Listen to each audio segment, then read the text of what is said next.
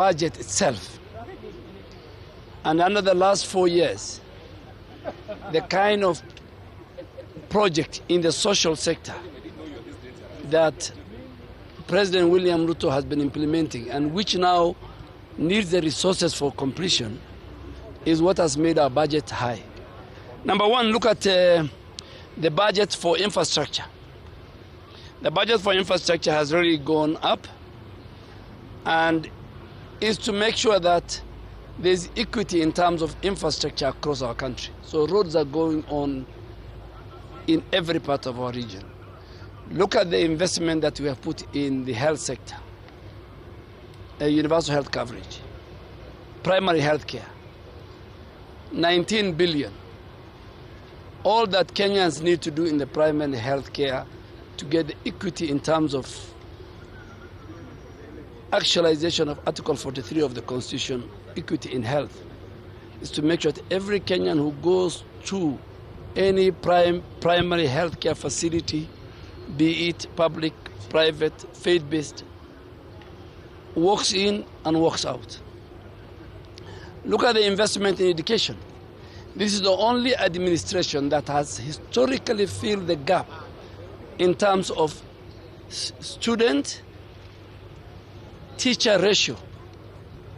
I mean, when President Ruto was coming to power, I mean, the gap was about 135,000 teachers shortfall.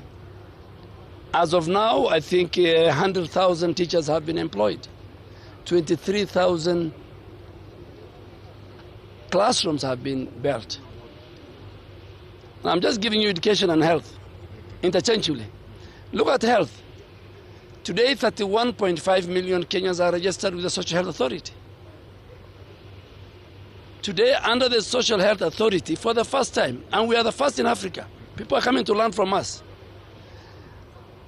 close to $1.4 billion have been raised, close to about 184 billion in terms of domestic resource mobilization by the Social Health Authority. What does that translate to? In the 18 months under SHA was in existence, only maternity package. How many mothers have delivered under this? 1.2 million mothers have delivered under the SHA ecosystem. And we have their names. 17.8 billion have been paid as reimbursements. So when you see the big budget, you look at what has been done in sports, in infrastructure, in health, in affordable housing, in education. I'm waiting for a question from you. Continue. We're seeing Waziri is already coming down, yes. The CS for Treasury. I just want to ask you quickly, Waziri, how much has been allocated? How much had you requested for? Because we're yet to know In fact, the budget of the health sector, just like education, has gone up. Our budget used to be around 130, 135. You know, health is devolved. But of course, we still get a bigger part of our budget goes to our referral hospitals. So this year we got extra about 30 billion. How much is it? About 160 plus billion shillings. Yes. Right. And this is now when you look at the primary health care, when you look at the emergency, critical and chronic fund. I was just appearing before. All right. Speaking there was the Health Cabinet Secretary Aden Duale. My name is Olive Burrows. We continue our special coverage ahead of the budget statement reading by the gentleman you see in those images on your screen, the Treasury Cabinet Secretary John Mbadi. He's flanked by members of the Treasury, board members, as well as the members of different departments within the Treasury. So this is ahead of that momentous occasion when he gets to Parliament and he delivers the budget statement. It's required by the Public Finance Management Act. More specifically, that is, let me just see the provision, that is 40, and that is 41, which reads, each financial year, the Cabinet Secretary shall, with approval of Cabinet, make a public pronouncement of the budget policy highlights and revenue-raising measures for the national government. So that is the Public Finance Management Act 41 each financial year. The Cabinet Secretary shall, with the approval of Cabinet, make a public pronouncement of the budget policy highlights and revenue-raising measures for the national government. It is also guided by the National Assembly Standing Orders, that is 244C, pronouncement of the budget highlights and revenue-raising measures. These are the Standing Orders of Parliament. 244C, the Cabinet Secretary responsible for finance shall make a public pronouncement of the budget policy highlights and revenue-raising measures for the national government, and it provides that the Speaker may designate a suitable place in the chamber for the purposes of admitting the Cabinet Secretary to make the public pronouncement of the budget policy highlights and revenue-raising measures. It also provides that it shall be heard without question or clarification. On the same date that the budget policy highlights and revenue-raising measures are pronounced, the Cabinet Secretary shall submit to the National Assembly a legislative proposal setting out the revenue-raising measures for the national government, together with a policy statement expounding on those measures. And the provisions of the National Assembly Powers and Privileges Act, Cap 6, shall apply to a Cabinet Secretary admitted to the chamber under this part. So that is the legislation, the standing orders that guide what we will be witnessing from 3 p.m. this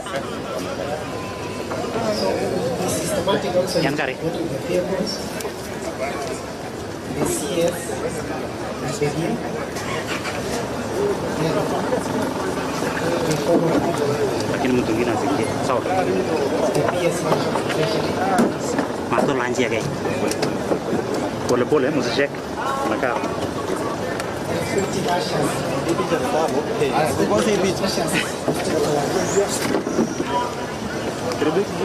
tadi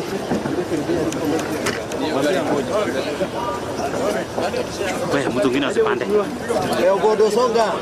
Wah, bos.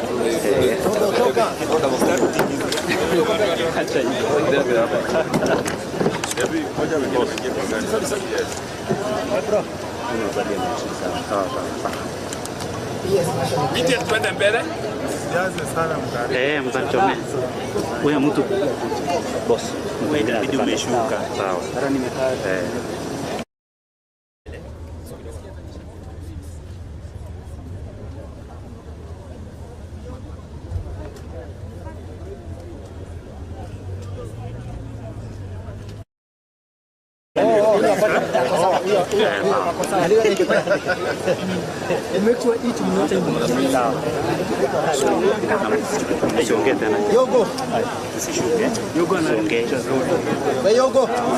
Yogo.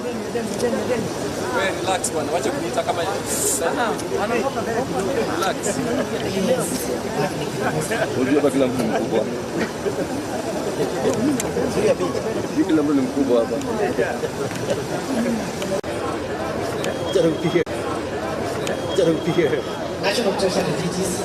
Mtanisaidia Devi? Mtanisaidia kukaa chini? Mtanisaidia. Uzuri ama tukitoka kama tunasomea kuongea. Kama mtanisaidia kukaa chini. Hamna option. Kukaa chini.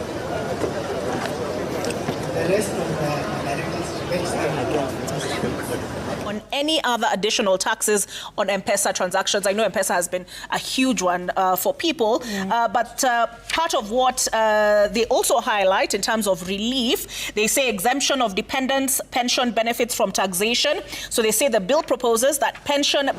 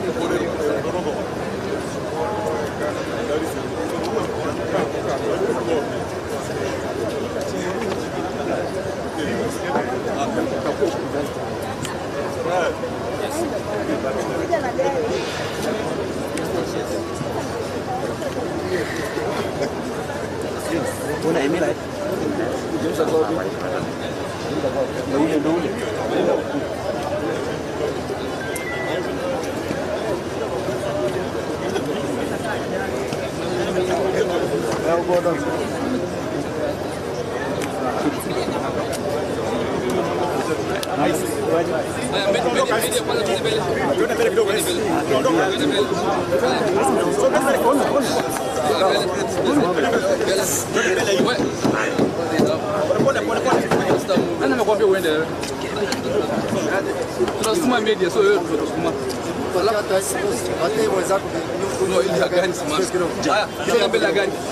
Thank you very much. The drill mnajuanga. Drill mnajua sio? Haya tuende mbele ya gari. Kwa kilo tuende mbele ya gari.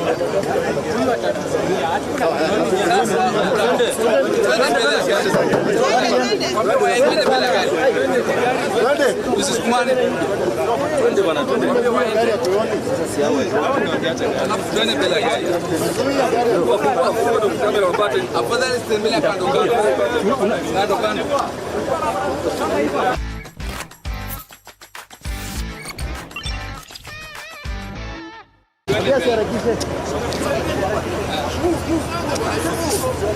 Oi. Songa bana.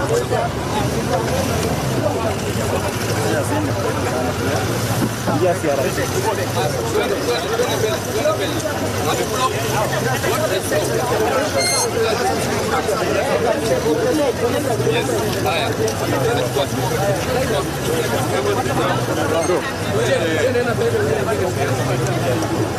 Communication iende.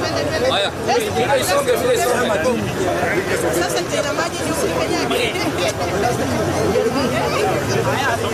Hata mimi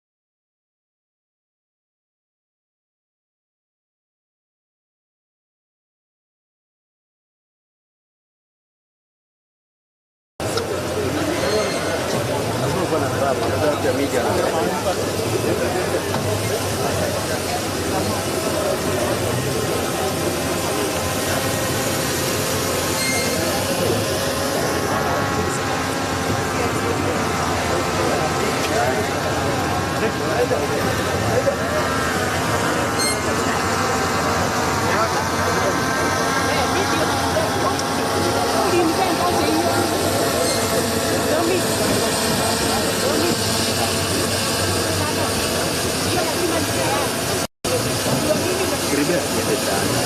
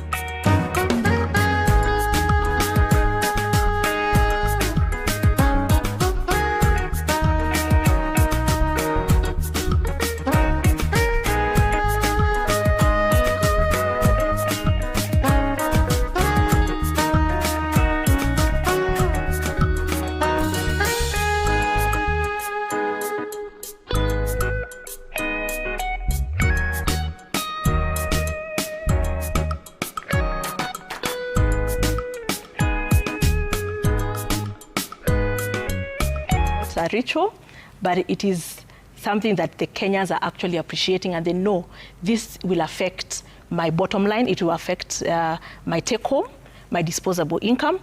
I mean, right now we are operating on the framework of inflation having started rising in the last 2 months.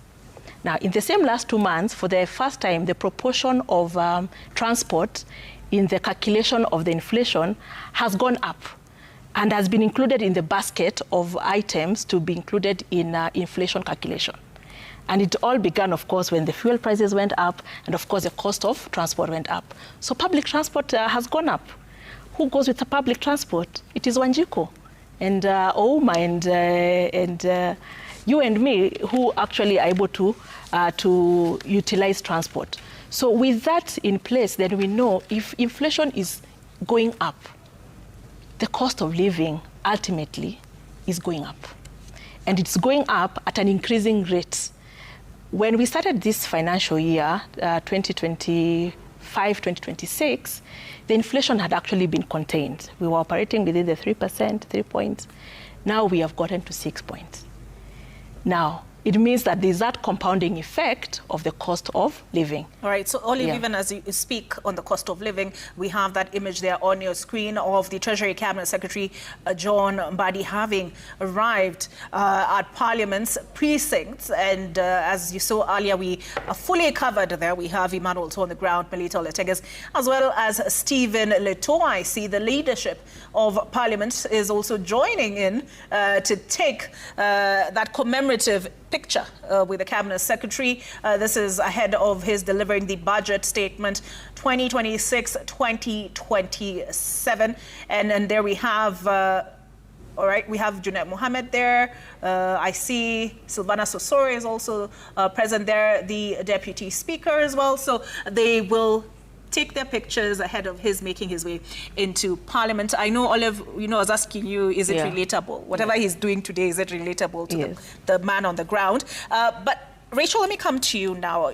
As Olive had mentioned, a lot of what Kenyans are paying keen attention to is, are they going to increase taxes? How is this going to affect my bottom line, right? And we are, of course, operating under certain fiscal constraints and global impacts, the global impact on our economy, especially occasioned more recently by the rise in the cost of fuel. But Rachel, usually we see some analysis released by, experts such as yourselves, insights into this finance bill. How does the finance bill play into what we'll be hearing today, the budget statement?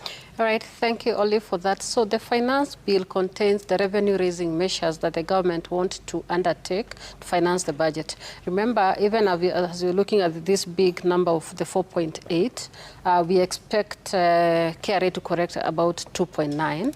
And for the finance bill, because we're in a regulatory environment where every year we are having tax law changes. And maybe in 2024, I think that came as a shock to government because of the resistance from the general public.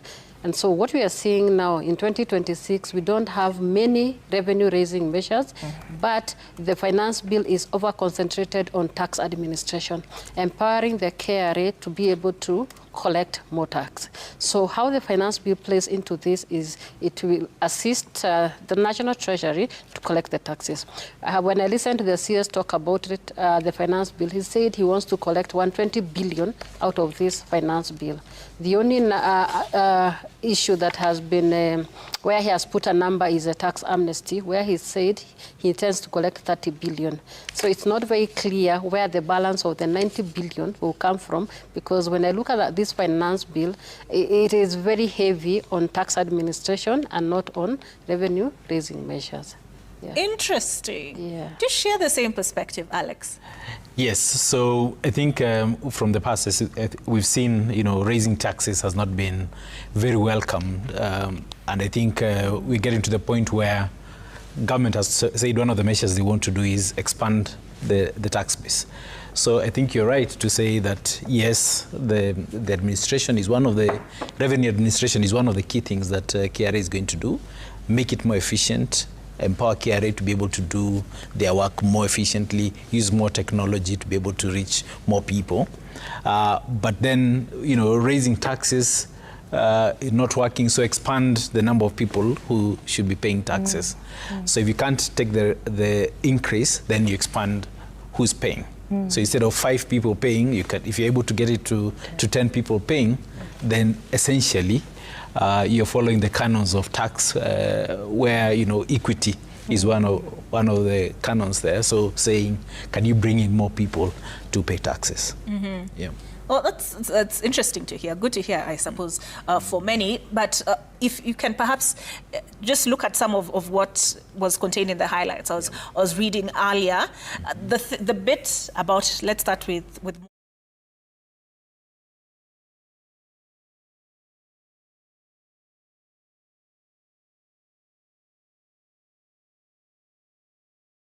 From the National Assembly chambers, a big day in the calendar of Parliament, where the Treasury Cabinet Secretary is expected to read the budget before the National Assembly this afternoon. Here is the Speaker of the National Assembly, Honorable Moses Masika Wetangula walking into the chambers to oversee the business of the National Assembly this afternoon. My name is Edward Kabasa. I now hand you over for this live broadcast of the National Assembly proceedings.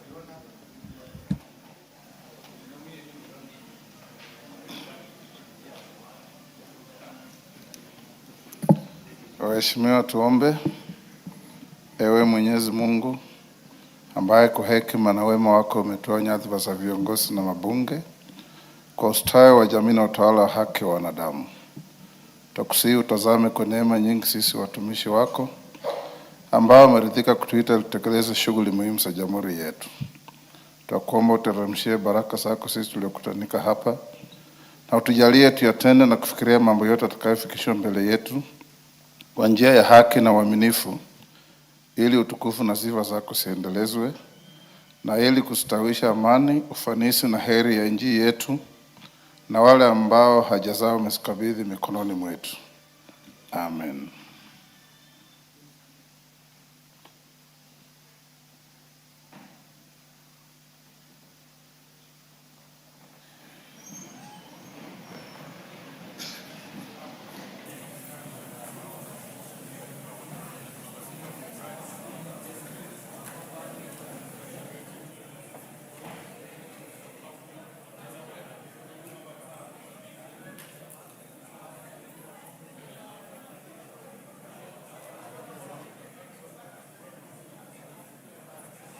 We have quorum.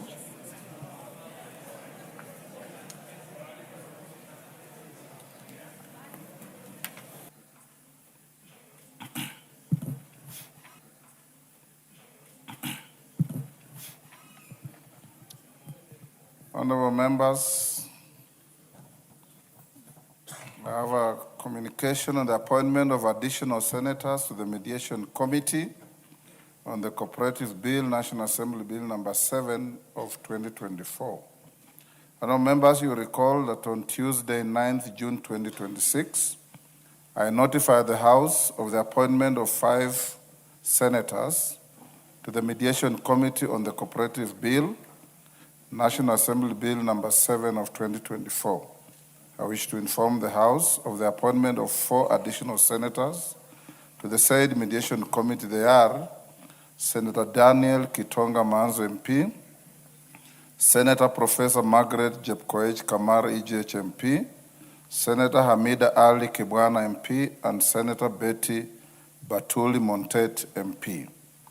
Honorable members, the appointment of the additional senators brings the Senate representation in the said Mediation Committee to parity with that of the National Assembly appointed on 22nd April 2026. The committee is now fully constituted in terms of Article 113 of the Constitution and may commence the mediation process on the bill in earnest. The House is accordingly informed. Thank you.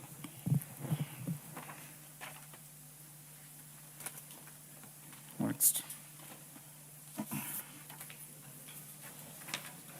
Next.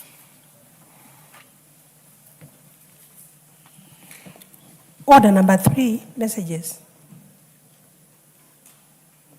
Order number 4, petitions.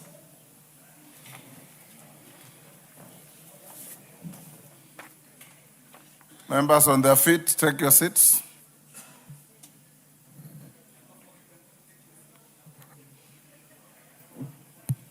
Father, Standing Order 2252B requires the Father, Standing Order 2252B requires the Speaker to report to the House any petition other than those presented by a member.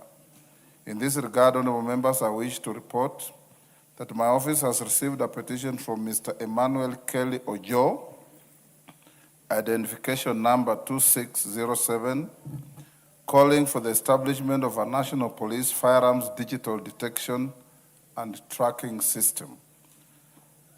Honorable members, while the petition acknowledges the provisions of Article 243 and 244 regarding establishment and functions of the National Police Service in the Constitution of Kenya, the petitioner is concerned that several security incidents, including attack on police posts and stations in some parts of the country, where officers who were reportedly ambushed and firearms forcefully taken, has exposed vulnerabilities in current firearm storage, monitoring, and rapid response systems.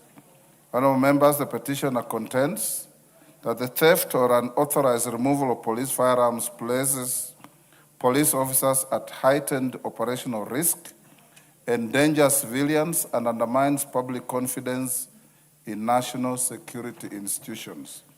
The petition observes that the firearm issuance and armory management systems in many police stations remain largely manual and lack immediate electronic detection mechanisms capable of flagging unauthorized removal or tampering in real time.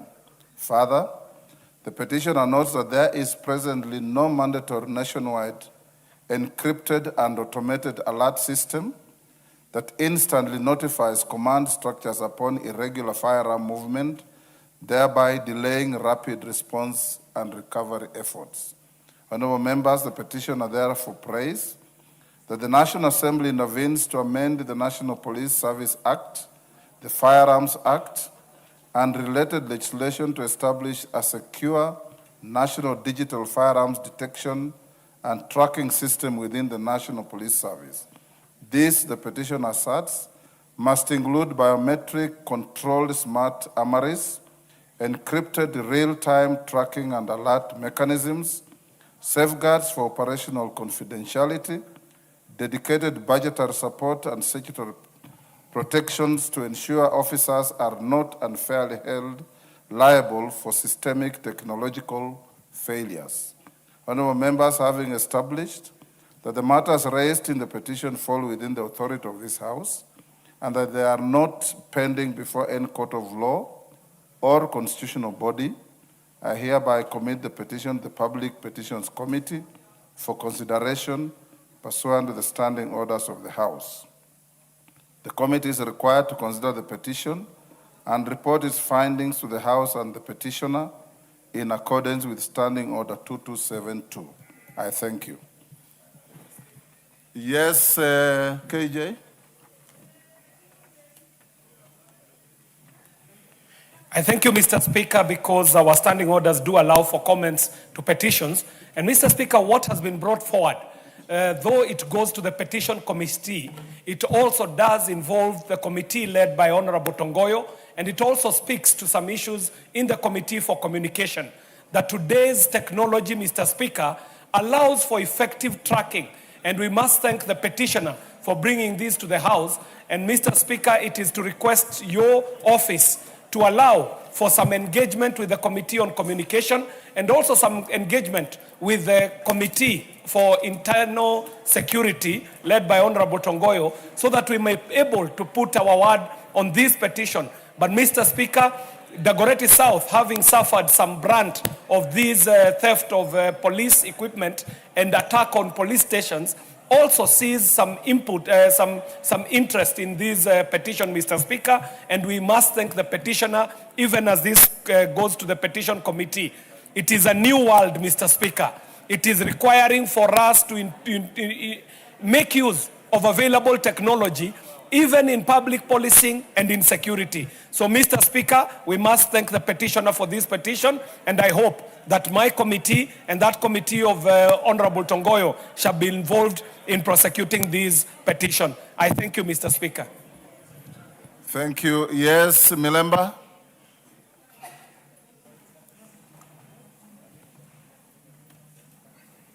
Thank you, Honorable Speaker. That petition will grow that space of security, especially the issue of firearm movement. And the petitioner, as I thank him, he has opted to talk about one side of it where the policemen will lose the firearms because they have been attacked, like the examples he has already given. But there are situations whereby the policemen themselves could hire out guns and firearms illegally for criminal activities, something that has been spoken to several times. I think this is a very good petition, and therefore both the committees that have been given that opportunity to look at it should be careful to develop it in such a way that it brings a law which can digitize movement of firearms from both police stations, police posts, and any other spaces where we have firearms. And this will go a long way in making sure that firearms are with the correct people and they can be tracked anytime.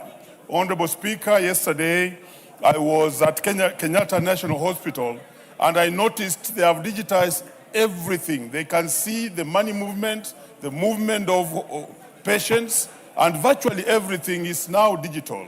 I think this is one space where the Ministry of Interior can actually use this leverage to make sure that we can track the movement of firearms and even later the bullets. And that will really save us a lot of trouble. Thank you, Honorable Speaker. Order, honorable members. I agree with KJ and Milemba. Majority Leader, you look at this petition and I direct that you find a way of fusing the committees of ICT, security, and the petitions committee to look at it and see how you can engineer some legislation. It makes a lot of sense. Next order. Order number 5, papers. Chairperson, Committee on Members' Services and Facilities. Thank you, Mr. Speaker. Honorable Speaker, I beg to raise the following paper on the table of the House today, Thursday, 11th June 2026. Report of the Committee on Member Services and Facilities on its inspection visits to constituency offices in Nakuru County. Thank you. Next. Order number 6, notices of motion. Washira Karani. Washira Karani. Chair, Committee on Member Services. Correct. Honorable Speaker, I beg to give notice of the following motion, that this House adopts the report of Committee on Member Services and Facilities on inspection visits in constituency offices in Nakuru County, laid on the table of the House on Thursday, 11th June 2026. Thank you. Next.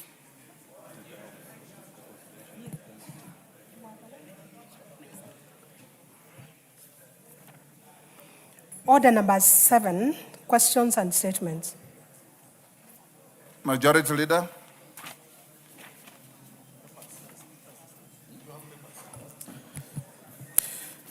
Thank you, Honorable Speaker. The usual Thursday statement on behalf of the House Business Committee, pursuant to the provisions of Standing Order 44.2a, I rise to present the following statement.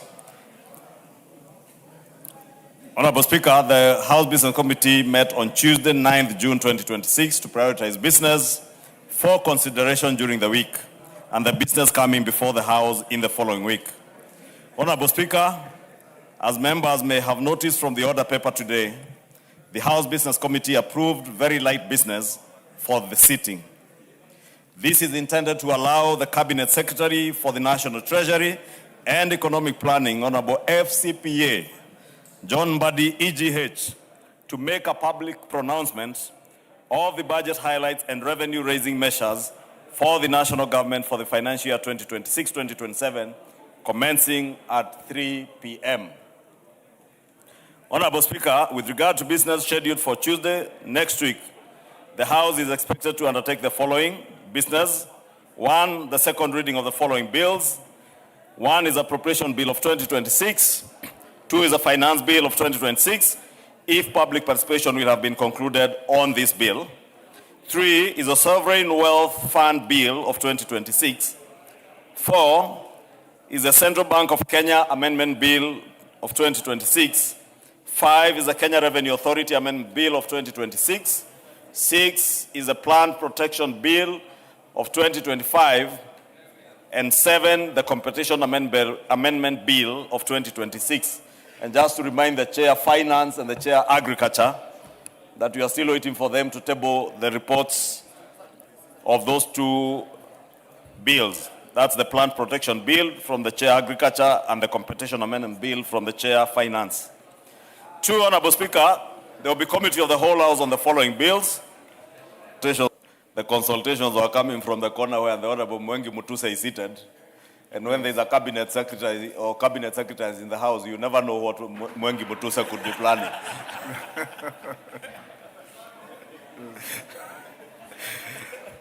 Honorable Speaker, I was on the committee of the whole House on the following bills. 1 is the Appropriation Bill of 2026, and 2, the Fisheries Management and Development Bill of 2023.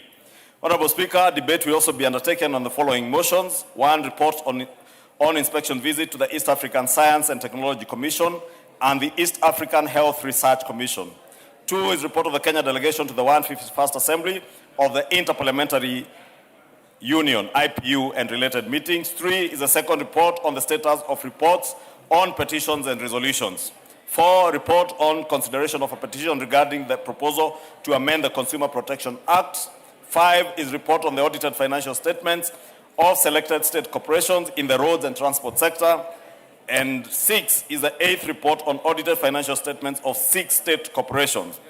In conclusion, Honorable Speaker, the House business shall reconvene again on Tuesday, 16th June 2026, to schedule business for the rest of the week. I now wish to lay this statement on the table, Honorable Speaker, and as I have indicated, Honorable Speaker, today the House business had approved. Within the next 10 minutes, the Cabinet Secretary for the National Treasury and Economic Planning, the Honorable FCPA John Mbadi, EGH, to make his pronouncement on the budget highlights and revenue-raising measures for the national government for the next financial year. Honorable Speaker, I'm re-emphasizing that, Honorable Speaker, because I know, Honorable Speaker, you are a senior counsel. And your predecessor, the Honorable J.B. Muturi, was not a senior counsel. But I know also the former Vice President, Kalonzo Musyoka, is said to be a senior counsel. And I saw them yesterday, Honorable Speaker, purport,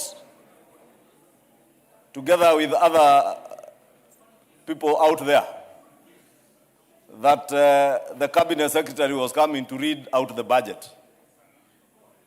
No, Honorable Speaker, I wondered, least of all, I can forgive Honorable Kalonzo Musyoka, because the last time you held public office was under the old constitution. And therefore, he's still living in the past of the old constitution, where cabinet secretaries would come and read budgets to the country. But for the Honorable J.B. Muturi, my friend, who sat in your place as a speaker, under this new constitution, and knows very well that the cabinet secretary does not come here to read any budget. We have in fact concluded with the budget estimates. All that remains is for us to consider the appropriation bill that I've just read here, which we will consider next week. And all the cabinet secretary is coming to do is to come and give his public pronouncement or his statement on budget highlights and revenue-raising measures. Therefore, Honorable Speaker, I would urge the country to forgive these people. In their confusion, they are still living in the past. That is why, Honorable Speaker, we tell them, if you live in the past, you cannot forge or fashion an agenda to move the country forward. As we welcome the Cabinet Secretary, I took liberty, Honorable Speaker, to inform those confused leaders out there to stop living in the past, to come to the present world under the new constitution, where Parliament and indeed the National Assembly is the one with the power of the past. Finally, Honorable Speaker, because I have listened to them, in their desperation, they are all telling the country, let us reject the finance bill. None of them has come out to tell Kenyans what particular clause in the finance bill do you have a problem with. But unlike in 2024, Honorable Speaker, when Kenyans largely did not understand that following public participation, a report will be tabled here by the chair of the Finance and National Planning Committee, and many of the concerns that Kenyans have raised, They can wait for that report next week, and they will see the Finance and National Planning Committee has taken into account the concerns of the people of Kenya. And we shall amend the finance bill and pass a finance bill that is in the best interest of the people of Kenya and not to serve the political interests of those confused people who don't even know whether we are reading budgets or making public pronouncements. Honorable Speaker, thank you for that. Next, 2 minutes or 1 minute. Mr. Speaker, I wish to add my voice to what the majority leader has said. Mr. Speaker, I know we are in the era of misinformation and disinformation. But Mr. Speaker, when that misinformation is coming from high level, senior members of the society, some of them who have been speakers in this house, Mr. Speaker, then it is worrying. Mr. Speaker, I heard the former speaker say, this is the first time a budget is being read when the president is not around. The last president who attended this house when we were reading budget was Mwai Kibaki, Mr. Speaker. Under the old constitution. Looks like these people don't know what's happening in the country, Mr. Speaker. Mr. Speaker, I think they have no agenda to tell Kenya, so they are scavenging for anything. Even when the president travels is a problem to them, there's a minister in charge of treasury who should come to the house and read the budget, not the president, Mr. Speaker. Mr. Speaker, secondly, who is an expert? Mr. Speaker, secondly, they have spoken about the finance bill. First, they said that the finance bill has a clause that says all freehold titles will be changed to leasehold titles. That lie has been demystified. Now they have nothing else to say.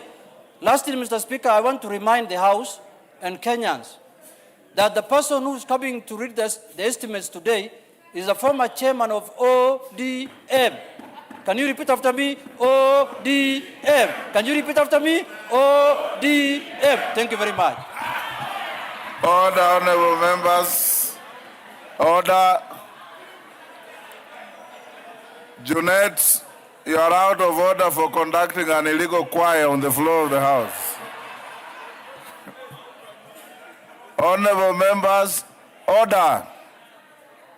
Order. Order.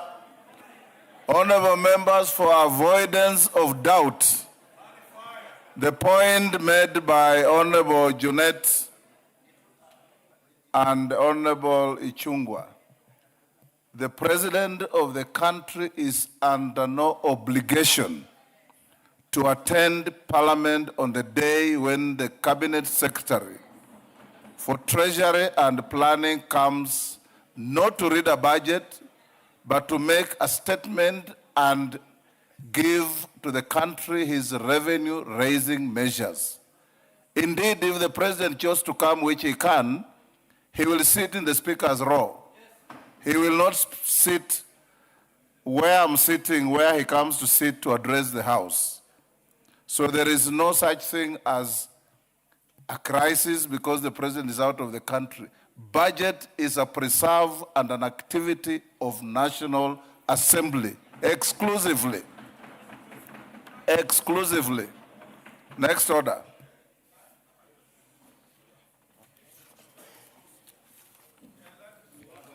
Order number 8, motion. Report of the Committee of the Whole House on its consideration of the Agricultural and Livestock Extension Services Bill, Senate Bill number 12 of 2022. Question to be put and that reading. Members on their feet, take your seats. Honorable Kainan, take your seat. Honorable members, Honorable Muliro. Honorable members, I'll now put the question at order number 8, which is that this House do agree with the report of the Committee of the Whole House on its consideration of the Agricultural and Livestock Extension Services Bill, Senate Bill number 12 of 2022. As members of that opinion say aye. Aye. Will those of the contrary opinion say nay? The ayes have it. Mover. Justice Kemei, go ahead. Yeah, thank you, Mr. Speaker.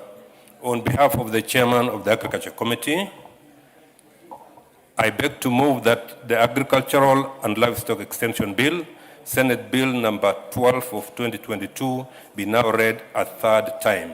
I also request Honorable Susan Ngugi to second. Thank you, Mr. Speaker. Susan. Mr. Speaker, sir, I second. Thank you. Members on their feet, Ndengu, take your seat. Honorable members, I now propose the question at order number 8, which is that the Agricultural and Livestock Extension Bill, Senate Bill number 12 of 2022, be now read a third time. Do I put the question? Honorable members, I now put the question at order number 8, which is that the Agricultural and Livestock Extension Bill, Senate Bill number 12 of 2022, be now read a third time. As many as of that opinion say aye. Aye. Will those of the contrary opinion say nay? The ayes have it. A bill for an act of parliament to provide for agricultural and livestock extension services, establish the agricultural and extension service, and for connected purposes.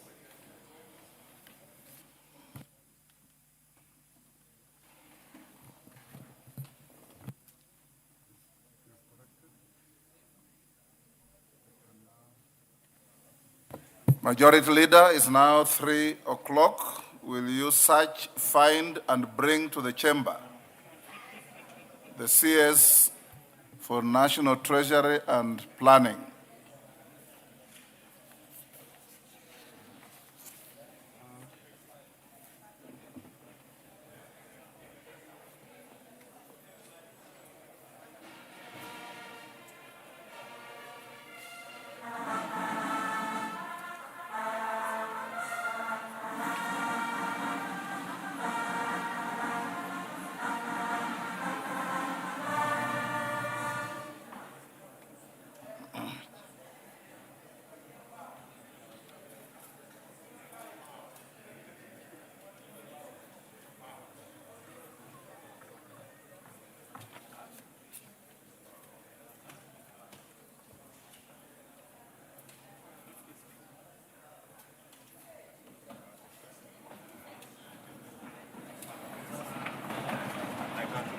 Yes.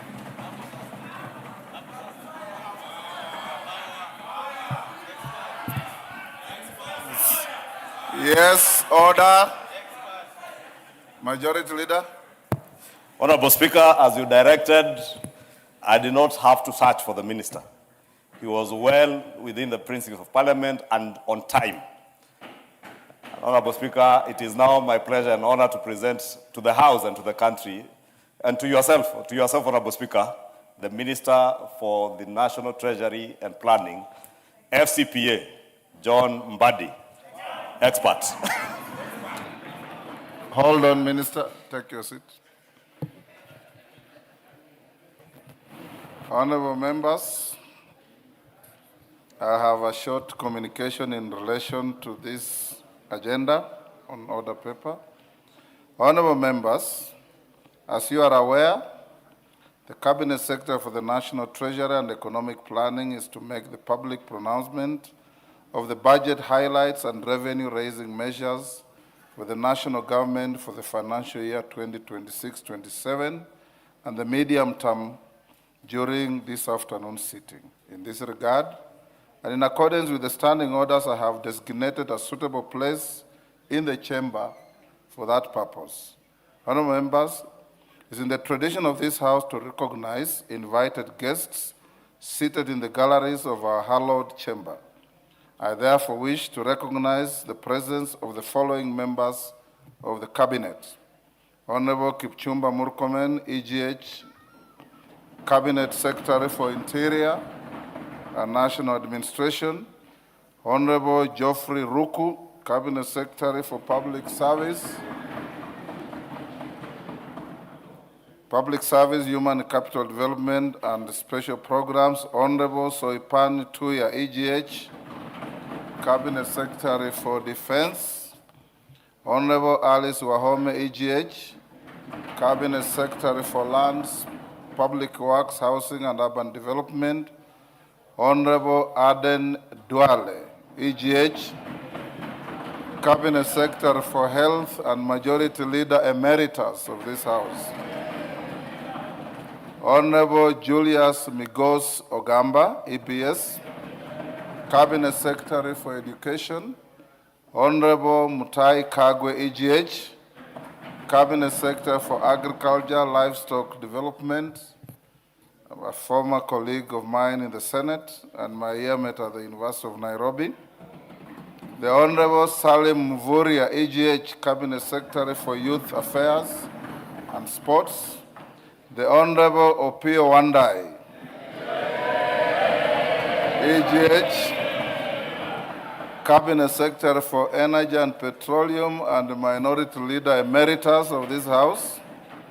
Mrs. Hannah Wendot Cheptumo, Cabinet Secretary for Gender, Culture and Arts and Heritage. Honorable Dorcas Oduor, Senior Counsel, EGH, the Attorney General.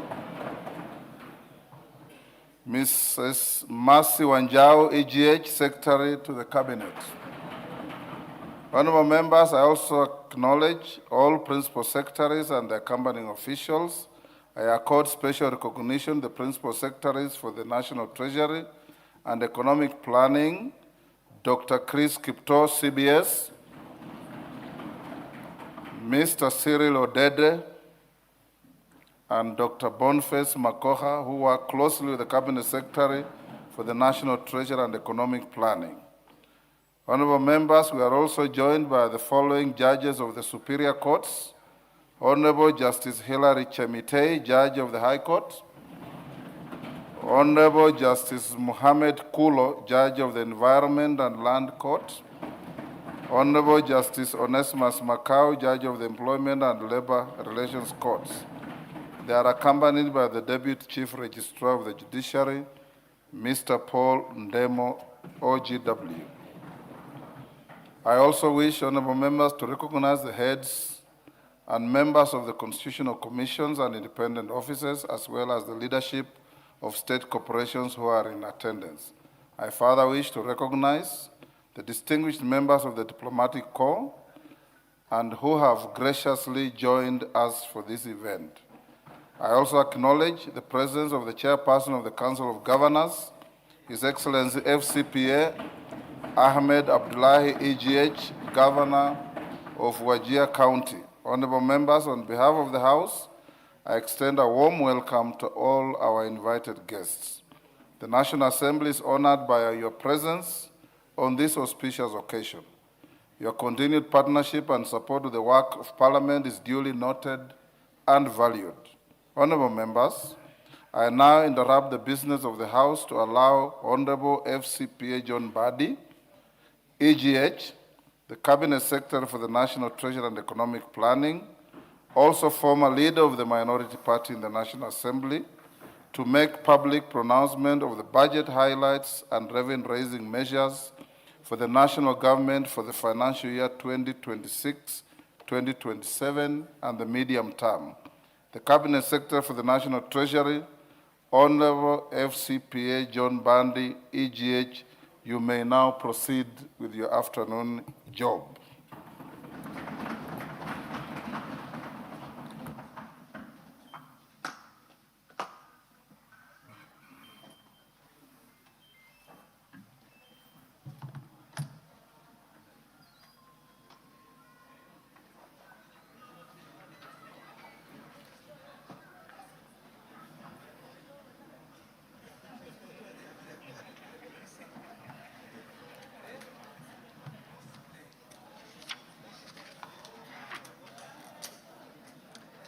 Thank you very much, Mr. Speaker and honorable members of the 13th Parliament of the Republic of Kenya. Mr. Speaker, it is my honor and privilege to present to this august House and to the people of Kenya the budget statement for the financial year 2026-2027. I make this statement in fulfillment of the requirements of Section 40 of the Public Finance Management Act, Cap 412A, and Standing Order number 241 of the National Assembly. Mr. Speaker and honorable members, this is the first budget since the passing of the late Right Honorable His Excellency Raila Amolo Odinga, who is fondly remembered as a patriot and national hero, and who steadfastly championed economic justice, democracy, and equal opportunity for all Kenyans. His legacy continues to inspire and guide us as we transform Kenya into a newly industrialized and middle-income economy. In honor of his immense contribution to our country, I would politely request and invite members of this esteemed House to observe a moment of silence, which will take 1 minute. Members be upstanding. Guests in the galleries be upstanding.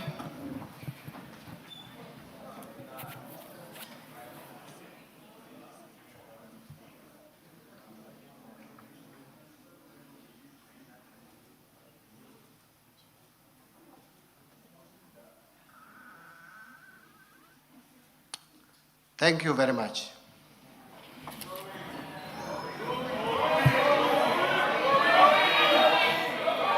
Mr. Speaker, the Right Honorable Raila Amolo Odinga was a key partner to His Excellency the President, Dr. William Samoei Ruto, in the broad-based arrangement. Mr. Speaker, this budget captures the ideals of the two great leaders, especially on the aspiration to transform our economy from its current status to a more developed nation status, a path to Canaan through Singapore. The extensive public participation throughout the budget process presents a solid basis and foundation for what is clearly the people's budget. Mr. Speaker, public participation is a constitutional imperative. In compliance with this requirement, I personally led extensive public engagements with Kenyans from across the country in the last 1 year. This was meant to get their views and inputs to the budget that I am presenting today. For example, I met youth and business community, particularly boda operators, Juakali artisans, leadership of the Mitumba sector, and scrap metal dealers. I also engaged extensively with members of the Fourth Estate, and in the process, launched their Financial Journalists Association. Additionally, I traveled to various regions and conducted numerous regional dialogues. These include Kilifi in December 2025 for the Coastal Region Dialogue, Migori in Nyanza, Kakamega in Western, and Eldoret and Nakuru in Rift Valley regions in the month of January 2026. Mr. Speaker, in February 2026, I traveled to Kiambu and Meru counties, while in May 2026, I met the youth and the business community from Kajiado and Nairobi regions. The month of May and June 2026 have been very intense in terms of engagement. Mr. Speaker, besides these regional dialogues, I joined Bunge la Mwananchi community at Jivanji Gardens, Nairobi, and Gumzo la Uchumi, Mashinani, in Busia County for conversation with faith-based organizations in May 2026. I have also, on numerous occasions, appeared in a number of television stations expounding on what we are doing and what we intend to do as a government. Further, in the same month of May 2026, I returned to my alma mater, the University of Nairobi, where I had a dialogue with comrades at the Chandaria Auditorium. Mr. Speaker, in my engagements with Mwananchi, I walked into a couple of shops to directly engage with the mobile phone dealers on the proposed tax changes, that is the excise duty on mobile phones. Additionally, last Thursday, 4th of June 2026, I joined a panel of eminent professionals on the Citizen Digital X-Space in unpacking the Finance Bill 2026. The eminent professionals included FCPA Professor Elizabeth Kalunda, the chairperson of Institute of Certified Public Accountants of Kenya, Mr. Fred Kimodo, Deloitte Tax Policy Lead, Mr. Raymond Molenje, the Chief Executive Officer, Kenya Bankers Association, Mr. Tobias Alando, who is the Chief Executive Officer of Kenya Association of Manufacturers, and Mr. Kwame Owino, the Chief Executive Officer, Institute of Economic Affairs. A total of 15,847 Kenyans tuned in, while live listeners topped 14,249. Mr. Speaker, the message from Kenyans across the country, from our rural villages to our bustling towns and cities, the ordinary Mwananchi is clear and consistent in their messaging. They have genuine expectations from the government. Kenyans want an economy that works for them, an economy where the cost of living is manageable, where opportunities for employment and businesses are expanding, and where the benefits of economic growth are shared widely across society. Mr. Speaker, wananchi want to see a government that listens to their concerns and responds with policies that promote opportunity, fairness, and prosperity. They want to see a government that protects their livelihoods, a government that supports farmers and small businesses, empowers the youth and women, and ensures that public resources are used prudently and transparently. Above all, the people of Kenya want assurance that their hard-earned taxes will translate into tangible improvements in their daily lives. Mr. Speaker, the main feedback from all these engagements was that the government should reduce the overall cost of living by lowering the tax burden on essential commodities, tame wastage of public resources, and decisively deal with corruption. Mr. Speaker, among the concerns and anxieties raised by Kenyans is the fear of potential outbreaks of infectious diseases, including Ebola, given the reported cases in some countries within the region. And so, Mr. Speaker, I wish to underscore that while Kenya is currently free of any confirmed Ebola virus disease, the government has activated the National Ebola Incident Management System to coordinate surveillance and response. Already, enhanced screening is taking place at all the points of entry, especially the airports and border points. The government has, in the meantime, trained over 1,000 health workers and put together a reserve team of 241 experts in epidemiology, laboratory services, and emergency response who remain on standby for rapid deployment. The government has also designated isolation and treatment facilities across the country, including at Kenyatta National Hospital and the National Police Service Hospital. The Ministry of Health is working closely with regional and international partners, including the World Health Organization, Africa CDC, IGAD, and the East African Community on this matter. Mr. Speaker, these efforts are further supported by our development partners. Already, the government of the United States of America has committed approximately US $13.5 million towards health security interventions, including disease surveillance and emergency preparedness. In addition, the World Bank has mobilized resources under the Regional Recovery and Resilience Operation program, which will support, among others, interventions in strengthening the health systems. Mr. Speaker, these resources, complemented by domestic budgetary allocations, will significantly enhance Kenyans' capability and capacity to prevent, detect, and respond to Ebola and other epidemic-prone diseases while safeguarding livelihoods and maintaining economic stability. Mr. Speaker and honorable members, this demonstrates that this government is listening and responding to the concerns of citizens.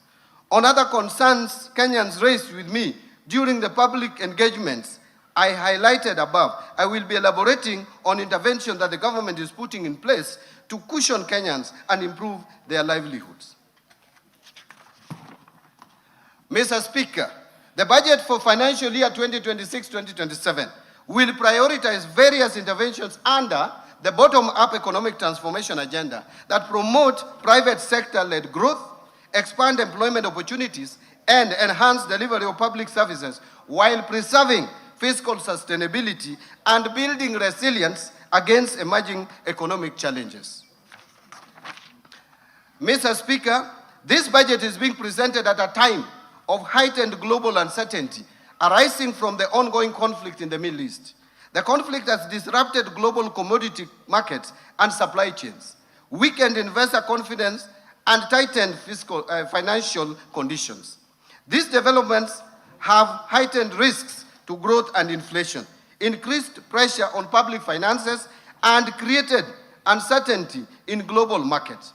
For a developing economy such as Kenya, the impact is being felt through higher pump prices following a steep increase in global oil prices from an average of US $63.06 per barrel in February 2026 to US $94.4 per barrel by end of May 2026. In addition, tighter financing conditions, weakening export demand, slower investment flow, and rising cost of living continue to exert pressure on economic activities. Yet, even in this environment, new opportunities are emerging. Countries that strengthen competitiveness, deepen regional integration, and build resilient productive capacity will be the ones that will thrive. Mr. Speaker, it is against this backdrop that Kenya's economic journey over the past 3 years stands as a story of resilience. Difficult but necessary choices were made, delivering a steady recovery.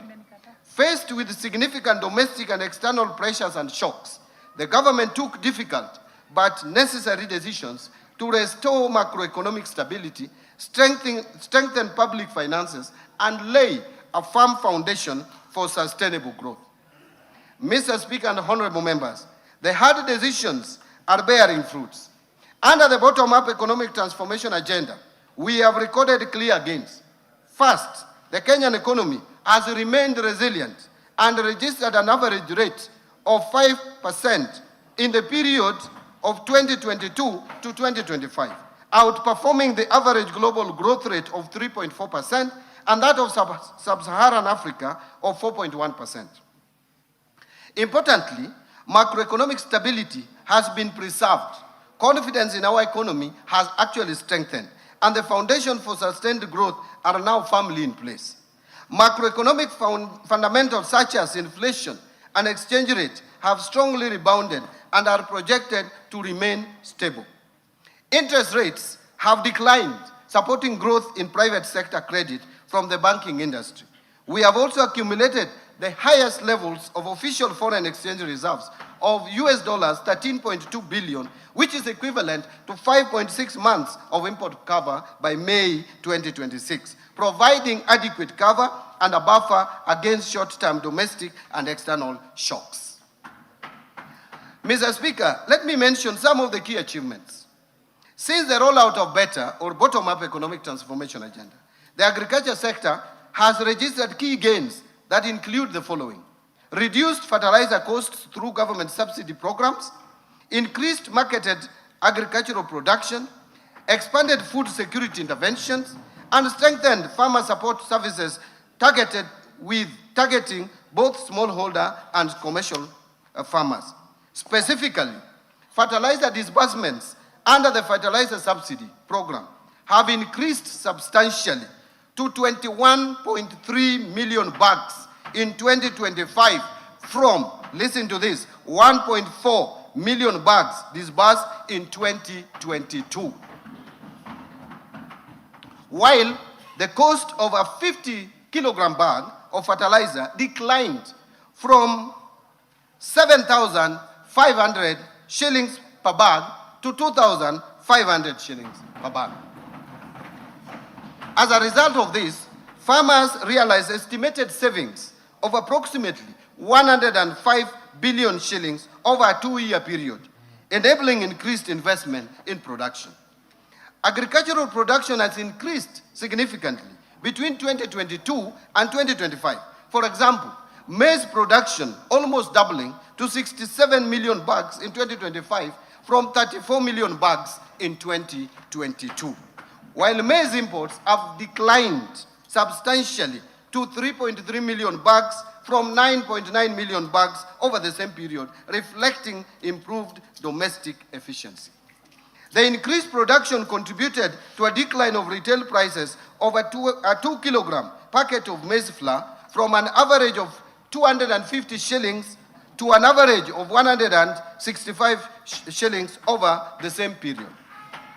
Paddy rice production also increased significantly to 303,724 metric tons in 2025 from 192,299 metric tons in 2022.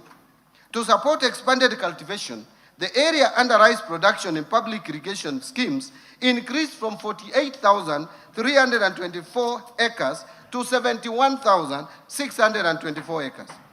Potato production increased to 2.5 million tons in 2025 from 1.8 million tons in 2022. and milk production increased to 5.5 million liters in 2025 from 4.6 million liters. Let me repeat that. Production of milk has increased from 5.5 billion liters in 2025 from 4.6 billion liters in 2022. The increased production has improved food security, reduced dependence on food imports, and contributed to more stable food prices and higher farmer incomes. Mr. Speaker and honorable members, farmers across the other sector, various value chains, have enhanced production and benefited from higher earnings. Tea production has grown to 550.4 million kilograms in 2025 from 535 million kilograms in 2022, while tea export earnings rose significantly to Kenya shillings 187 billion from Kenya shillings 163 billion over the same period. To support rehabilitation of aging plantations and expansion of coffee acreage, the government distributed coffee seedlings progressively across the years, including 85,000 seedlings distributed in the financial year of 23-24, 809,000 seedlings in financial year 2024-2025, and 2,242,769 coffee seedlings under the March to May 2026 long-range program. As a result of these interventions, the area under coffee has increased from 115,500 hectares in 2025 from 109,385 hectares in 2022. In the edible oils industry or sector, the area under edible crops increased significantly to 114,350 hectares in 2025 from 60,000 hectares in 2022, reflecting growing farmer participation and investment in the subsector.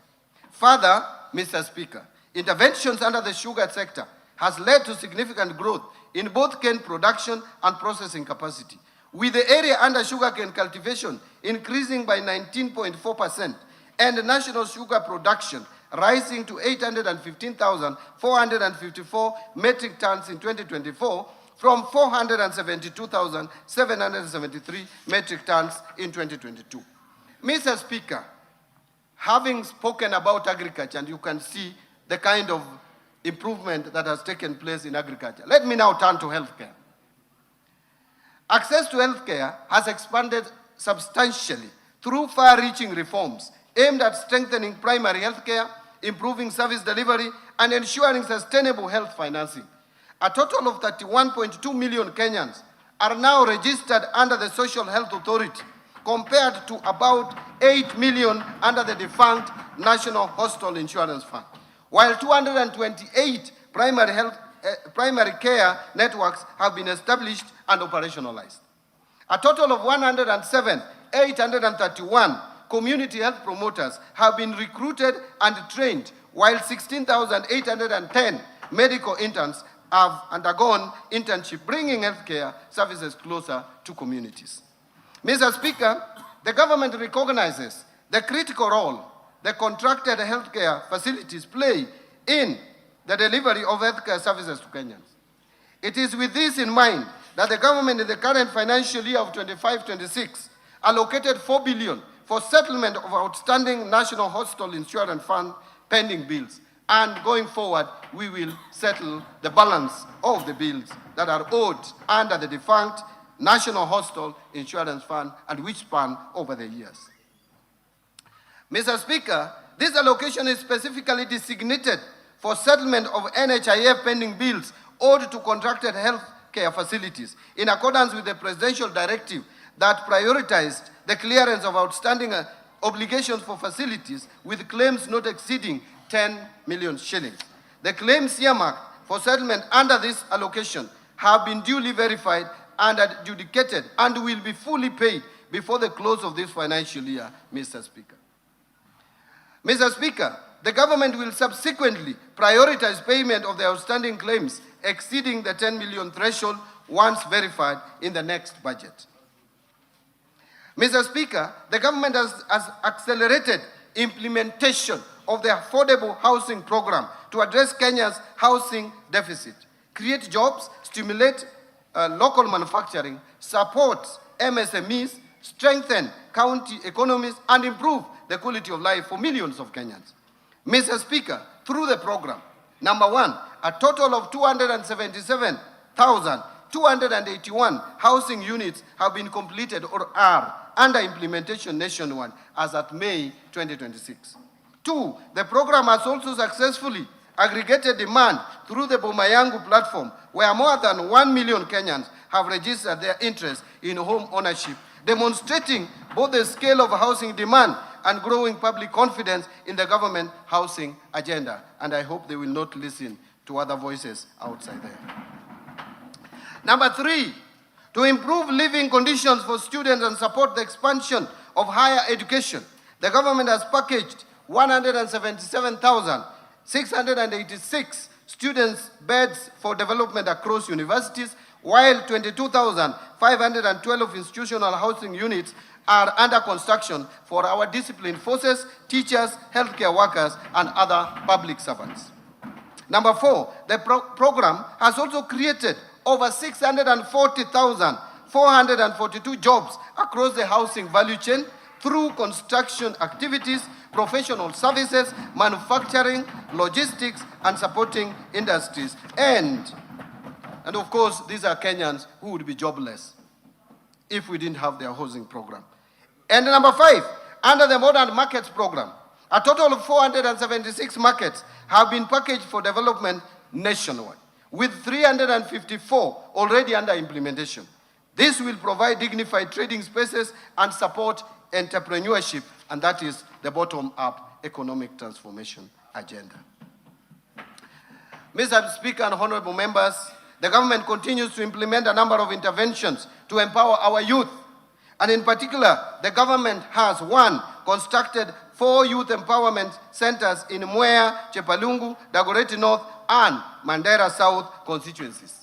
In addition, 25 youth empowerment centers have been equipped, bringing the total to 156 youth empowerment centers across the country. Number two, the government has also enhanced skills development and wealth creation through provision of loans to 93,559 youth entrepreneurs through the Youth Enterprise Development Fund. Additionally, 91,253 youth have benefited through startup grants under the National Youth Opportunity Towards Advancement (NYOTA) program. The NYOTA program has also supported 51,604 youth through on-job experience in 26 counties across the country. And number three, government has also implemented Vijana Vuka na Afya project in Nairobi, Kisumu, and Mombasa, where 72,623 youths have benefited from subsidized sexual reproductive health services.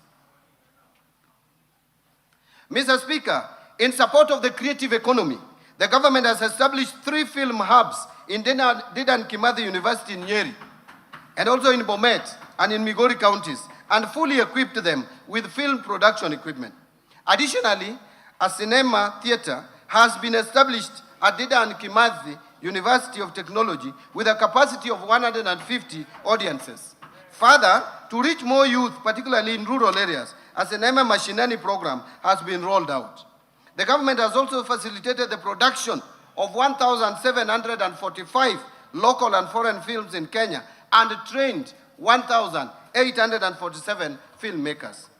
Mr. Speaker, to further empower the youth, the government, in partnership with the United Nations Development Program, has developed the NextGen.ke initiative that will provide recently graduated youth with paid internship opportunities in the private sector, enabling them to acquire practical workplace experience and market-relevant skills. And I personally led the negotiation on this scope. To support this intervention, the government has committed an initial allocation of 2 billion towards its implementation. Mr. Speaker, given the scale of the youth employment challenge, the government further calls upon development partners, the private sector, philanthropic organizations, and other stakeholders to join this national effort, acknowledging that the task of creating opportunities for Kenya's youth extends beyond the capacity of government alone and requires a broad-based partnership for sustainable impact. Honorable members and Mr. Speaker and honorable members, to support MSMEs, the government has moved deliberately to put affordable credit, markets, and shared infrastructure directly into the hands of the enterprises and the young people at the base of the economy. To expand access to affordable credit, the government set up the Hustler Fund in 2022. Since then, the fund has actually disbursed 87 billion Kenya shillings to 28 million accounts and given 4.5 million people previously unscored or blacklisted Kenyans a formal credit history for the first time. Mr. Speaker, under the Nyota program, more than 5.6 billion has been invested in business skills training, mentorship, and startup capital, benefiting at least 84 youths in each of the country's 1,450 wards.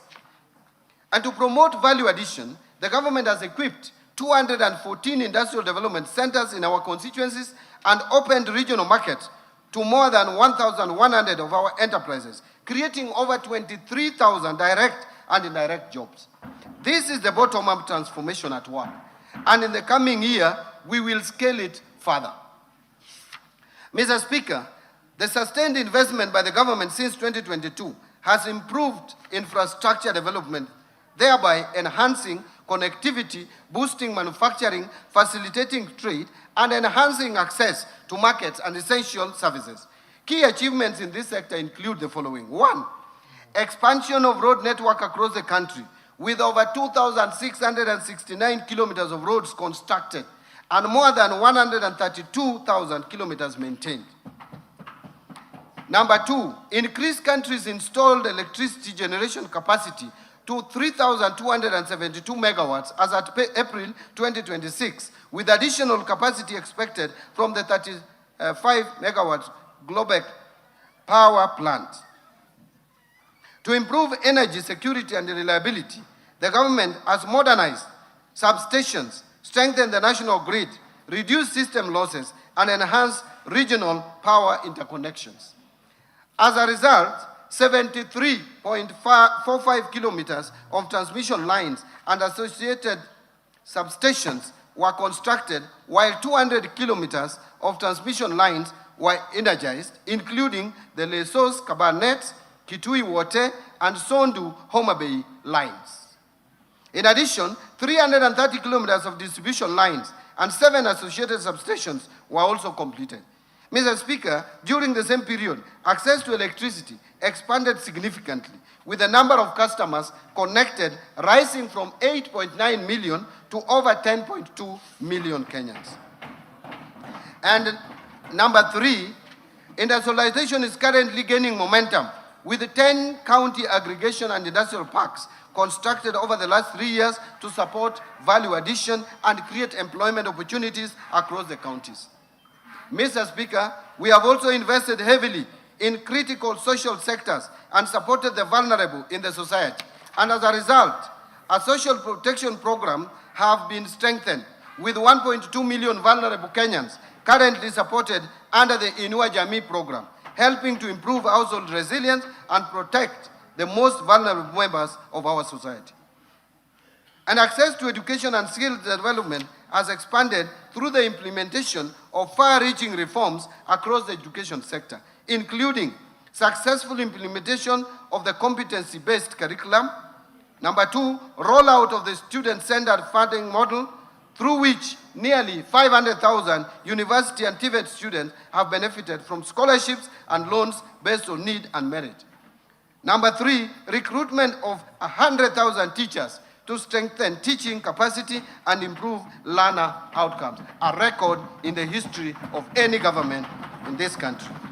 Number 4, timely and consistent release, and I want to repeat, timely and consistent release of capitation funds to support learning in basic institutions.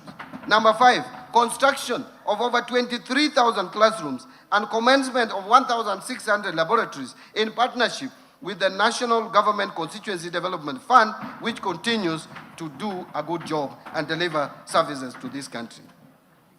Revitalization of technical and vocational education and training, with enrollment increasing from 562,499 trainees in 2022 to currently 825,484 trainees in 2025. Mr. Speaker, access to clean and safe water has improved, with an additional 6 million Kenyans gaining access to water services through investment in key projects, thus enhancing public health and supporting economic activity. This comes as no surprise, considering that Kenya is a leader in designing innovative, paradigm-shifting, locally led climate action. Take the FLOCA program, for example. It has broken the barrier in financing locally prioritized and locally led resilience investments in 1,380 wards across 45 counties, benefiting more than 2.5 million beneficiaries. Mr. Speaker, key among the FLOCA gold standard investments are the 58-kilometer rehabilitation of the Colonial Yatta Canal in Machakos County, a reverse osmosis water treatment facility in Makueni, and the Kolanya water project in Busia County. As a matter of fact, Kenya is the leading beneficiary of the Green Climate Fund, with a total of 37 projects approved and with a portfolio of more than $1 billion, a remarkable achievement that led Kenya's identification as the host of Green Climate Finance Africa Region Office. Mr. Speaker, the government has made strides in the blue economy. Gains made under it includes fish landing sites. 5 coastal counties have modern landing sites under development. Mwape in Kwale, Kenya shillings 255 million. Kidongo in Mombasa, 175 million shillings. Kilifi Central, 275 million. Kipini in Tana River, 151 million. Mokowe in Lamu, 239 million. Each of the sites includes ice and cold storage facilities, boat docking areas, processing points, abolition blocks, market stalls, and waste management system, supporting fish preservation, trade, and employment. These projects are scheduled for completion by June 2026. Also included in these gains is the lake site. There are 4 fish landing sites, 9 sites along Lake Victoria, including Asat, Ogal, Bumbe, Wichlum, Asembo Bay, Wakula, Mainuga, Nyandiwa, and Gorkachola at 1.49 billion by end of June 2026. Along Lake Turkana is also the Kalokol fish landing site, 182 million. Contractor on site includes docking facilities, cold storage and ice plants, fish processing areas, and market support infrastructure. There is also Lower Engak Fish Market, 185 million. Contractor on site, features cold storage, hygienic market stalls, and processing facilities to support fishers and traders. This is the inclusion that we need in this country. Mr. Speaker, the arid and semi-arid lands in the northern Kenya region has historically been marginalized. And to drive inclusion and transform the region, the government is implementing various interventions targeting infrastructure development and social inclusion program. These include construction of a 750-kilometer northern Kenya gateway corridor that connects 3 expansive counties of Isiolo, Wajir, and Mandera to boost regional connectivity and trade. Under this, there are various ongoing roads that government is implementing with the support of development partners. Mr. Speaker, the government is also implementing various water interventions in the region through drilling and equipping of boreholes, construction of dams and water pans, and expansion of bulk water supply systems. Further, key interventions in the education sector include recruitment of 5,000 teachers in the hard-to-reach areas, integration of alternative learning systems like Duksi or Islamic religious schools and madrasa into formal education framework, construction of low-cost boarding facilities and dormitories in this region, provision of scholarships to protect vulnerable students from dropping out, and implementation of TVETs to equip pastoralist youth with hands-on skills. Finally, Mr. Speaker, devolution has been strengthened through the consistent and timely disbursement of resources to county governments, ensuring continuity in service delivery and implementation of county development programs. Since 2022, funding to county governments has steadily increased, with equitable share to counties increasing from 370 billion shillings in financial year 2022-23 budget to 428 billion Kenya shillings in the financial year 2026-27 budget. Total county allocations that include shareable revenue and additional allocations from the national government allocations, as well as donor proceeds, has therefore increased from 392 billion to 502 billion over the same period. This reflects government's unwavering commitment to safeguarding and strengthening devolution as a key pillar of inclusive national development.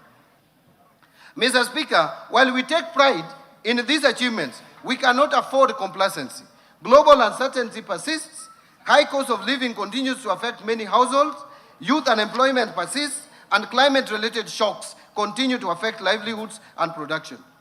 Mr. Speaker, our task is therefore clear: to solve the many problems facing Kenyans by sustaining targeted interventions and better in order to accelerate job creation for our youth, grow investment and trade, and deepen economic resilience. Accordingly, Mr. Speaker, we chose the theme of the financial year 2026-27 budget as sustaining the bottom-up economic transformation agenda for resilient and inclusive growth amid global uncertainty. This theme aligns with the current challenges and priorities of the government.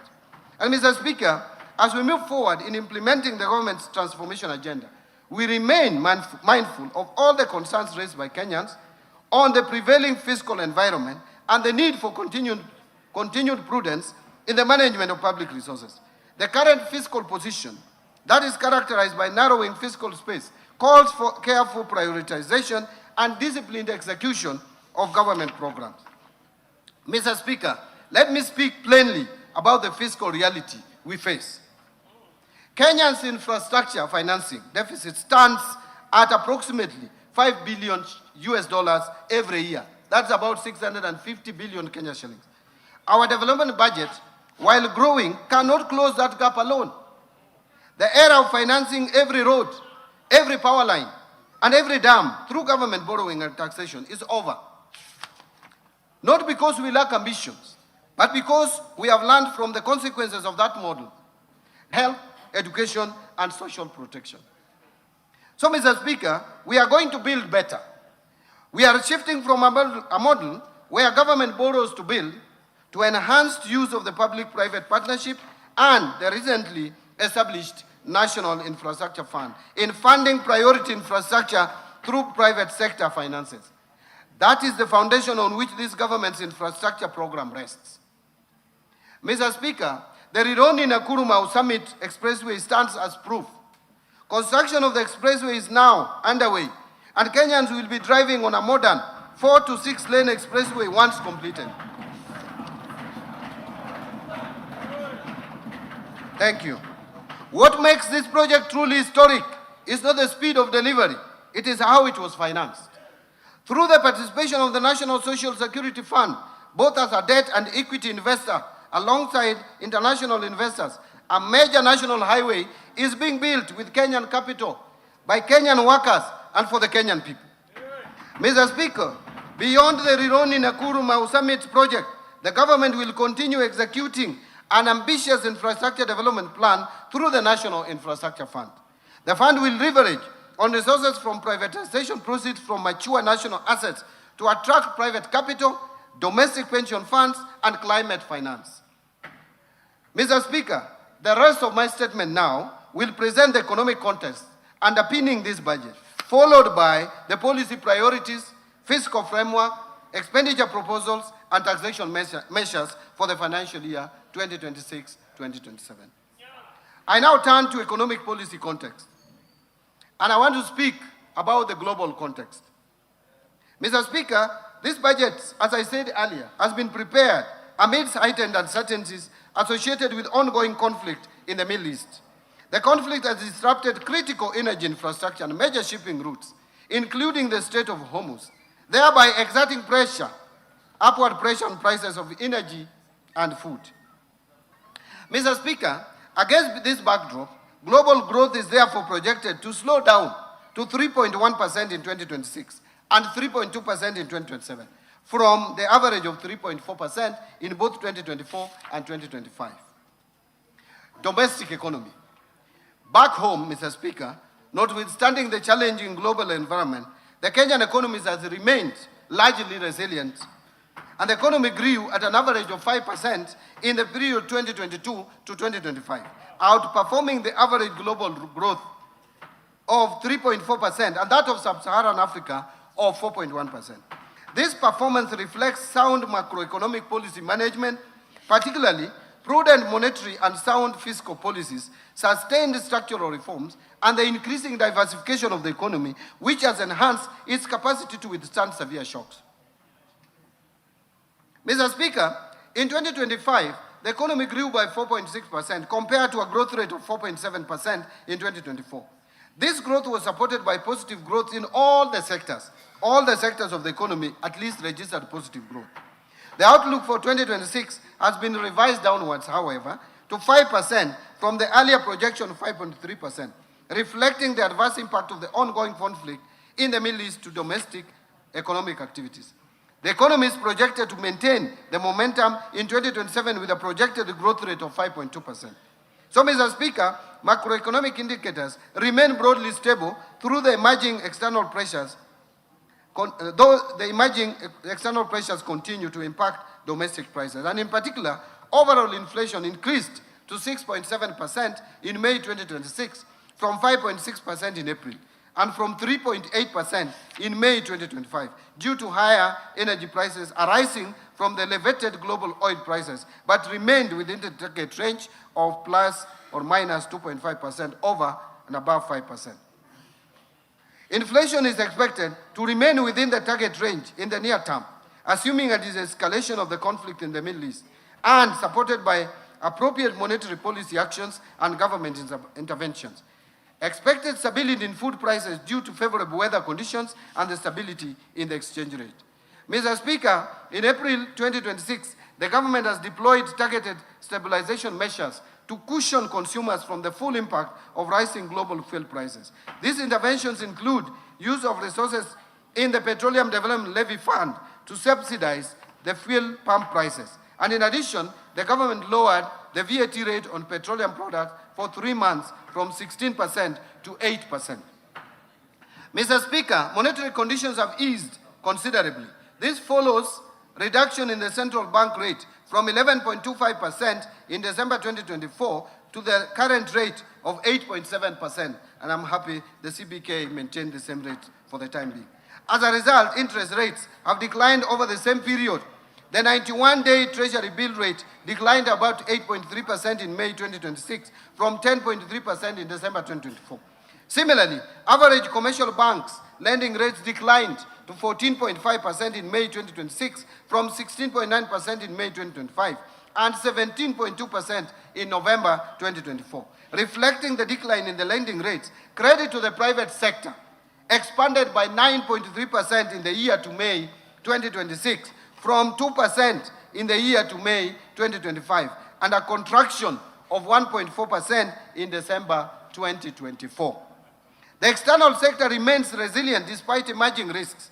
The current account deficit is projected at 3% of GDP in 2026 compared to 2.1% of GDP in 2025, reflecting the higher international oil prices, lower receipts from services, slower growth in remittance inflows, and reduced exports. This is due to the adverse impact of the ongoing conflict in the Middle East. At the same time, official foreign exchange reserves remains adequate, as I mentioned, at USD 13 billion in May 2026, equivalent to 5.6 months of import cover, and continues to provide adequate cover and a buffer against short-term domestic and external shocks. The exchange rate has also remained broadly stable averaging 129.4 shillings per US dollar in May 2026. And activities in Nairobi Securities Exchange have improved over the past 1 year. The Nairobi Securities Exchange 20-share index rose by 59.9% to 3,491 points in May 2026, up from 2,183 points in May 2025, while market capitalization expanded by 61.6% to 3,412 billion from Kenya shillings 2.11 billion over the same period, trillion over the same period. However, between February and May 2026, the Nairobi Securities Exchange 20-share index declined by 5.5% as investors became cautious of the rising global uncertainty associated with the conflict in the Middle East. Mr. Speaker, the fiscal policy stance for financial year 2026-27 and the medium term is anchored on a fiscal consolidation strategy that advances the priorities of the bottom-up economic transformation agenda while safeguarding debt sustainability and provision of essential public services. The strategy will be supported by continuous domestic revenue mobilization and expenditure rationalization through targeted tax and expenditure reforms. As a result, the fiscal deficit, including grants, is projected to decline gradually from 5.5% of GDP in the financial year 26-27 to 3.3% of GDP in financial year 28-29. Risks remain though.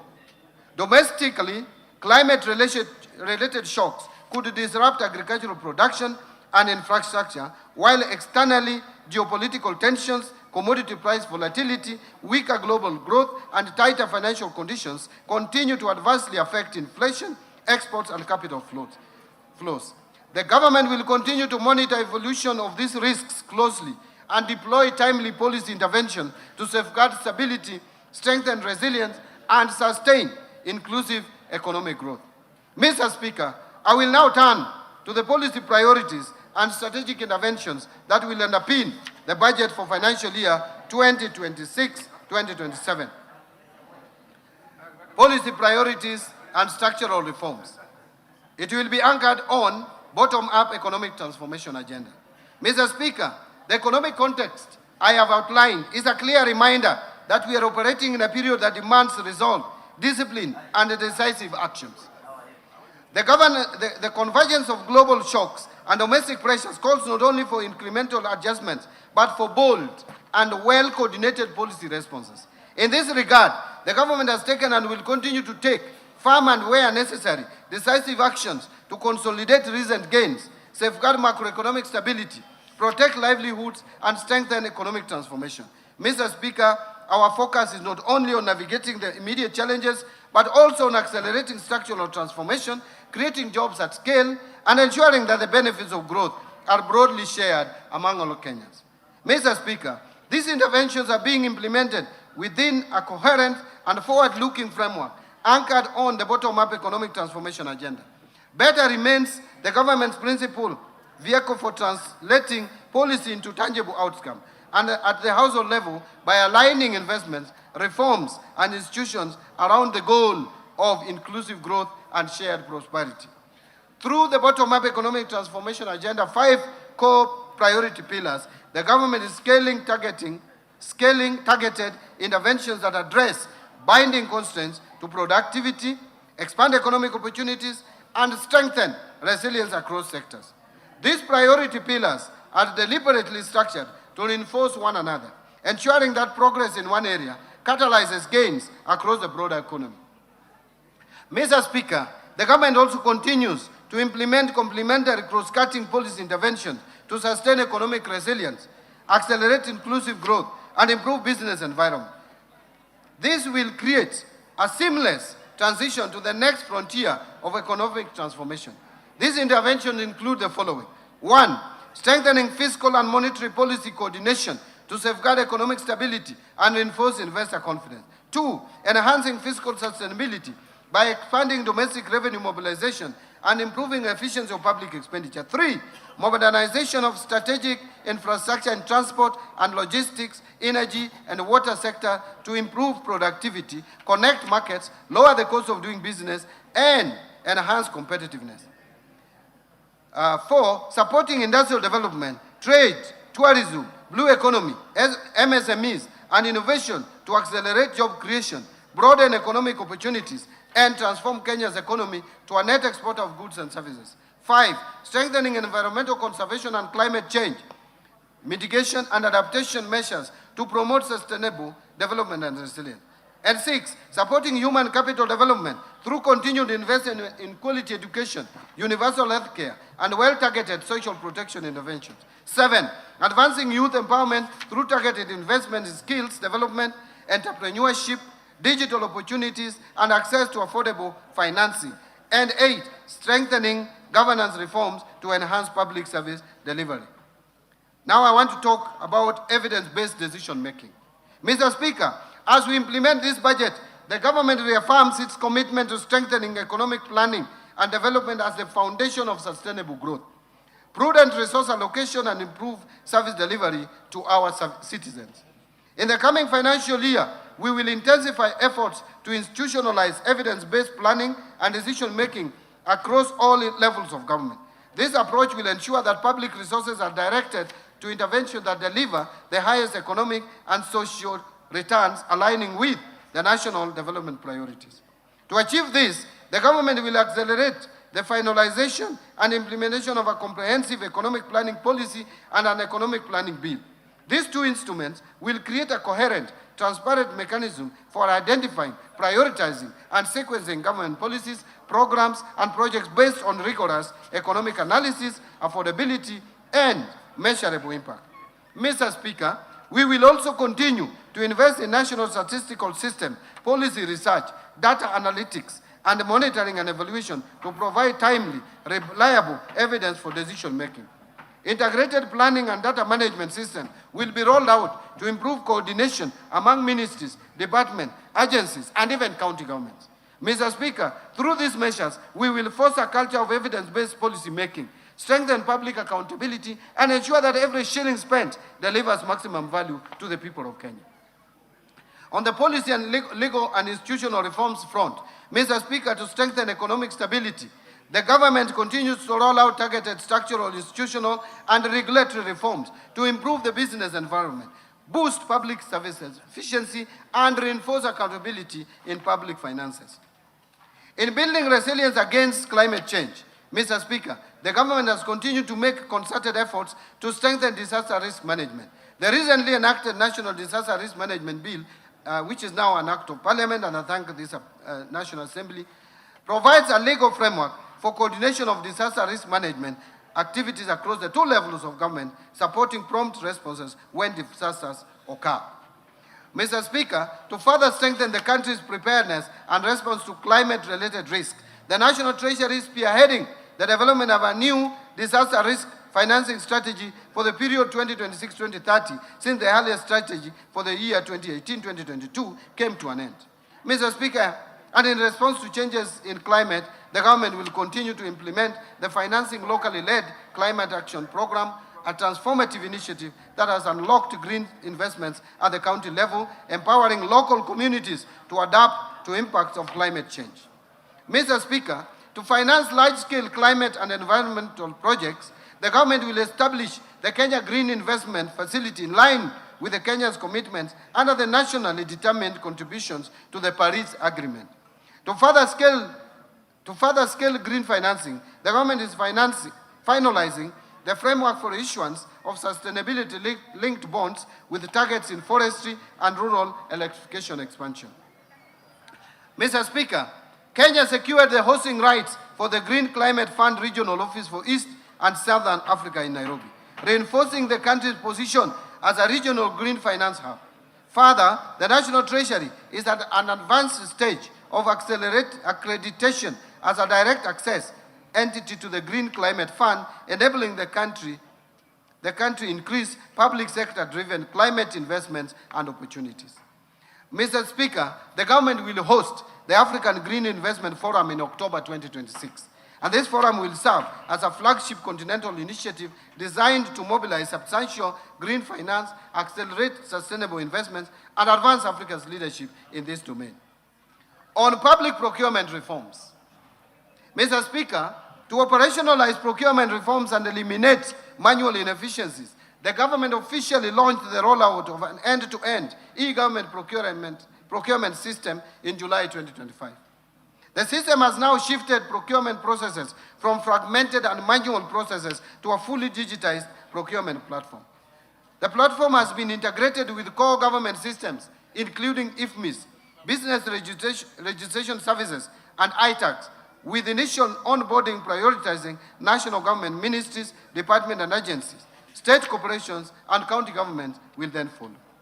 Significant progress has been made, and to date, 1,543 procuring entities have been registered, over 40,000 suppliers registered, over 22,000 staff trained, over 12,000 suppliers or contractors have also been trained. 652 annual procurement plans have been published and over 8,000 tenders published. Mr. Speaker, going forward, the next steps will include full rollout of the system to all schools and other procuring entities that are yet to onboard to the EGP system. Continuous user training and change management to improve adoption and system utilization will be conducted. Further, Mr. Speaker, beginning July 1st, 2026, there will be no exemption. There will be no exemption to procure outside the system. Together, these measures will ensure that every shilling allocated through this budget delivers maximum value to Kenyans. Mr. Speaker, during the implementation of the EGP system, we have experienced challenges which have hindered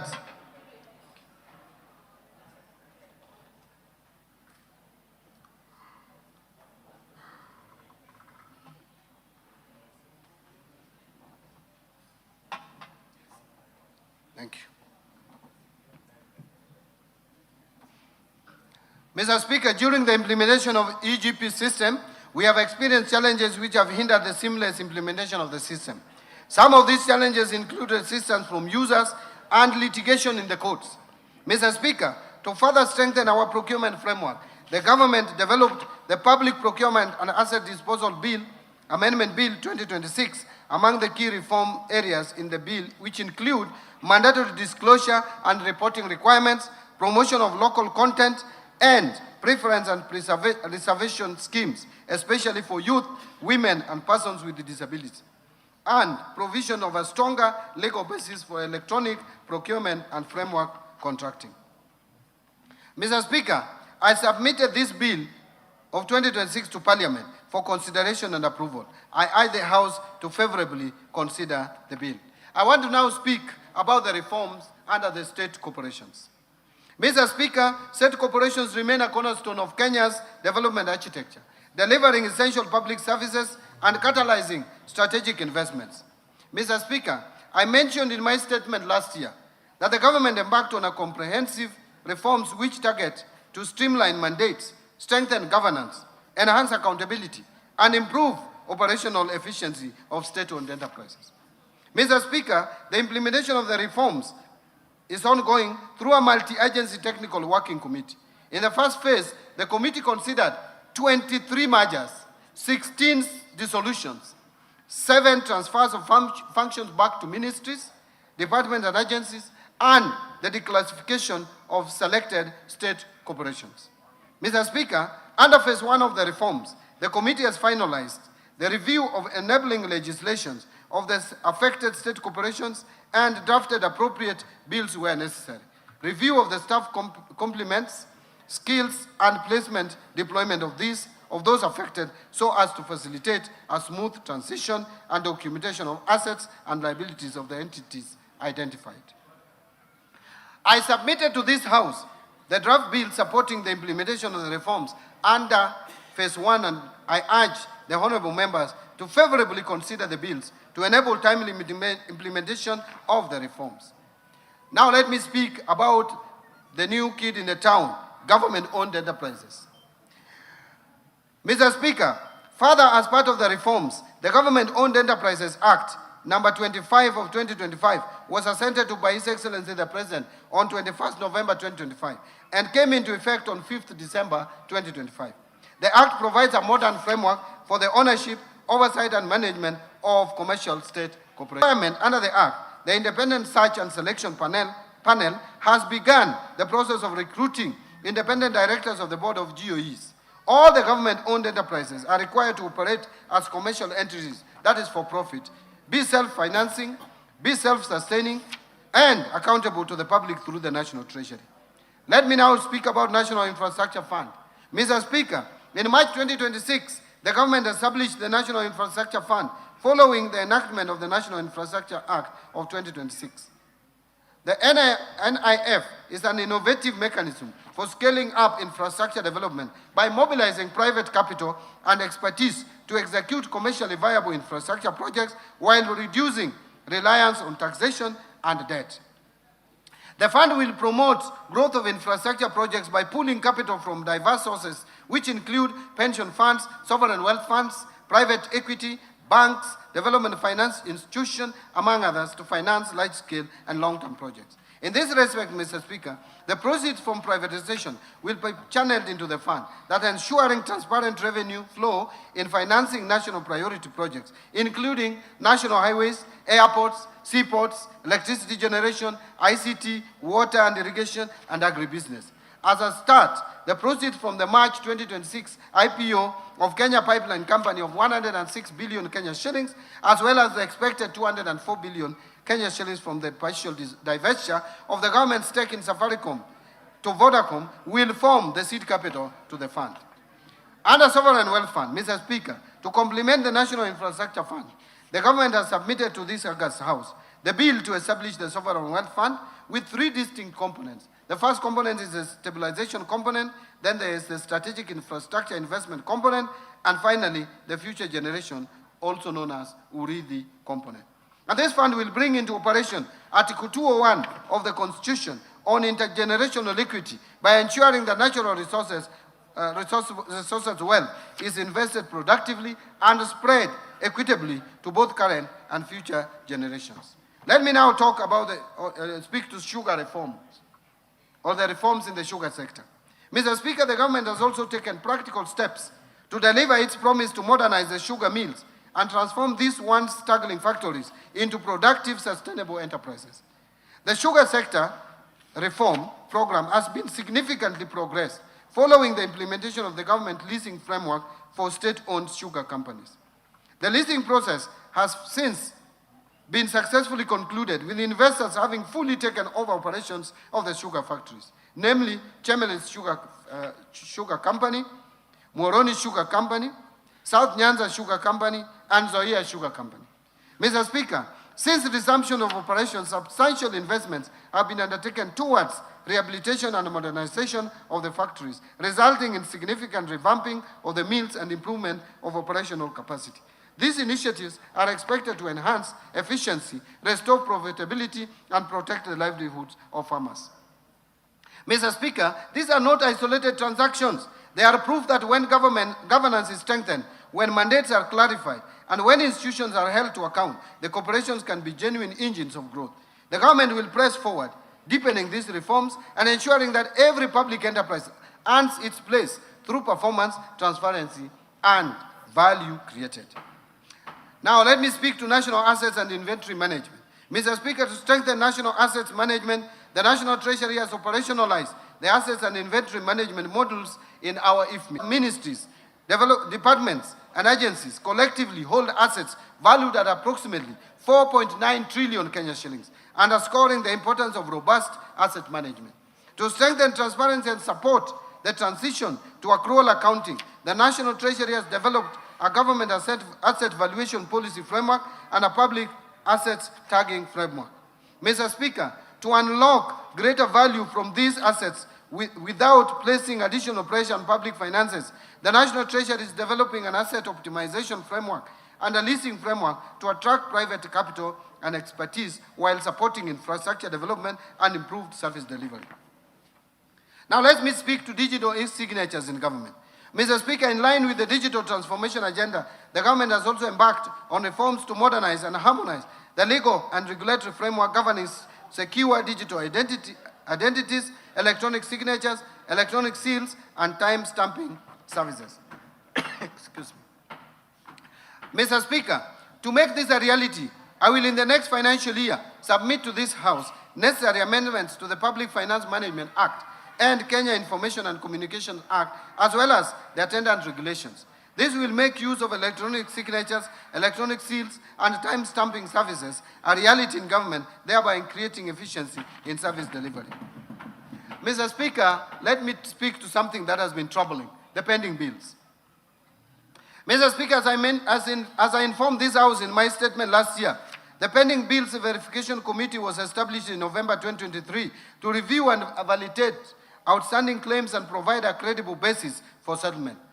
The committee has since concluded its work and analyzed a total of 91,911 pending bill claims, valued at over 637 billion shillings. Following this verification exercise, 29,885 claims amounting to 235.6 billion have been recommended for settlement.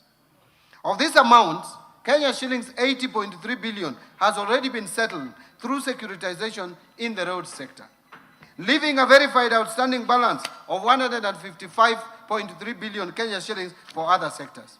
Mr. Speaker, to settle the verified outstanding balance of 155.3 billion Kenya shillings, the National Treasury has proposed a balanced and sustainable settlement strategy, which includes a combination of direct budgetary allocations and securitization. The proposal is to settle the verified outstanding balance of 155.3 billion over 2 years, starting with the financial year 2026-2027. Mr. Speaker, in the financial year 2026-27, the National Treasury is proposing a budgetary provision of 68 billion to settle the verified pending bills to suppliers and contractors owed by the government for amounts of up to 100 million shillings. This provision will also partly settle suppliers or contractors whose pending bills exceed 100 million shillings, ensuring that no supplier is excluded. With the settlement of this 68 billion worth of claims, the government will have settled 99% of the verified outstanding pending bills, representing 63% of the total value, a tremendous progress. Now, in terms of numbers, this will be 99 of the bills. But the remaining 88 billion worth of claims will be addressed through other budgetary provisions and instruments. Mr. Speaker, the deliberate policy of settling pending bills of up to 100 million Kenya shillings, while individually smaller in value, accounts for the majority of suppliers and have the highest multiplier effect on economic activity. This is to ensure that the micro, small, and medium enterprises are not starved of the essential working capital, which is critical to the sustainability of their businesses. Financial sector reforms. Mr. Speaker, Kenya's financial sector remains strong and continues to support households, businesses, savings, and investment across the country. Mr. Speaker, today, the banking sector remains strong, very stable and profitable, supported by adequate capital and liquidity buffers.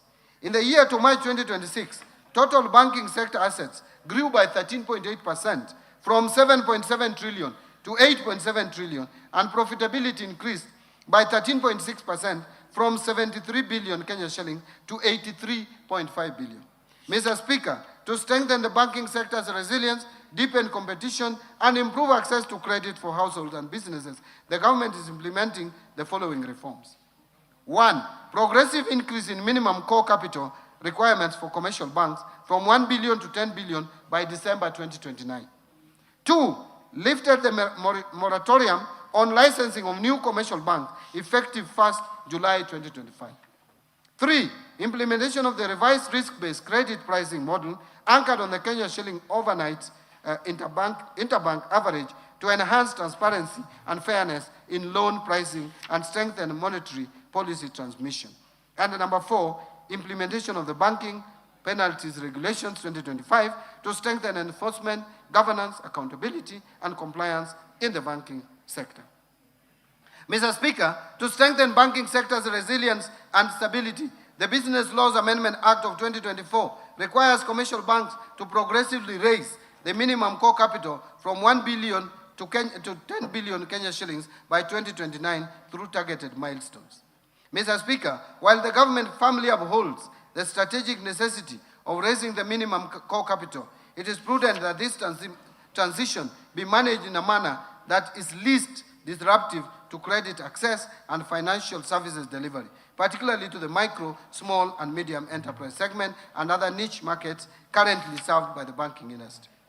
Mr. Speaker, to allow flexibility in achieving this objective and following wide consultation, especially with Kenya Bankers Association, I will be proposing amendments to the timeline specified in the Business Laws Amendment Act of 2024 to allow commercial banks raise the minimum core capital to 10 billion by 31st December 2032 without their new annual milestones. This will provide the flexibility necessary for institutions to pursue measured, commercially sound, and market-sensitive capital-raising strategies in a manner that preserves shareholder value and sustains investor confidence. Mr. Speaker, to make it easier and cheaper for Kenyans and businesses to send and receive money across the East Africa region, partner states are working to connect their financial system as per the East African Community Payment System Master Plan of 2025 so that transactions are faster, more affordable, and more efficient to support trade and regional integration. Mr. Speaker, to safeguard the country against illicit financial flows, the government has, over the last 2 years, undertaken far-reaching reforms aimed at strengthening our anti-money laundering, counter-financing of terrorism, and counter-proliferation financing framework following the country's placement on the Financial Action Task Force Grey List in February 2024. These reforms include the adoption of the Virtual Asset Service Providers legal framework, strengthening beneficial ownership transparency, enhancing risk-based supervision across financial and designated non-financial business and professions sectors, improving interagency collaboration, and increasing investigations, prosecutions, and asset recovery efforts relating to money laundering and terrorism financing offenses. Further, Mr. Speaker, reporting institutions have continued to enhance compliance with AML and CFT obligations, thereby reinforcing the integrity and resilience of our financial system. Mr. Speaker, Kenya has actually made substantial progress in addressing the action items under the FATS Action Plan, with only a few outstanding measures remaining as we approach the conclusion of the implementation period. The government remains fully committed to finalizing the remaining reforms and securing Kenya's exit from the grey list at the earliest opportunity. These achievements demonstrate our unwavering resolve to align Kenya with the international best practices, safeguard the country against illicit financial flows, and strengthen investor confidence in our economy. And Mr. Speaker, the government is also supporting innovation in financial services through the implementation of the Virtual Asset Service Providers Act of 2025. And in this regard, we have developed regulations to govern virtual asset service providers. The regulations framework ensures that new technologies operate in a safe and regulated environment that protects users, strengthens financial stability, and encourages responsible innovation. Under capital markets, Mr. Speaker, I have the following to say. The government continues to implement measures to deepen and broaden capital markets in order to mobilize savings for productive long-term investment. These efforts have continued to yield results, with the Nairobi Securities Exchange recording exceptional performance in 2025. Mr. Speaker, the capital market supported the recent initial public offering by the Kenya Pipeline Company and its subsequent listing at the Nairobi Securities Exchange in March 2026. Further, the capital market supported recent issuances by various companies to raise capital. These include 44 billion Kenya shillings, Sharia-compliant leasing bond for infrastructure financing. The Safaricom's Kenya shillings 20 billion green bond to support 5G expansion. The East Africa Breweries PLC Kenya shillings 16.8 billion medium-term note program, and the Kenya shillings 3.4 billion by Spearhead Africa Infrastructure Fund to support long-term infrastructure financing across the region. Mr. Speaker, innovation in market access has advanced significantly with the launch of ZD trading application integrated into the M-Pesa platform. And this groundbreaking platform enables Kenyans to conveniently buy and sell securities through their mobile phones, marking a major milestone in financial inclusion and retail investor participation. Mr. Speaker, Kenya is emerging as a key player in the carbon credit space, leveraging its rich natural resources and a strong base in renewable energy to participate in global climate markets. To actualize formal trading of carbon credits, the government is preparing carbon credit regulations. And these regulations will allow the government and private sector players to benefit through trading of carbon credits generated in Kenya and the region. And Mr. Speaker, in my recent public engagements, coffee farmers raised concerns of continued exploitation by middlemen in the marketing and pricing of their coffee. Mr. Speaker, I want to assure Kenyans that through the reforms the government is implementing at the Nairobi Coffee Exchange, the exploitative middlemen have been eliminated, ensuring farmers retain a much larger share of the export price of their coffee. Farmers today are able to sell their coffee directly at the exchange, supported by their various brokerage firms, majority of whom are owned by the farmers through their cooperative societies. The Nairobi Coffee Exchange has also enabled price discovery, thereby improving earnings by the coffee farmers. And to further support prompt payment of coffee sold through Nairobi Coffee Exchange, the government introduced the direct settlement system that has reduced payment delays across the coffee value chain. Mr. Speaker, coffee's traceability is today a reality. Through the Nairobi Coffee Exchange trading platform and the direct settlement system, cataloging and invoicing, every coffee lot has a unique identification, milling data, warehouse records, auction sales, and buyer data that can be accessed, allowing traceability of coffee from the farm to the buyer. This has created greater buyer confidence of the origin, quality, and authenticity of Kenyan coffee by eliminating coffee laundering. On pension reforms, Mr. Speaker. Mr. Speaker, delayed pension processing has for long been a source of frustration and hardship for retiring public servants. A civil servant who has dedicated their career to public service deserves timely and dignified access to their retirement benefits. Mr. Speaker, to hasten the processing of pension claims, I launched the e-pension management information system on 1st June 2026. Following this launch, we have now discontinued manual submission of pension claims unless expressly authorized by the National Treasury. Mr. Speaker, to ensure this reform delivers a lasting impact, ministries, departments, and agencies are now required to initiate pension claims at least 9 months before a public officer's retirement date. This will facilitate resolutions of late or incomplete submission of pension claims ahead of the retirement date for our employees. Further, the National Treasury, in collaboration with the Kenya School of Government, will institutionalize electronic pension management information system training as part of a continuous capacity building program to ensure sustained competency in pension administration across the public sector. Insurance reforms. Mr. Speaker, to expand access to insurance, the Insurance Regulatory Authority licensed 5 micro-insurance companies in financial year 24-25. This has increased access to affordable insurance, with over 11 million lives covered as of 31st December 2025. Mr. Speaker, to strengthen climate resilience, the government is promoting agricultural and index-based insurance products. Through the drive, which is de-risking, inclusivity, and value enhancement, livestock insurance project over 2.7 million livestock valued at 29.3 billion have been insured, while payouts exceeding 648 million have supported pastoral communities affected by drought since 2023. Further, the government has initiated amendments to the Insurance Act to establish agricultural insurance as a standalone class of insurance business. This reform will strengthen the regulatory framework for agricultural risk management and support food security, financial inclusion, and sustainable agricultural development.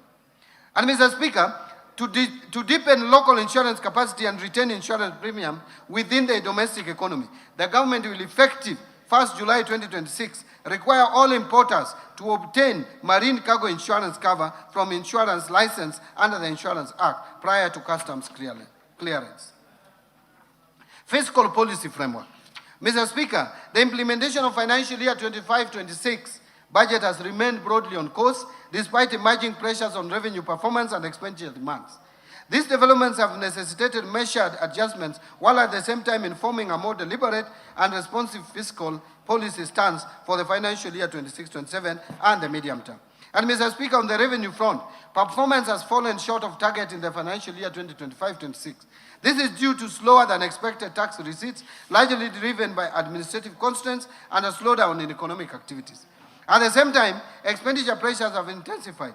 The implementation of pending and newly negotiated collective bargaining agreements has raised the public sector wage bill beyond initial projections, thereby constraining fiscal space. In addition, emergency interventions in response to floods and droughts have required additional resources. As a result of these developments, it became necessary to introduce targeted adjustment through supplementary budget number 1 of financial year 25-26.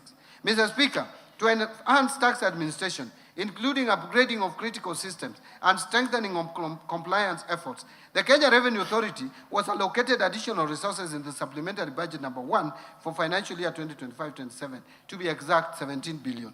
These interventions are expected to improve efficiency and support a recovery revenue performance. The supplementary budget 1 also reflected additional expenditure of 368.6 billion compared to the original budget to cater for the emerging expenditure pressures. In this regard, the fiscal deficit, including grants, is now projected at 1,199 billion, equivalent to 6.4% of GDP, compared to 901 billion or 4.7% of GDP in the original budget estimates. Mr. Speaker, fiscal policy is not merely about balancing budget. It is about creating conditions for sustainable growth, protecting the vulnerable and securing prosperity for the future generation. Accordingly, the fiscal policy for 26-27 and the medium term will be anchored on a growth-supportive consolidation path aligned to the government's priorities under the bottom-up economic transformation agenda and the 4th medium-term plan. The policy will prioritize enhanced domestic revenue mobilization, strengthen expenditure control, and strategic reprioritization of public spending. This approach aims to reinforce public debt sustainability and safeguard essential public service.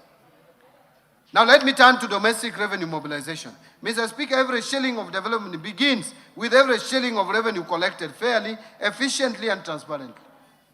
To boost revenues, the government will continue to strengthen implementation of the national tax policy and medium-term revenue strategy, aimed at simplifying tax laws, rationalizing tax expenditures, and creating a fair, predictable, and efficient tax systems. Mr. Speaker, the Kenya Revenue Authority has intensified reforms to modernize tax administration, enhance compliance, and improve service delivery through technology and innovation. Notable progress has been made in expanding the electronic tax invoice management system, with over 655,000 taxpayers now onboarded, significantly enhancing transaction visibility and strengthening VAT compliance. Integration between iTax and customs systems has improved end-to-end taxpayer visibility, while the rollout of the electronic rental income tax system has simplified. I want to repeat that. While the rollout of the electronic rental income tax system has simplified compliance with the rental sector. So we have already implemented the system that I think some people are still dreaming about out there. Mr. Speaker, the Kenya Revenue Authority has also strengthened enforcement through data-driven compliance strategies, artificial intelligence, and non-intrusive cargo scanning technologies, enhancing the detection of illicit trade and reducing revenue leakages. As a result, the active taxpayer base increased by 82,000 to over 6.6 million taxpayers as at March 2026 from 6.5 million as at March 2025, reflecting a growing voluntary compliance and improved taxpayer engagement. And I want to thank Kenyans for this. Mr. Speaker, service delivery and trade facilitation have equally improved through initiatives such as Huduma Popote and enhanced customs systems, which have reduced cargo clearance times and improved operational efficiency. Mr. Speaker, in the financial year 26-27, Kenya Revenue Authority will intensify reforms to strengthen revenue mobilization, modernize tax administration, and improve taxpayer experience through the following measures. Number 1, roll out integrated digital tax administration and revenue monitoring systems, including the domestic tax administration system, expanded electronic invoicing, virtual electronic tax registers, enhanced point-of-sale integration, and the e-customs mobile application to improve efficiency, compliance, and real-time visibility of transactions. Number 2, implement device identification and registration and strengthen exchange of information frameworks to combat tax evasion, illicit trade, and cross-border revenue leakages.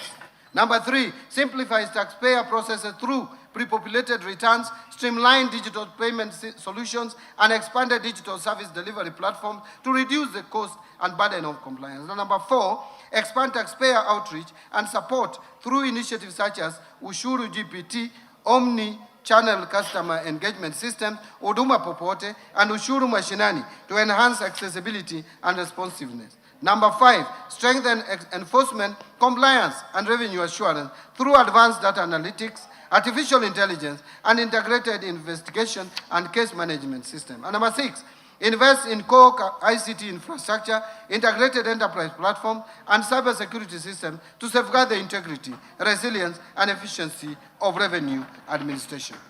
So, Mr. Speaker, the government will continue to scale up non-tax revenues by strengthening the capacity of ministries, departments, and agencies to efficiently generate income from public services while enhancing their operational system to improve efficiency and overall revenue performance. Now, I want to speak to improving efficiency of the public expenditure. Mr. Speaker, raising revenue is only half the equation. Ensuring that every shilling delivers maximum value is equally important. And in order to improve the efficiency and value for money of public expenditure, the government is implementing targeted reforms to strengthen expenditure controls, enhance transparency, and improve public sector efficiency. These reforms include the full rollout of e-government procurement, completion of key treasury single account reforms, and transition to accrual-based accounting to strengthen cash management, fiscal oversight, and financial reporting. The government will also deepen public financial management reforms through the entrenchment of zero-based budgeting, digitization and automation of pension and payroll administration, and strengthen human resource management system to enhance efficiency, accountability, and service delivery across the public sector. Further, the government will optimize the management of public assets and liabilities, accelerate state corporation reforms and targeted privatization, and scale up the use of public-private partnerships to provide private sector or private capital, improve efficiency, and support delivery of commercially viable projects. Mr. Speaker, allow me now to expound on some of the expenditure reforms that we are implementing. 1, migration to accrual accounting. Mr. Speaker, effective public finance management begins with what we own, what we owe, and how public resources are being utilized. To improve cash management, the government is implementing one of the most significant financial management reforms in Kenya's history. The transition from cash basis to accrual basis of accounting under the International Public Sector Accounting Standards. Following cabinet approval of the transition roadmap in March 2024, implementation commenced in financial year 2024-25 through a structured 3-year phased approach led by the National Treasury. Mr. Speaker, this reform fundamentally changes how government accounts for public resources. For the first time, Kenya's financial statements will present a complete and accurate picture of the country's financial position, capturing not just cash flows, but all public sector assets, liabilities, revenues, and expenditures. Public debt obligations, infrastructure assets, inventories, receivables, and payables will all be recognized and reported transparently, giving Parliament, citizens, and investors a true account of the nation's financial health. Mr. Speaker, implementation is progressing as scheduled across 3 phases. The first phase addressed financial assets and liabilities. The current phase incorporates inventories and prepayments. The final phase will bring in all remaining assets and liabilities, culminating in full consolidation of public sector entities, that is, consolidation of financial statements. To support this transition, the government is upgrading IFMIS and related systems, strengthening public sector asset management framework, undertaking asset identification and evaluation exercises across ministries, departments and agencies, counties and other public entities, and building capacity among public officers to sustain the reform beyond its implementation period. Mr. Speaker, this reform is not just about accounting standards. It is about accountability. It's about ensuring that those entrusted with public resources can be held to a higher standard of transparency and reinforcing public confidence in the stewardship of national resources. Number 2 is the Treasury single account. Mr. Speaker, as I had informed this House in last year's budget statement, the government has been implementing the Treasury single account framework to strengthen cash management and improve efficiency of public financial operations. Following the successful rollout of the Treasury single account to all ministries, the government has reduced the cost of overdraft financing from Central Bank of Kenya by 61% in this financial year, translating into substantial savings. I want again to pause there. I saw some people talking about reforming this so that there can be savings.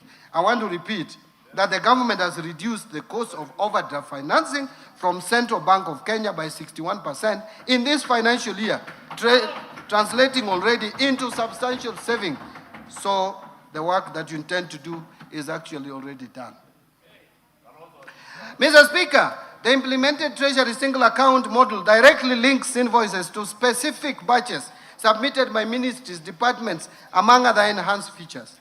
These Treasury single account reforms have substantially improved the efficiency of government exchequer operations, delivered transparency in exchequer and cash management, and ensured that public funds are released only against verified and approved obligations, thus laying the foundation for managing pending bills, and there is going to be no more cherry-picking of invoices for payments.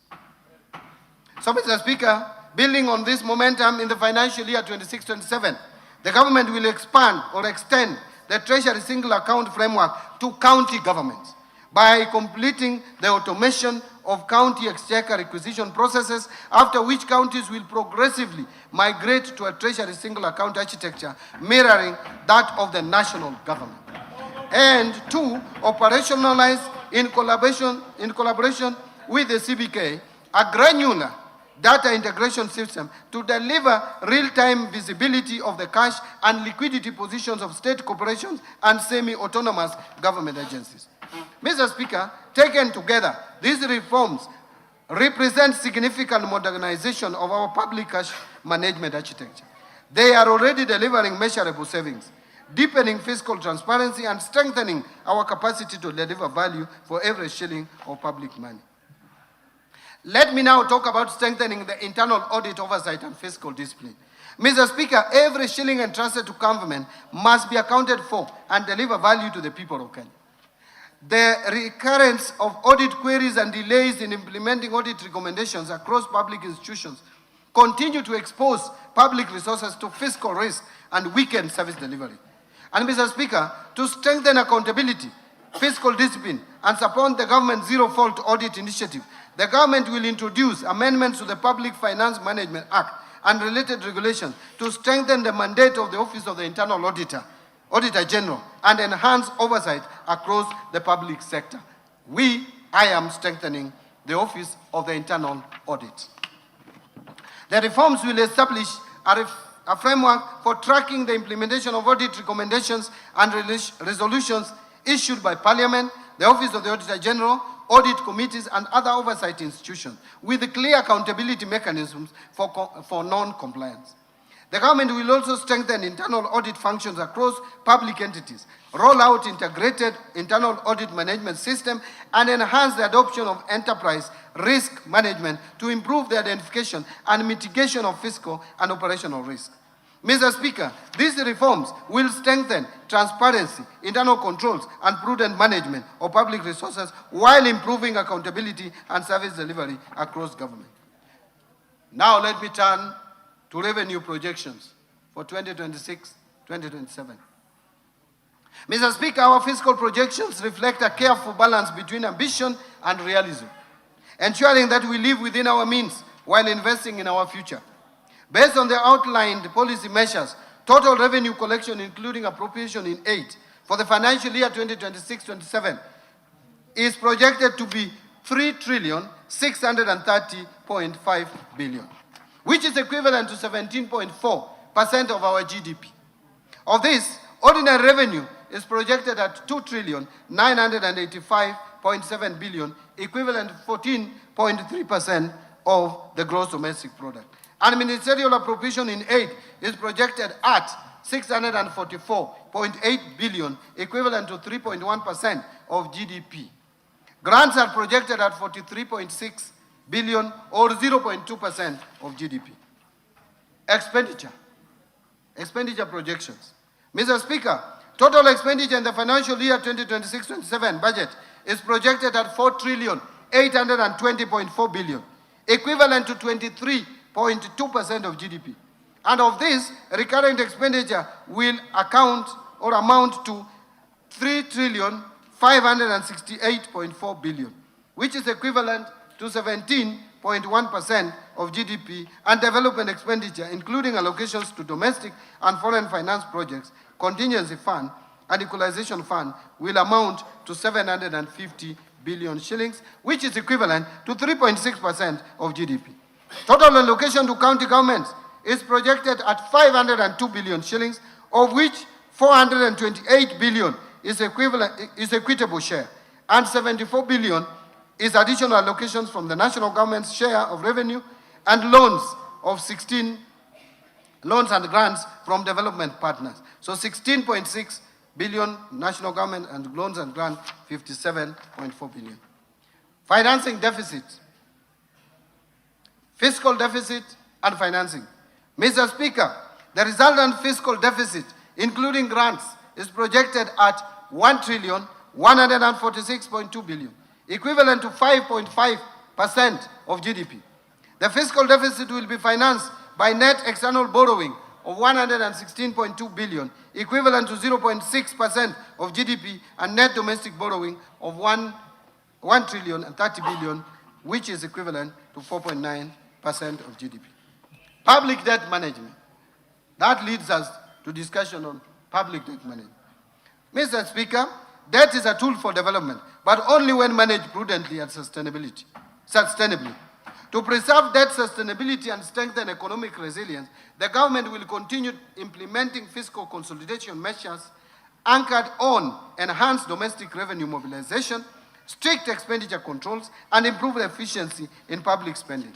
Given these reforms, the present value of public debt to GDP is projected to decline steadily towards the approved debt anchor over the medium term.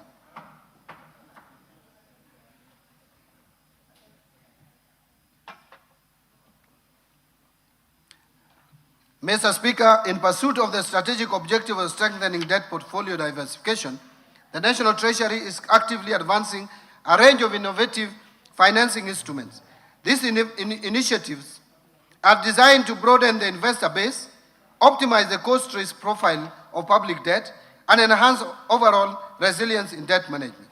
In this regard, the government is considering thematic and liability management instruments such as debt for food swaps and debt for development swaps. These instruments provide an opportunity to convert external debt obligations into targeted investments that directly support national priorities, including food security, sustainable development, and social infrastructure, while simultaneously easing debt service pressures and reinforcing fiscal sustainability. Mr. Speaker, further to this, the government is also evaluating opportunities to access new and diversified international capital markets. This includes the potential issuance of samurai bonds in the Japanese market, and a lot of progress has been made in this area, and panda bonds in the Chinese domestic market. By tapping into these markets, the government stands to benefit from deep and diversified pools of capital, secure potentially competitive financing terms, and promote currency diversification within the debt portfolio, thereby reducing reliance on traditional funding sources. Mr. Speaker, complementing these efforts and in recognition of the growing global demand for ethical and faith-based financing, the government is considering the introduction of sukuk instruments. These Sharia-compliant securities, which are structured on asset-backed or asset-based principles, will enable the government to access liquidity from Islamic finance markets. This will not only expand the investor base to include investors with Sharia compliance mandate, but also promote financial inclusion and contribute to the deepening of domestic and international capital markets. Collectively, these initiatives underscore a forward-looking and proactive approach to public debt management, one that emphasizes innovation, prudent risk management, and alignment with both domestic development priorities and evolving global financing trends. Mr. Speaker, to further strengthen transparency, coordination, and efficiency in the implementation of externally funded projects, the National Treasury has spearheaded the development of the Development Project Management Information System. This innovative digital platform will serve as a centralized repository for real-time tracking of project implementation, monitoring of disbursement, and alignment of outcomes with national development priorities.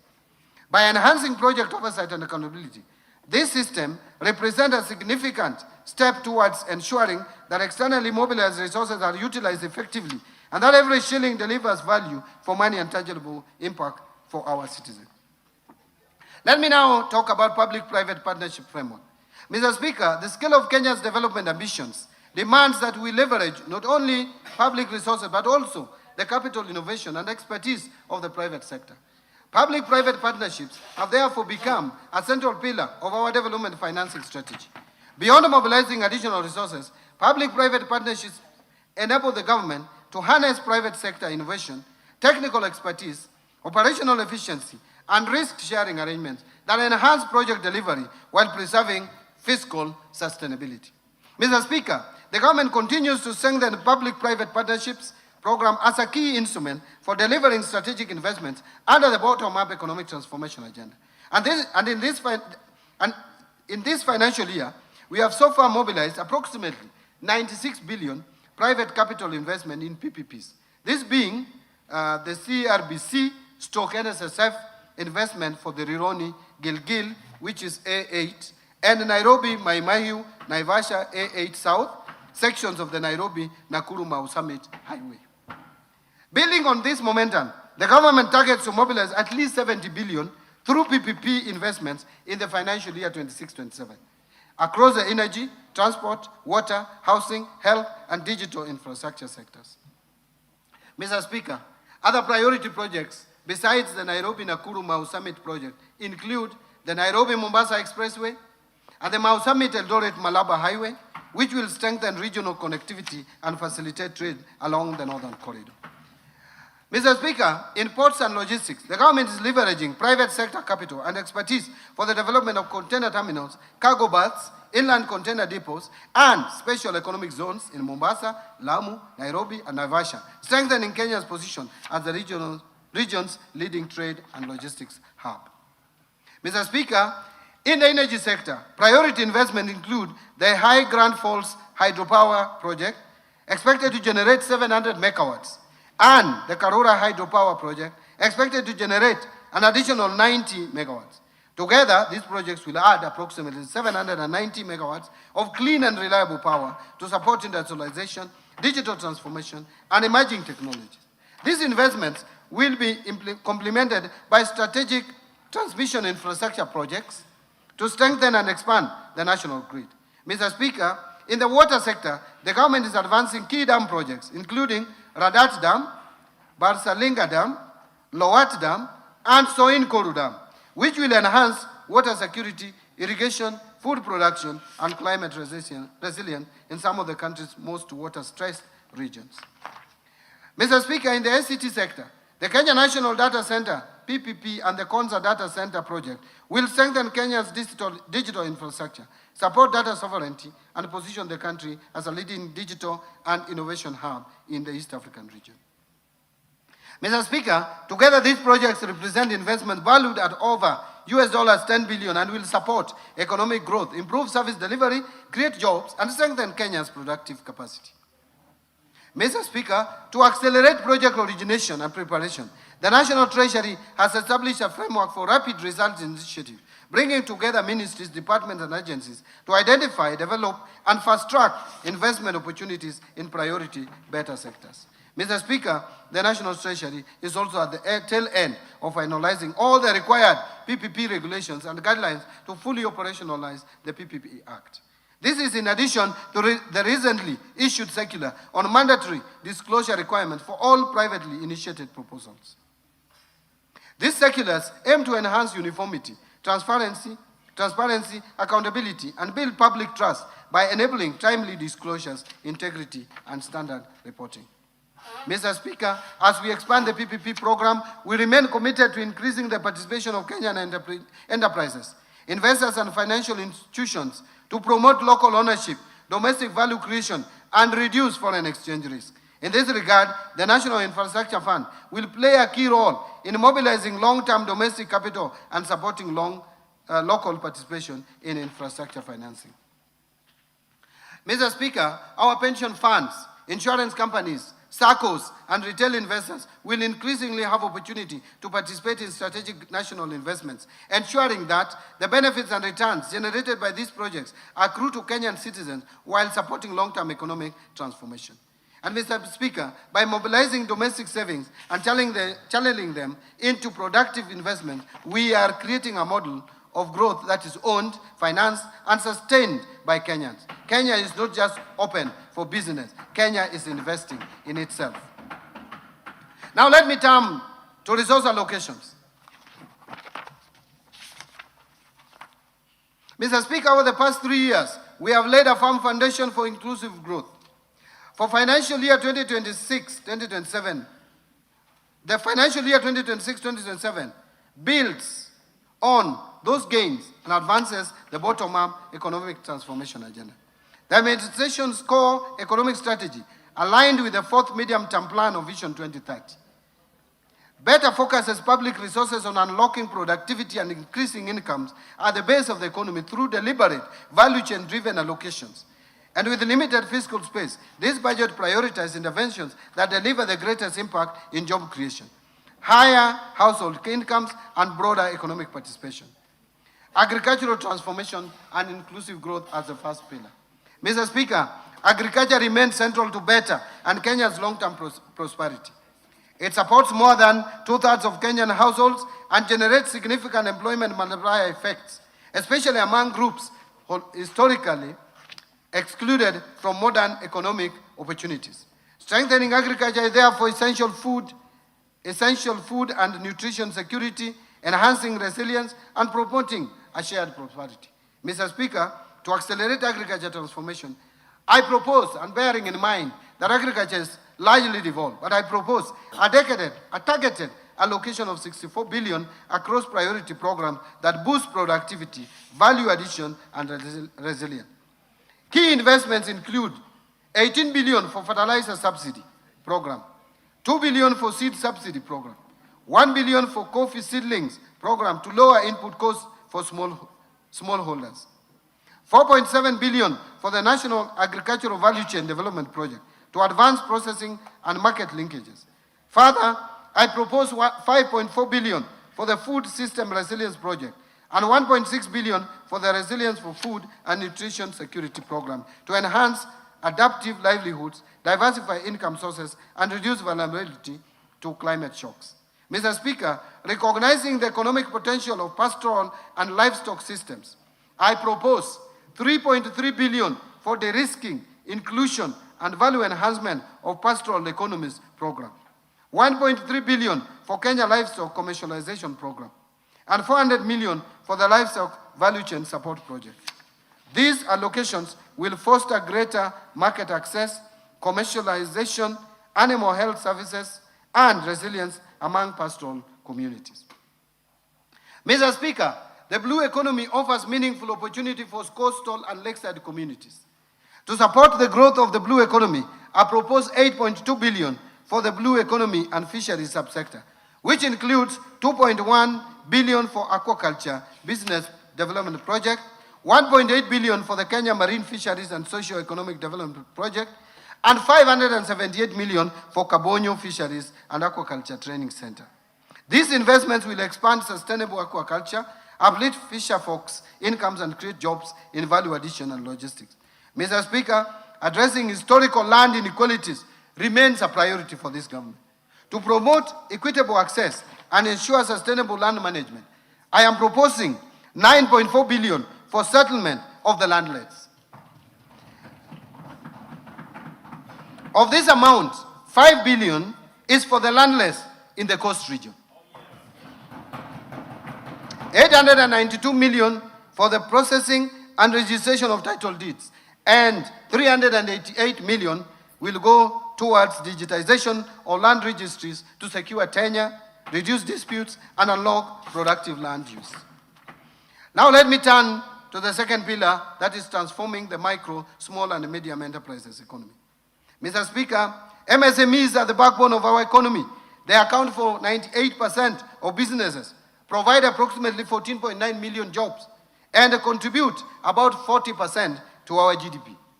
They span informal home-based enterprises, artisans, mechanics, tailors, carpenters, fabricators, and medium-sized firms. Nurturing this sector is essential for broad-based job creation and inclusive growth. Mr. Speaker, lack of affordable credit remains a major constraint for MSMEs and households at the bottom of the pyramid. To address this, I propose 550 million for the Center for Entrepreneurship project to strengthen incubation, skills and business development services, and 1.1 billion for rural Kenya financial inclusion facility to expand credit access and financial services to underserved communities. Housing and settlement as the third pillar. Mr. Speaker, decent housing underpins social stability and economic productivity. Our affordable housing program not only provides safe and affordable homes to Kenyans, but also generates jobs directly in construction and indirectly across building materials and services sector.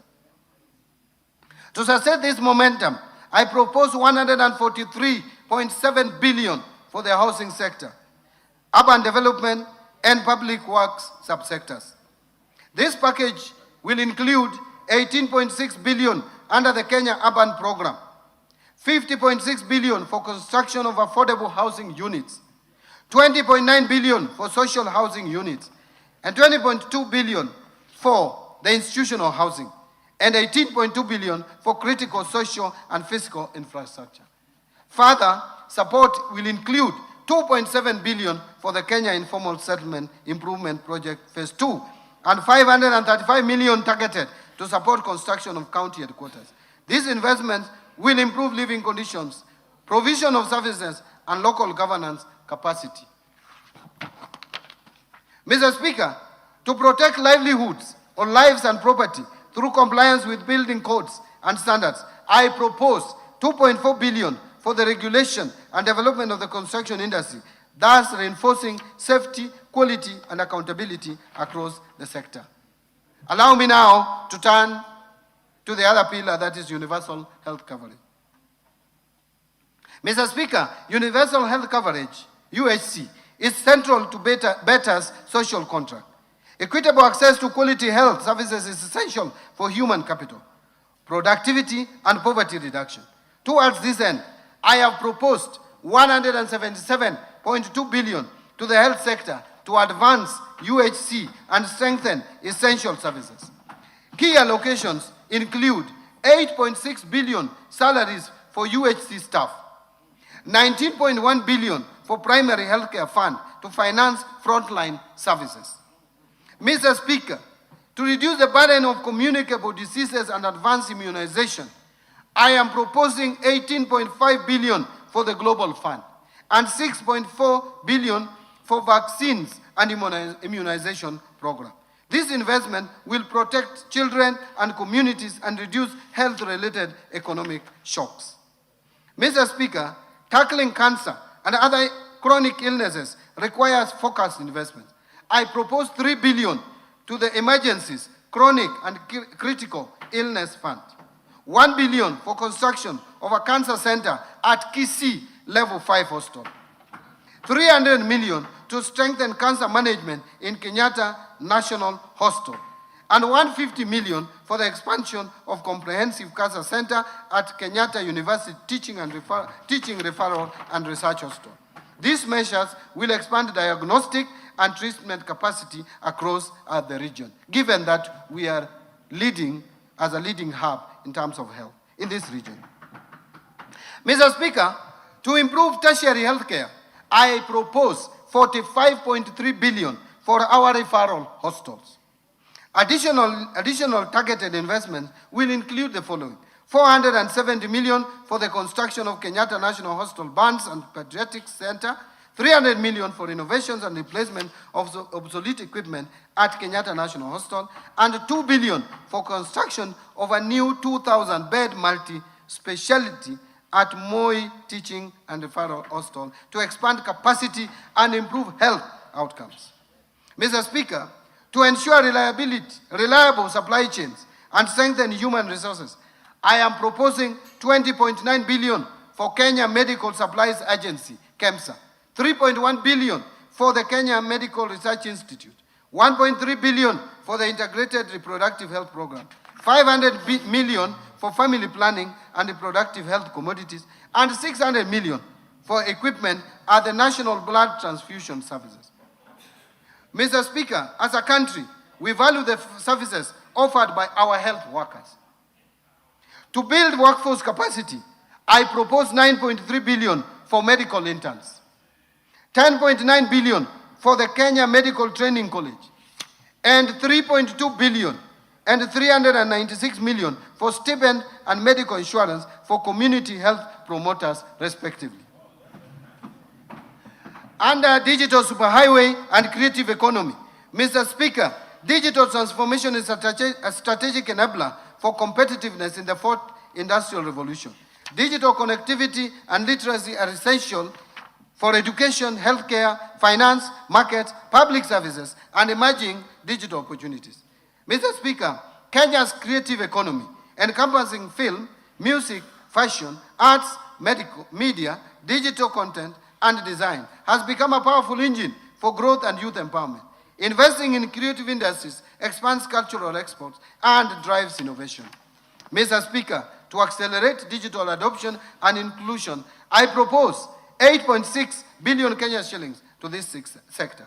And this will include 4.3 billion for Kenya Digital Economy Acceleration Project, 1.3 billion for maintenance and rehabilitation of national optic fiber backbone infrastructure, 528 million for maintenance and rehabilitation of last mile county connectivity, 309 million for government shared services, 382 million for the digital superhighway cybersecurity, 400 million for establishment of digital hubs, and 455 million for ICT infrastructure maintenance.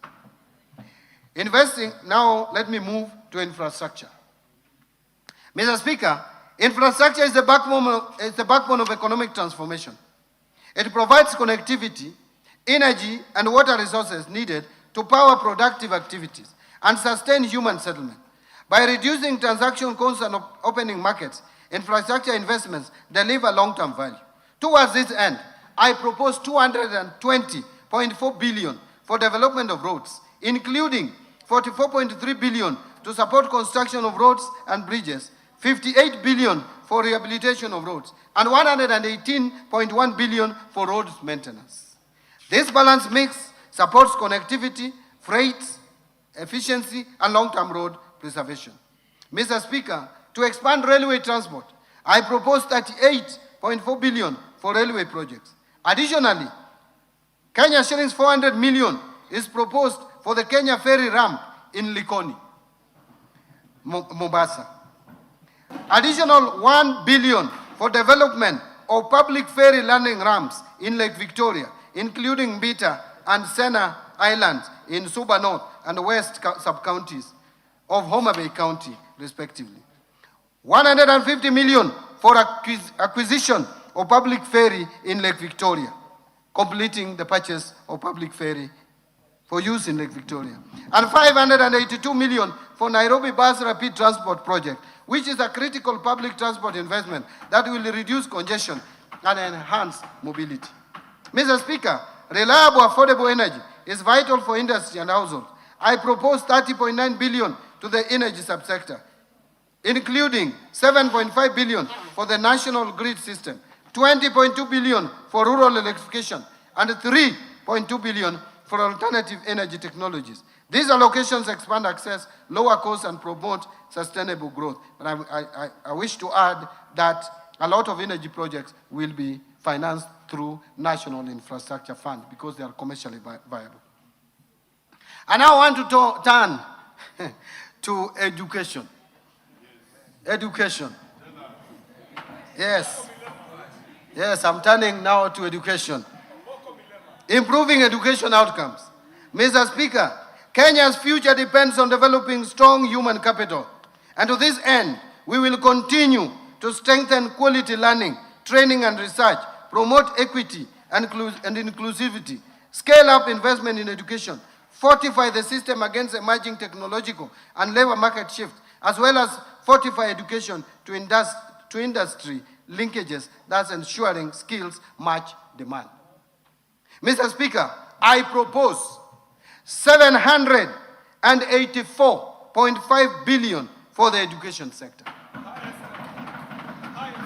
Mr. Speaker, a lot has been said about defunding education. But in 2026-27, we are proposing 784.5 billion shillings, which is 26.4% of the ministerial budgets. Compare that to 2021-2022 budgets before this administration came into office. The budget for education was 526 billion shillings. That has increased now by 49%. And it was 24.5% of the ministerial budget. Now it is 26.5% of the ministerial budget. Therefore, Mr. Speaker, it is not correct that this government, this administration is defunding education. In fact, we are funding it more. So this 784.5 billion includes Kenya shillings 424 billion to Teacher Service Commission for payment of our teachers. And that has moved from 290 billion in 2022 to now 421 billion shillings. Basic education is now 136. I'm proposing 136.6 billion. Compare that to 107 billion in 2022. 163.9 billion for higher education, which was 105 billion in 2022.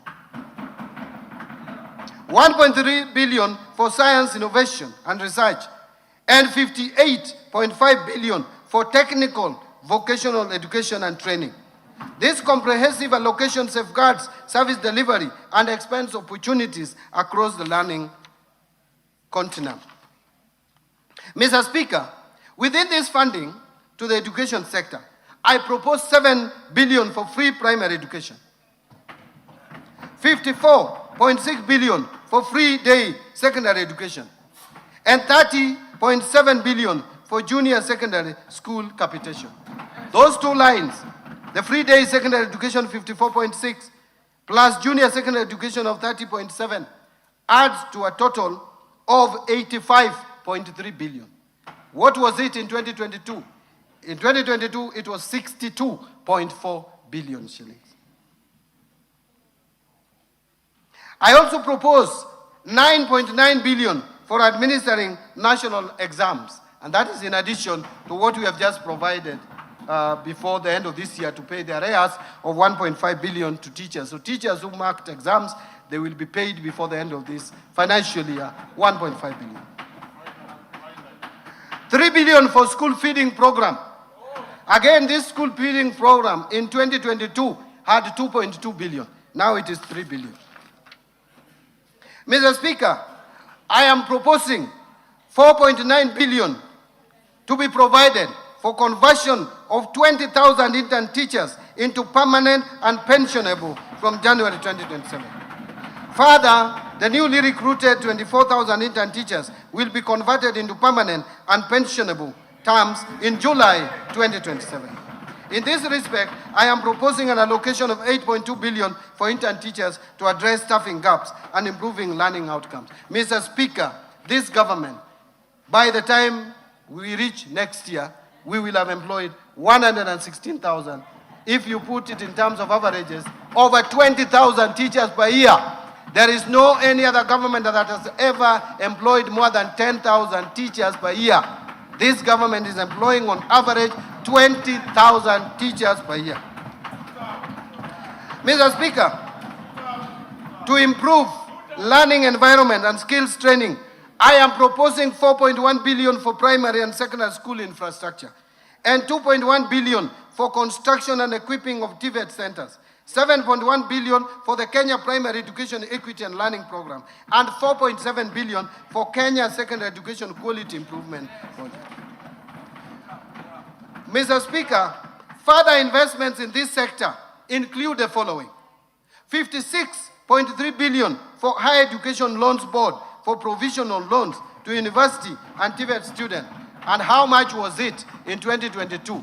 15.39. It has moved from 15.39 to 56.3 billion in this financial year.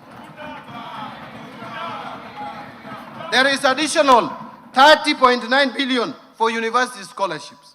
There is also 9.2 billion dedicated specifically for TVET scholarships, and 6.7 billion for CBA arrears for universities and 2021-2022 CBA, and another 5.9 billion for ongoing projects in universities across the country, measures that expand access and strengthen human capital for a competitive economy. Mr. Speaker, let me talk now or speak to supporting manufacturing for job creation. Mr. Speaker, manufacturing is a linchpin for structural transformation. We will therefore continue to strengthen local value chains, deepen backward and forward linkages, and enhance competitiveness in domestic and export markets. Mr. Speaker, to continue promoting local industries, I propose 16.7 billion to support manufacturing initiatives across implementing agencies. This includes 2.6 billion for equipping county integrated agro-industrial parks, the ones that have been completed. 5.4 billion for supporting access to finance and enterprise recovery projects. 602 million for development of a three-river textile hub. 300 million for establishment of flagship export processing zone SAP, and 604 million for the development of special economic zone textile park in Naivasha, and 2.4 billion for Kenya jobs and economic transformation. These measures will deepen industrial clustering and create high-quality jobs. Mr. Speaker, I further propose 500 million for coffee cherry revolving fund, 2 billion for coffee debt waivers, and 2.7 billion for sugar sector reforms in order to stabilize key agricultural industrial value chains and protect livelihoods.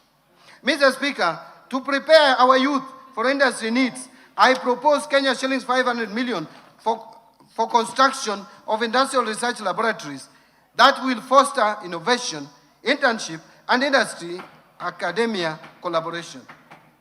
Now, improving security, which is of concern to all of us. Mr. Speaker, a safe and stable environment is indispensable for investment, trade, and economic growth.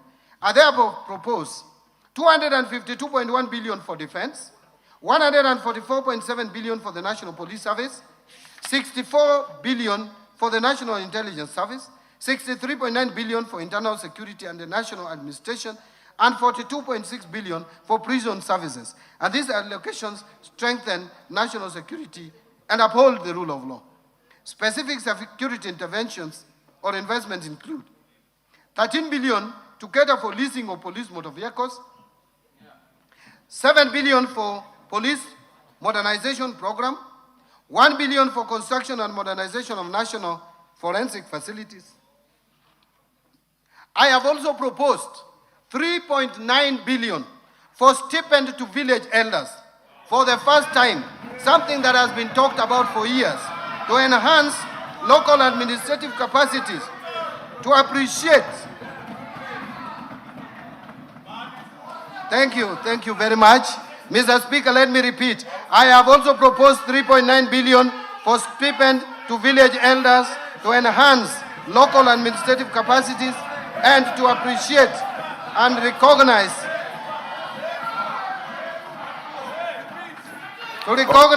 the role played by village elders in helping address security and other societal challenges.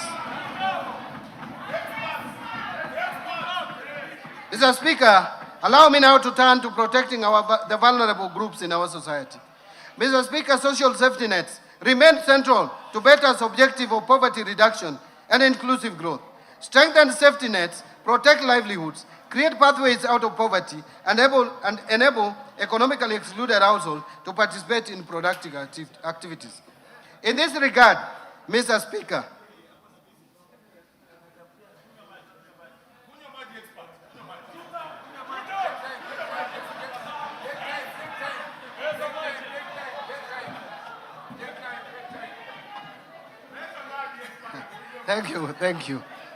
Thank you, Mr. Speaker. In this regard, I propose 41.8 billion to protect the vulnerable Kenyans, including 24.6 billion for cash transfers to the elderly persons, 8.9 billion for cash transfers to orphans and vulnerable children, and 1.5 billion for cash transfers to persons living with severe disabilities. These measures provide immediate relief and sustain basic consumption. And Mr. Speaker, the allocation also includes 4.3 billion for the Kenya Hunger Safety Net program, 550 million for the National Fund for the Disabled of Kenya, 1.1 billion for the Child Welfare Society of Kenya, and 200 million to support autism and albinism programs in order to strengthen social protection and community support systems. Under equity, poverty reduction, women and youth empowerment.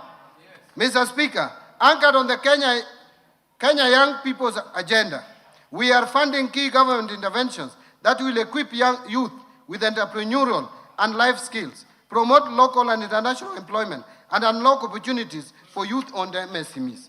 Mr. Speaker, the government will also fund initiatives that advance gender equality by promoting meaningful inclusion of women in decision-making, enhancing their economic empowerment, and intensifying efforts to eliminate gender-based violence and harmful practices such as female genital mutilation.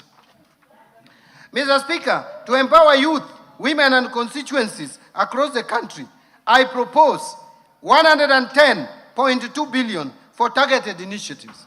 This includes 12.5 billion for the National Youth Service, 4.9 billion to National Youth Opportunity Towards Advancement, that is NYOTA project, 1.6 billion for Youth Employment Support Program, and 1 billion for film development services.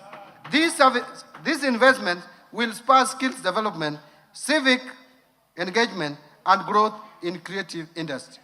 Mr. Speaker, to support women and girls, I propose 402 million for the Women Enterprise Fund and 4.9 billion for the National Government Affirmative Action Fund to enhance their inclusion, dignity, and economic participation. Mr. Speaker, to promote regional equity and strengthen local development, I propose 61.8 billion for the National Government Constituency Development Fund,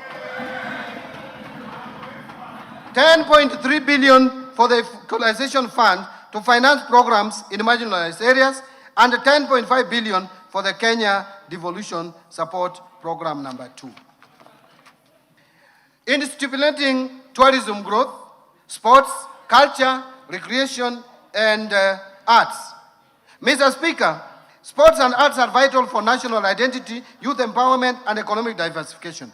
We will therefore promote sports at all levels, enforce international anti-doping standards, and commercial and indigenous knowledge to create livelihood opportunities. To harness national talent and promote Kenya as a regional cultural hub, I propose 45.6 billion for sports, culture, recreation, and tourism, including 25.2 billion for sports, arts and social development fund, 14.3 billion for the tourism fund, and these allocations will stimulate jobs, community development, and foreign exchange earnings. Under environmental protection, water and natural resources, Mr. Speaker, environmental conservation, climate resilience, forest reforestation, biodiversity protection, and land restoration are central to sustainable development. Access to clean water, improved sanitation, and expanded irrigation are equally crucial for health, productivity, and agricultural growth. Towards this end, I propose an allocation of 124.8 billion for the cluster.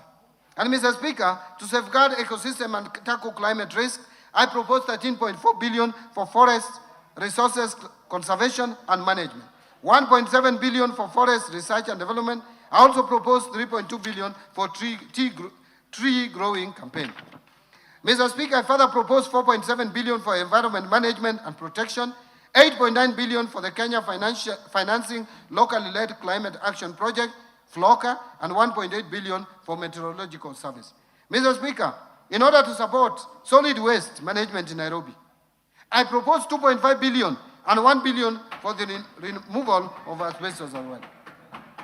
Additional targeted allocations in this sector include 13 billion for wildlife security, conservation and management, 1.2 for wildlife research and development, 1.1 billion for human-wildlife conflict compensation, 800 million for wildlife insurance. And these investments protect natural capital that underpins tourism and rural livelihoods. Mr. Speaker, to expand water infrastructure and ensure water security, I propose 51.5 billion for water and sewerage infrastructure development, 6.3 billion for water resource management, 2.5 billion for water storage and flood control. Mr. Speaker, to promote irrigation development in the country and reduce reliance on rain-fed agriculture, I propose 1.1 billion for irrigation and drainage development, 1.8 billion for large-scale commercial irrigation development, 3.3 billion for community-managed irrigation development, 3 billion for public irrigation schemes, 1.6 billion for revitalization of irrigation in asal areas, and these allocations will improve access, productivity, and resilience in agriculture and settlement. Now, improving governance and sustaining the fight against corruption. Mr. Speaker, strong institutions and adherence to the rule of law are prerequisites for sustainable development. Effective governance strengthens investor confidence and ensures efficient delivery of public services. To strengthen accountability and the rule of law, I propose 5.1 billion for the Ethics and Anti-Corruption Commission, 7 billion for the Office of the Director of Public Prosecutions, 6 billion to the State Law Office, 9.8 billion for the Office of the Auditor General, and these allocations will intensify anti-corruption efforts and reinforce public sector integrity. Mr. Speaker, to enhance parliamentary oversight and legislative functions, I propose 50.9 billion for Parliament. Further, to support administration of justice, I propose 30.4 billion for the judiciary. These allocations are essential to uphold democracy, transparency, and citizen trust in public institutions. Now, allocations to county governments. Mr. Speaker, the government remains committed in supporting devolution through intergovernmental fiscal transfers in line with Article 202 of the Constitution. I therefore propose to allocate 428 billion in equitable share, which shall be transferred to the respective county governments as per the first basis formula during the financial year 26-27. The 428 billion represents 21% of the most recently audited revenues for the financial year 22-23, way higher than the minimum of 15% prescribed in Article 203(2) of the Constitution. Mr. Speaker, including the additional allocation from the national government share of revenue of 16.6 billion to the proposed shareable of 428 billion, implies that the county governments will receive a total of Kenya shillings 444.6 billion, just a few billions, less than about 5 billion less than what is in the 10-point agenda. Further to this allocation, I have proposed an additional allocation of 57.4 billion from loans and grants from development partners. Mr. Speaker, the National Treasury has developed the Draft Public Finance Management Bill 2025, which proposes to amend Sections 42 and 191 of the Public Finance Management Act, CAP 412. These amendments aim to provide for submission of two separate bills, one on the county government's additional allocations, national government share of revenue bill, and the other on proceeds from loans and grants from development partners bill. This will mitigate delays in the approval and disbursement of county government's additional allocations. Now let me speak or talk about equalization fund.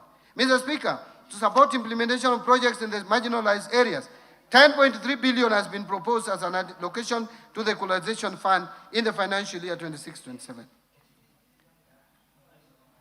Mr. Speaker, now I turn to county government pending bills. Mr. Speaker, the growing stock of pending bills in county government poses a fiscal risk. As of 30th June 2025, county governments reported outstanding pending bills of 183 billion.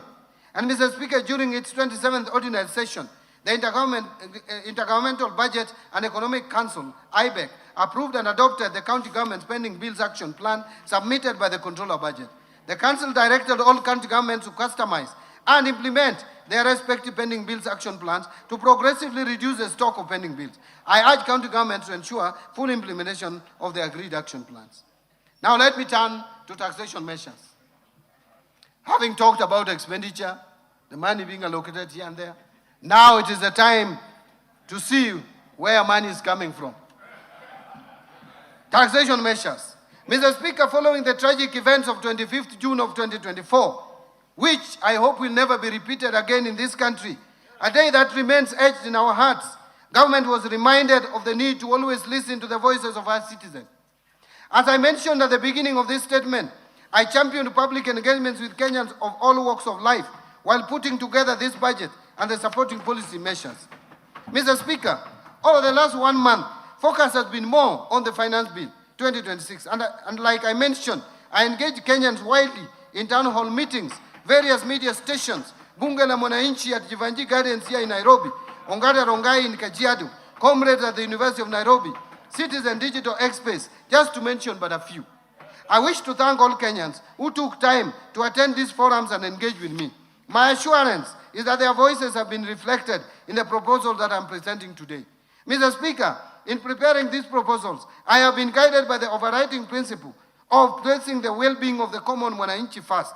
In this regard, I have deliberately chosen not to introduce new taxes or increase tax rates that would further overburden the hardworking Kenyans and their families. Instead, the measures are focused on reforms that improve efficiency in tax collection, create a fairness in the tax system, and broaden the revenue base without burdening the Mwananchi. Mr. Speaker, allow me to share a striking reality. Today, only 3.1 million working Kenyans contribute to pay as you earn. Yet, millions of other Kenyans that make money in our economy do not contribute to the taxes we collect. Many of these people have been filing nil returns year after year. The burden of developing this country has therefore been on a few of us. And Mr. Speaker, that this must change. We shall continue to broaden our tax base, a process that will help us lower tax rates to ease burden on the few that are tax compliant. Mr. Speaker, to support financing of the 2026-27 budget, I will today present highlights of two sets of proposals. The first set of proposals relates to custom measures agreed upon by the East African Community Ministers, Cabinet Secretaries responsible for finance and economic affairs during this year's pre-budget consultations held in Arusha, Tanzania on 15th May 2026, and which we will conclude this coming weekend. The measures agreed upon target to support local manufacturing, promote value addition, strengthen industrial competitiveness, enhance food security, protect jobs, and align the regional tariff structure with Kenya's economic development projects. The second set of proposals are contained in the Finance Bill of 2026. These measures are guided by three key principles. First, efficiency, to ensure tax collection is done with minimal leakages and ease compliance. Second, fairness, to ensure that the tax burden is shared equitably among all. And third, simplicity, to ensure that compliance with tax laws is straightforward, transparent, and predictable for all Kenyans. Mr. Speaker, the measures I present today, majority of which are targeted to simplify tax compliance and strengthen tax administration, are expected to yield an additional Kenya shillings 98.9 billion in terms of revenues. So let me turn to custom measures. Mr. Speaker, allow me to express my sincere appreciation to this House for the approval granted to the custom measures on 8th of May 2026, which are subsequently presented during the pre-budget consultations held in Arusha, Tanzania on 15th May of 2026. I wish to inform this House that all those measures were subsequently adopted by the East African Community Ministers, Cabinet Secretary responsible for finance and economic affairs. These measures will take effect from 1st July 2026. I will now highlight some of them. Mr. Speaker, high production costs continue to constrain growth and competitiveness of local industries, particularly where manufacturers rely on imported inputs that are not available locally.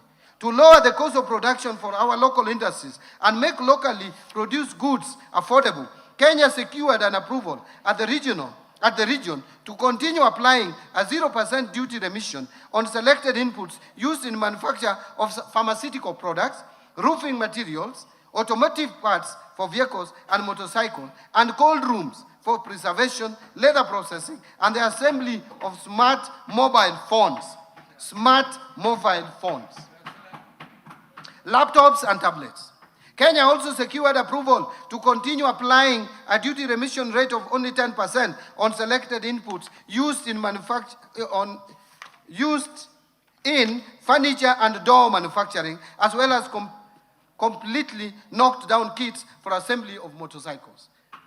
Through these measures, jobs created by the industries in these categories remain protected to support livelihood of our people. Mr. Speaker, food security is one of the pillars under the bottom-up economic transformation agenda, and therefore remains a national priority. To support affordability of food and animal feeds by Kenyans, Kenya was allowed to continue importing wheat at a duty remission rate of 10% instead of the common external tariff rate of 35%. Continue importing imports for manufacture of animal feeds.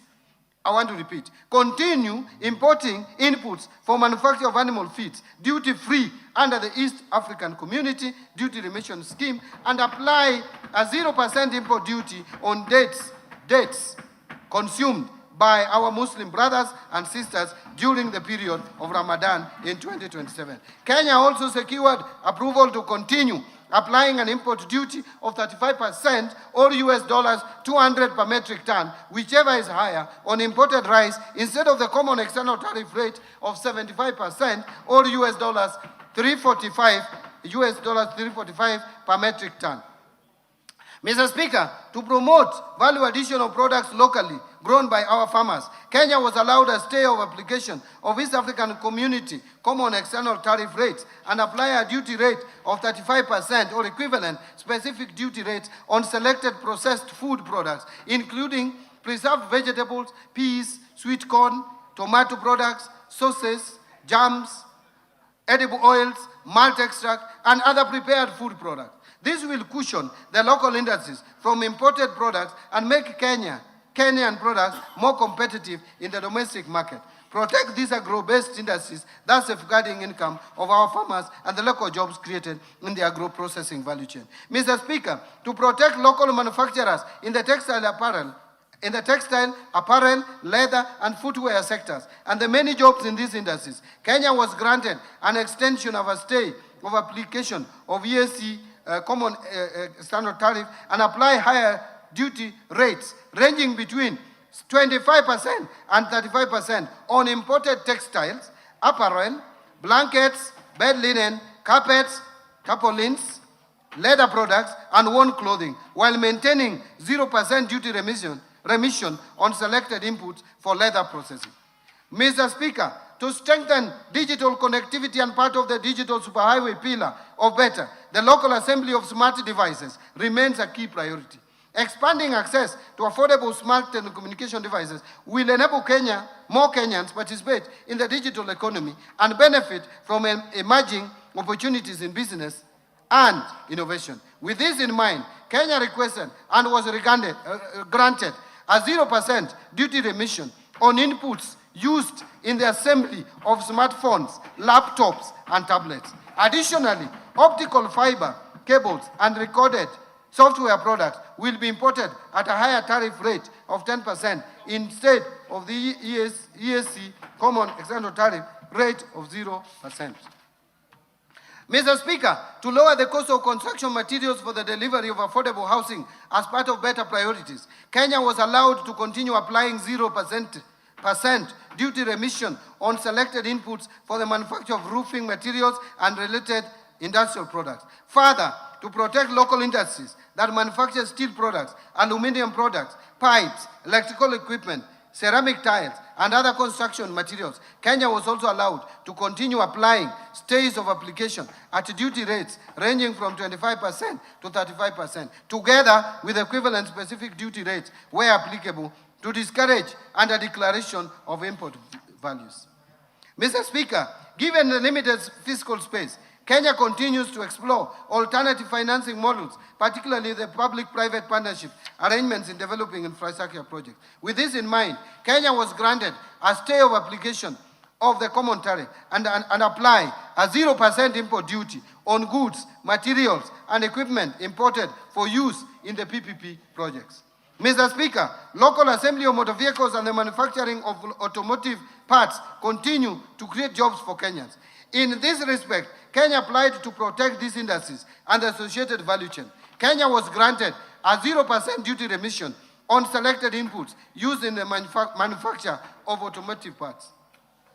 Mr. Speaker, to support local manufacturing of paper and paper products, Kenya was allowed to continue applying stays of application at a rate of 35% on craft paper and paperboard, printed polybags, sacks and bags, and related packaging materials instead of the common tariff rates of 25%.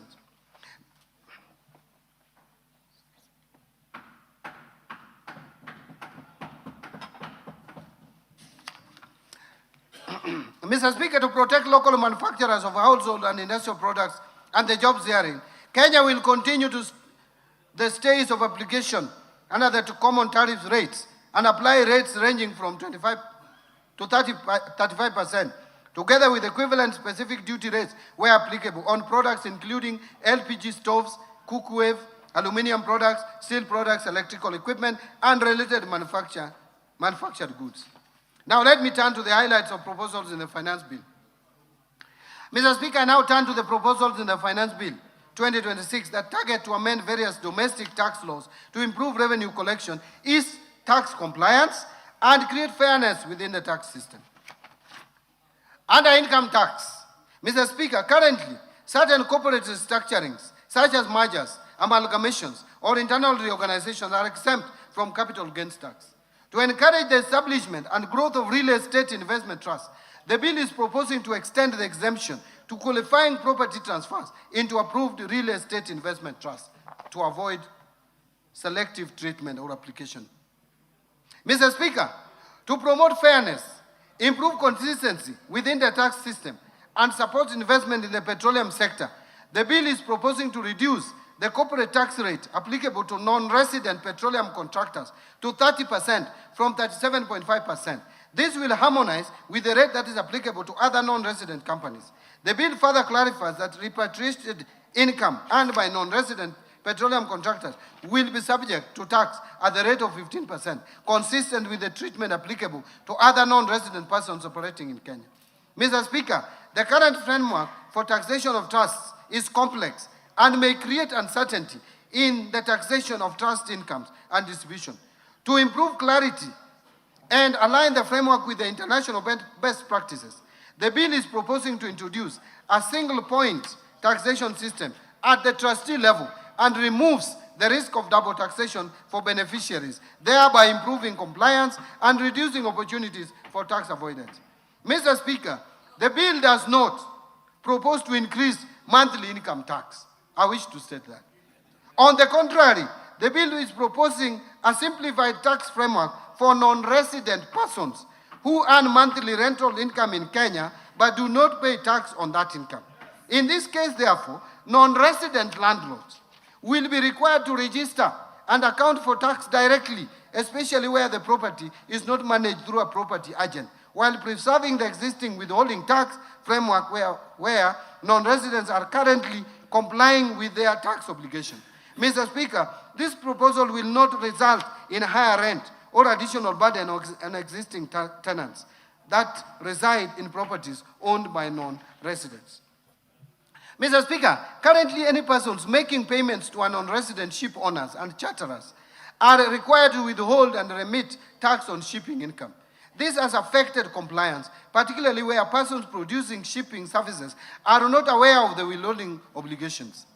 To simplify the administration of the tax and provide greater certainty in its collection, the bill is proposing to place the responsibility for payment of the tax on resident shipping agents and provide a clear timeline for remittance being within 5 days after receipt of payment or before the ship leaves the port of landing, whichever is earlier. Mr. Speaker, currently, the deadline for filing tax returns is 30th June of every year for all categories of income, which leaves no room for verification and validation of filed returns before the commencement of another financial year. To provide sufficient time for verification and validation of returns, I propose revisions to the timelines for filing individual income tax returns. Under the proposal, taxpayers with nil returns will be required to file within 1 month after the end of the year of income, because they have nil returns anyway. While taxpayers whose income is fully taxed at source, including persons earning employment income only, will file within 4 months after the end of the year of income. All other taxpayers are required to file their return by 30th of June every year.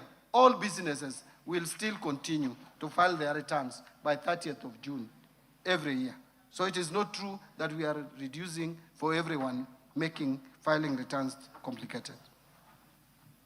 Mr. Speaker, currently gains arising from offshore transfers, where the value of the transferred shares is derived from assets located in Kenya, are not taxed. To ensure that gains derived from Kenya assets remain taxable in Kenya, irrespective of how the transaction is structured, the bill therefore proposes to amend the Income Tax Act to ensure that all gains from transfer of assets located in Kenya get same tax treatment, irrespective of the location of the beneficial owners. Mr. Speaker, when companies make profits, those profits should find their way back to shareholders within a reasonable time.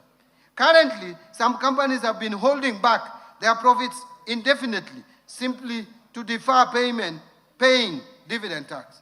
This is a loophole that needs to be addressed.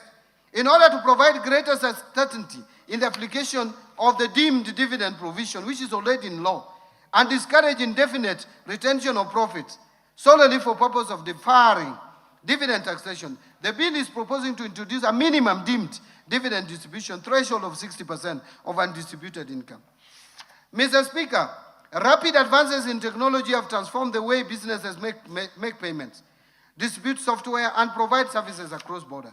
However, the current Income Tax Act provisions do not clearly address the tax treatment of certain payments arising from software distribution arrangements, payment card schemes, payment processing systems, and related digital platforms. This has created uncertainty and disputes regarding the taxation of interchange fees, merchant service fees, and other payments made for access to this system. The bill therefore proposes amendments to clarify the definition of management of professional fees and royalties in order to provide a clear legal framework for taxation of such payments and reduce opportunities for revenue leakage. Mr. Speaker, gambling activities have grown significantly in recent years, particularly through digital platforms. While these are legitimate activities, winnings from gambling are income, and like any other income, they should be taxed. The bill therefore proposes to introduce withholding tax on winnings, lotteries, and prize competitions. Mr. Speaker, the scrap metal trade is a significant economic activity that supports the livelihood of many Kenyans. To improve traceability of transactions and strengthen compliance for scrap metal trade, the bill proposes to introduce a withholding tax on incomes earned from the sale of scrap metal at a low rate of 1.5% of the gross amount paid. Mr. Speaker, currently payments made by the national carrier to non-resident service providers are exempt from payment of withholding income tax, while similar payments when made to residents are taxed. To promote fairness and ensure consistent tax treatment between resident and non-resident service providers, the bill proposes to remove the exemption from withholding tax on payments made by the national carrier to non-resident service providers. Value-added tax, VAT. Mr. Speaker, I will now turn to the proposed amendments to the value-added tax. Mr. Speaker, dialysis remains a life-sustaining treatment for many Kenyans living with kidney disease. Yet the cost of essential renal treatment equipment continues to place pressure on households and healthcare providers. The bill therefore proposes to exempt dialyzers, which is a critical life-saving component for patients experiencing kidney failure, from VAT to reduce their cost and make renal treatment affordable. Mr. Speaker, the government recognizes the important role that trade is in used clothing and footwear, commonly known as mitumba, continues to play in supporting livelihood and affordable access to clothing across the country. To simplify compliance, the bill proposes to charge VAT at the point of importation, while subsequent domestic sales of worn clothing and worn footwear will be exempt from VAT. This means that Mitumba traders selling to everyday Kenyans will not be burdened with VAT obligations. Contrary to what is being said out there, we are making Mitumba more and more cheap because there will be no multiple VATs. You only pay once at the point of entry. Mr. Speaker, currently passengers arriving at the ports of entry in Kenya are allowed VAT exemption on value of goods not exceeding only $300.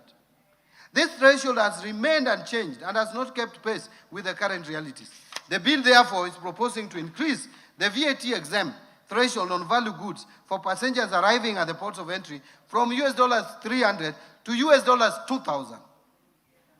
Mr. Speaker, the scrap metal sector plays an important role in supporting local manufacturing and recycling activities, but presents us significant challenges in administration of input VAT. To simplify VAT administration within the sector, while complementing the withholding income tax framework proposed under the Income Tax Act, the bill therefore proposes to exempt scrap metal from payment of VAT. Mr. Speaker, public-private partnership continues to play an important role in the delivery of strategic infrastructure projects across the country. To reduce the cost of implementation of the projects, the bill proposes a VAT exemption for goods and services imported or procured locally for use solely in the approved public-private partnership infrastructure projects. Mr. Speaker, the rapid growth of digital payment platforms has created uncertainty regarding the VAT treatment of certain payment facilitation and processing services. While these services support financial transactions, they are distinct from the underlying financial services. The bill therefore seeks to clarify that core financial services, including money transfer services such as M-Pesa, will remain exempt from VAT, while platforms that facilitate services such as merchant acquiring, payment gateway, aggregation, and settlement services will not qualify for exemption. Mr. Speaker, to promote consistency in the treatment of input VAT and support proper administration of the VAT framework, the bill is proposing to require adjustment of input VAT previously claimed where goods that were intended for taxable supply subsequently become exempt while still in stock. Mr. Speaker, Kenya's tax expenditure was estimated at 286 billion, or 1.8% of GDP in 2024, a decline from 368 billion, or 2.4% of GDP in 2023.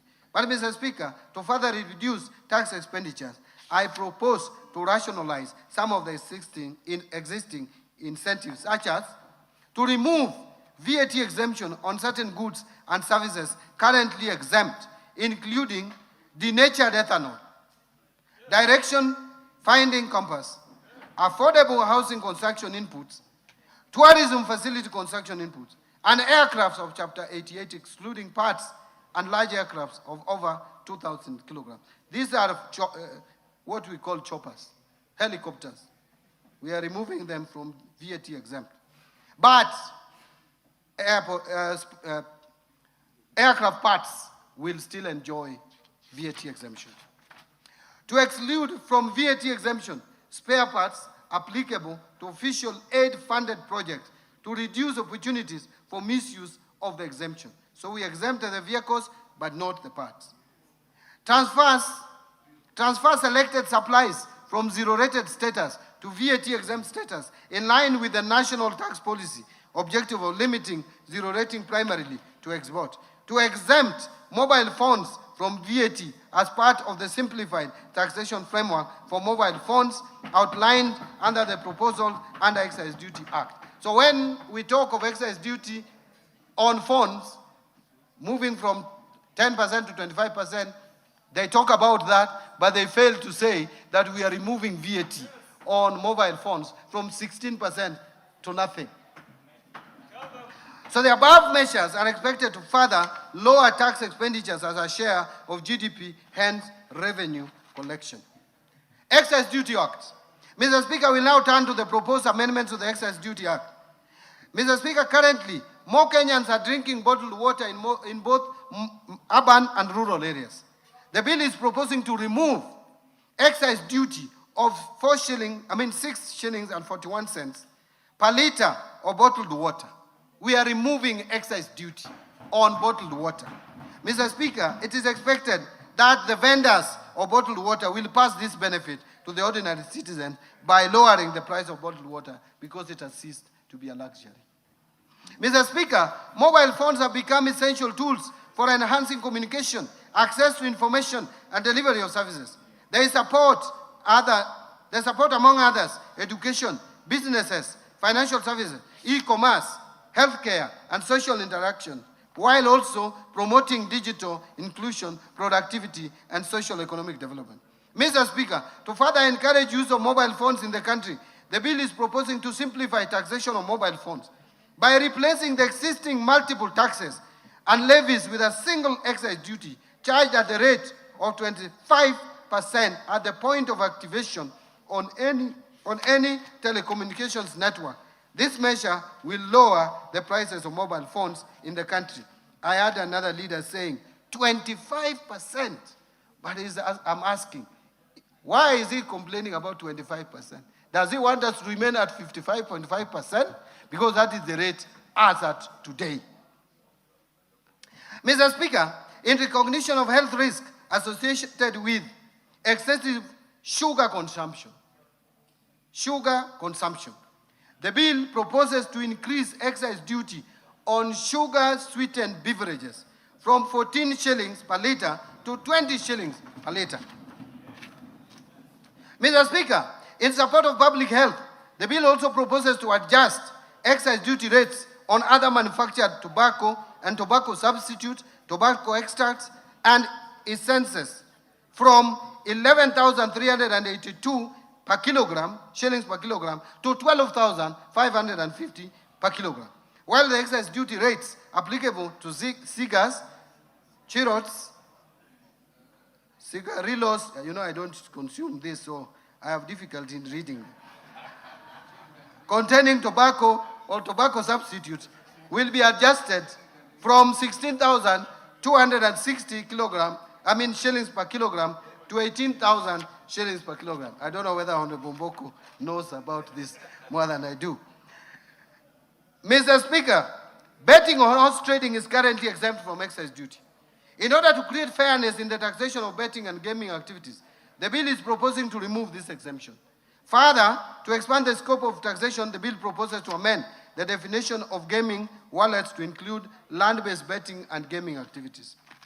Mr. Speaker, to promote fairness and consistency in the taxation of similar products, the bill is proposing to harmonize excise duty treatment within the alcoholic beverages sector by removing the preferential excise duty rate of Kenya shillings 10 per centiliter of pure alcohol for alcoholic beverages manufactured by small independent brewers. Mr. Speaker, in the Finance Act of 2025, excise duty rate for undenatured extra neutral alcohol supplied to licensed manufacturers of spirituous beverages was set at 500 shillings per liter. To support manufacturers in this sector, the bill proposes to reduce the applicable excise duty rate to 80 shillings per liter.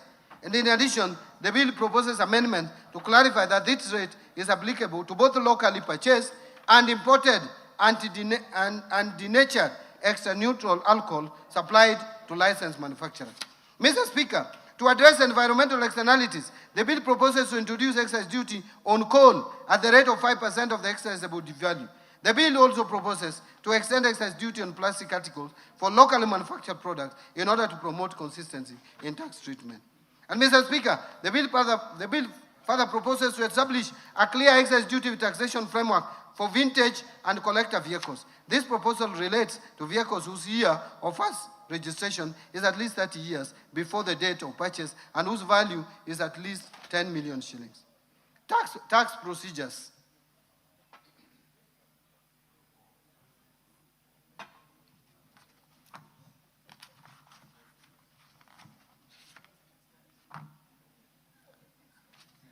Mr. Speaker, I have about 30 more pages. Nobody's complaining. looking at the time.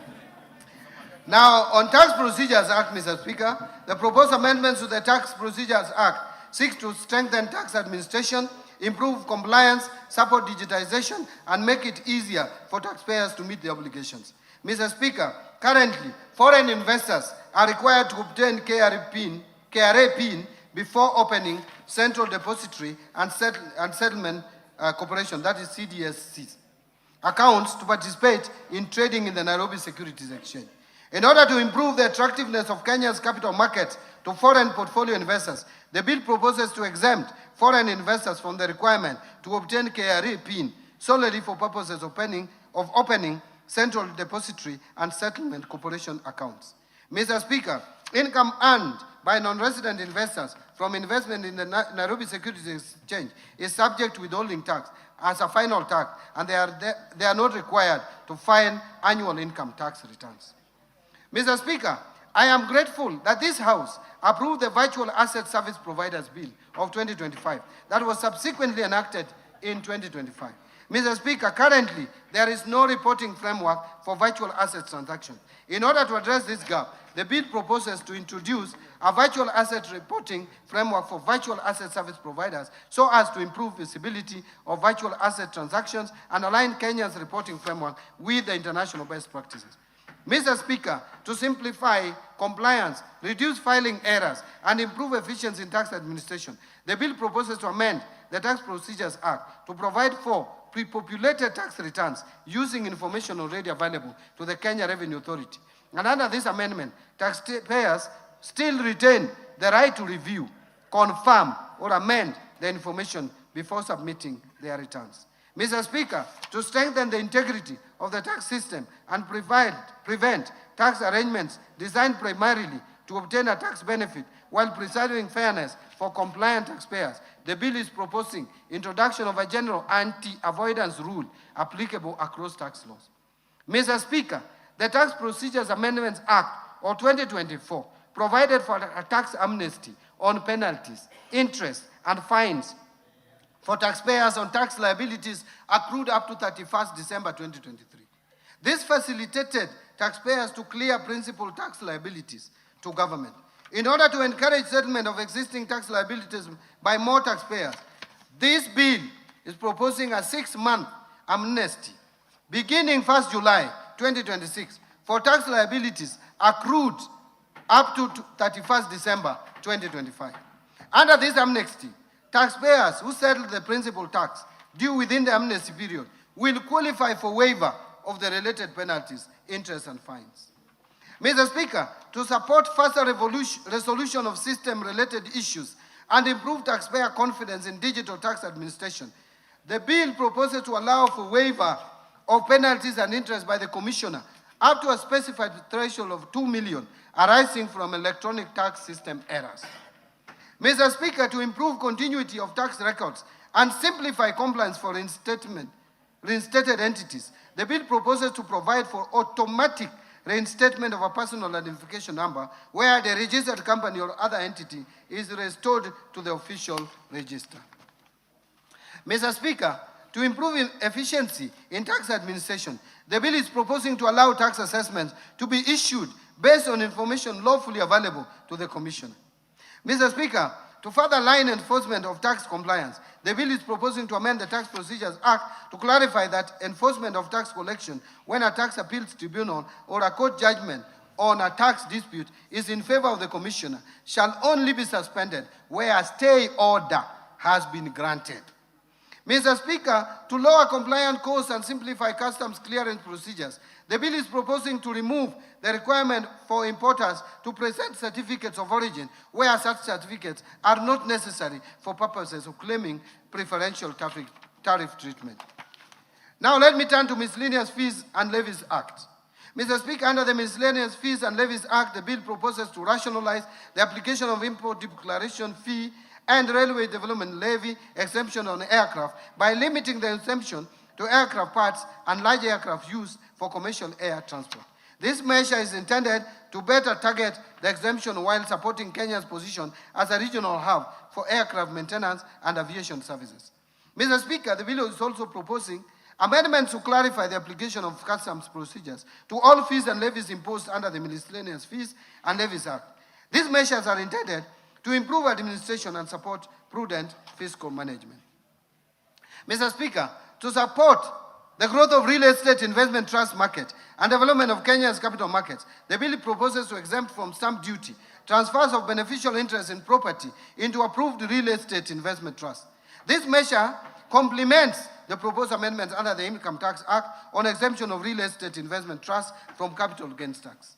Mr. Speaker, in line with the proposed simplified framework under the Excess Duty Act on mobile phones, the bill is proposing to exempt imported mobile phones from imported declaration fee and railway development levy, another benefit that is not being talked about by naysayers of the bill. Mr. Speaker, to increase resources available for road maintenance while ensuring that existing annuity obligations continue to be met, the bill proposes amendments to the Road Maintenance Levy Act to reduce the allocation to road annuity fund from 3 shillings per litre to 1.5 shillings per litre of fuel. And this reduction of 1 shilling and 50 cents per litre of fuel will be allocated to road maintenance levy funds. Mr. Speaker, let me now conclude. Mr. Speaker, as I conclude, I want to underscore that we have navigated a period of extraordinary challenge, yet the economy has held firm. Kenyans have demonstrated remarkable resilience and patience, and this government has remained steadfast in its commitment to deliver on the promises of the bottom-up economic transformation agenda at the most difficult period in the history of this country. Mr. Speaker, this budget was carefully crafted against a backdrop of limited fiscal space and competing priorities. It reflects prudent choices and disciplined fiscal management while directing resources towards programs and interventions that will have the greatest impact on the lives of ordinary Kenyans while staying firmly on course with our fiscal consolidation plan. Mr. Speaker, the reforms I have outlined today are designed to cushion our citizens, strengthen economic resilience, and lay the foundations for sustainable growth and transformation. They will stimulate job creation, ease the cost of living, and accelerate economic transformation of our people, that our people deserve. Mr. Speaker, this budget is deliberate, decisive, and targeted. It channels scarce resources to where they catalyze the greatest economic and social returns. To smallholder farmers and pastoralists, to MSMEs and youth, to health and education, to infrastructure that connects markets, and to institutions that uphold the rule of law. Every allocation is chosen to multiply employment, protect the vulnerable, advance equity, and unlock private investment. By prioritizing inclusive bottom-up growth, we will not only sustain recovery, but accelerate shared prosperity across Kenya. This is therefore a budget for Mwananchi. This is a budget for the people. I call upon honorable members and all Kenyans to stand behind its implementation as we work together with purpose and resolve towards our shared prosperity. Together, we can translate these investments into jobs, higher incomes, and a better future for every Kenyan. At this point, Mr. Speaker, I wish to thank His Excellency the President, Dr. William Samoei Ruto, and His Excellency, the Deputy President, Professor Kithure Kindiki, for their unwavering support, leadership, and counsel as we prepared this budget. I am forever grateful to His Excellency the President for the support he has given me and my ministry. I am also greatly indebted to the Prime Cabinet Secretary, the Attorney General, my fellow Cabinet Secretaries, all the Principal Secretaries, accounting officers, and all personnel across government ministries, departments, and agencies who have diligently contributed to the development of financial year 26-27 budget. Allow me to thank you, Honorable Speaker of the National Assembly, and your counterpart in the Senate, the majority and minority leaders, and the entire House leadership, including the respective clerks, for supporting the approval process of the financial year 26-27 budget. My sincere thanks to honorable chairs and members of both the Budget and Appropriations Committee and the Finance and National Planning Committee and all other departmental committees of this House as well as the staff of the Parliamentary Budget Office for their constructive inputs and leadership during the approval process of this budget. I appreciate in a special way Dr. Chris Kipto, the Principal Secretary for the National Treasury, and the staff of the National Treasury who have worked tirelessly, hard, and long hours to ensure that this budget and the supporting documents are prepared and supported and submitted within the legal timelines.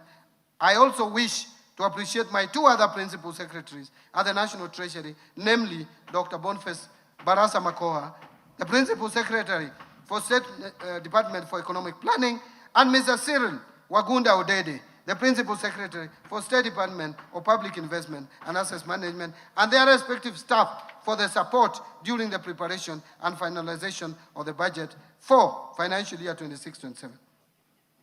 My sincere appreciation also goes to the Governor of the Central Bank of Kenya, the Commissioner General of the Kenya Revenue Authority, as well as the management and staff of both institutions, and all MDAs for their valuable contributions to the budget process. My gratitude to our multilateral and bilateral development partners for their continued technical and financial support. I also thank the private sector for their participation and contribution in the budget process. I wish to appreciate the members of the Fourth Estate and all non-state actors for the active engagement and participation in the financial year 2026-27 budget process. Mr. Speaker, I cannot forget to mention this. My sincere thanks also goes particularly to my dear wife, Madam Rhoda Mbadi, and my children who have remained my pillar. In the course of the year, calls of duty would be challenging, but when I got home, I felt relaxed among them. I will forever be grateful for their support, inspiration, and prayers as I executed my duties at the National Treasury. Finally, Mr. Speaker, I wish to thank Kenyans from all walks of life who gave their suggestions and proposals throughout the budget-making process. Thank you, and may God bless Kenya. Thank you. Thank you. Mr. Speaker. Yes, go on. Mr. Speaker, before I resume my seat, you will recall that I have already submitted to this House the budget estimates and the Finance Bill 2026, together with the accompanying documents as required by the Public Finance Management Act, CAP 412A. Today, I further submit the following documents to this August House and request that you graciously receive them. Number one, budget statement for financial year 26-27. Number two, the 2026 budget policy statement. Number three, estimates of revenue, grants and loans for the financial year 26-27. Number four, financial statement for the financial year 26-27 budget. Number five, medium-term debt management strategy 2026. Number six, budget highlights, the Mwananchi guide for the financial year 2026-27 budget. And I believe we have put here also the Kiswahili version. Number seven, statistical annex to the budget statement for the financial year 26-27. Thank you, Honorable Speaker. Thank you, honorable members.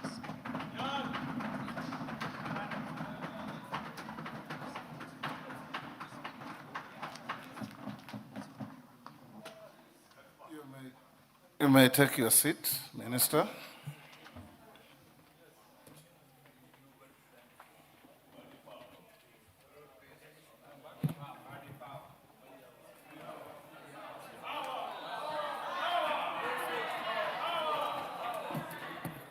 Order.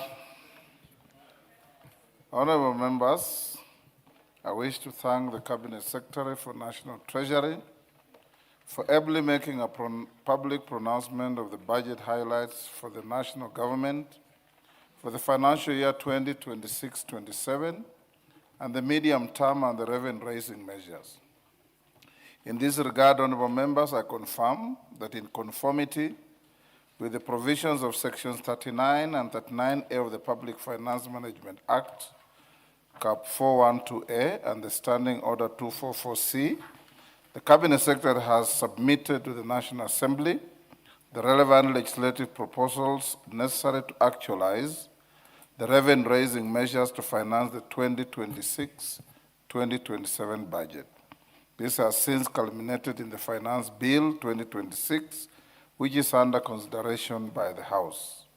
Honourable members, it's now my pleasure to invite all honourable members, the Cabinet Secretary for the National Treasury and Economic Planning, other Cabinet Secretaries, representatives of the Judiciary, members of the Diplomatic Corps, and all invited guests to a reception at the Parliament courtyard hereafter. Honourable members, the time now being 6:13, the House now stands adjourned until Tuesday, 16th June 2026 at 2:30 p.m. I thank you.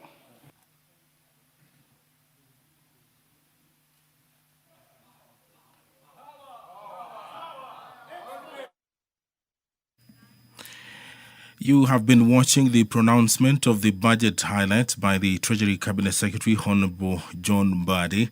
The broadcast has been brought to you by the Parliamentary Broadcasting Unit in conjunction with the Kenya Broadcasting Corporation.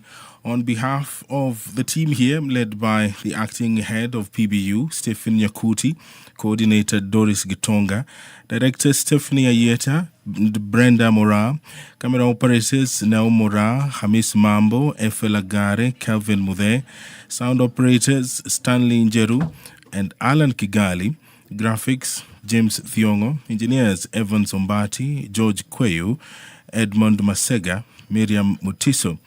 My name is Edward Kabasa, and on behalf of my colleague Kamcha Menza, good evening.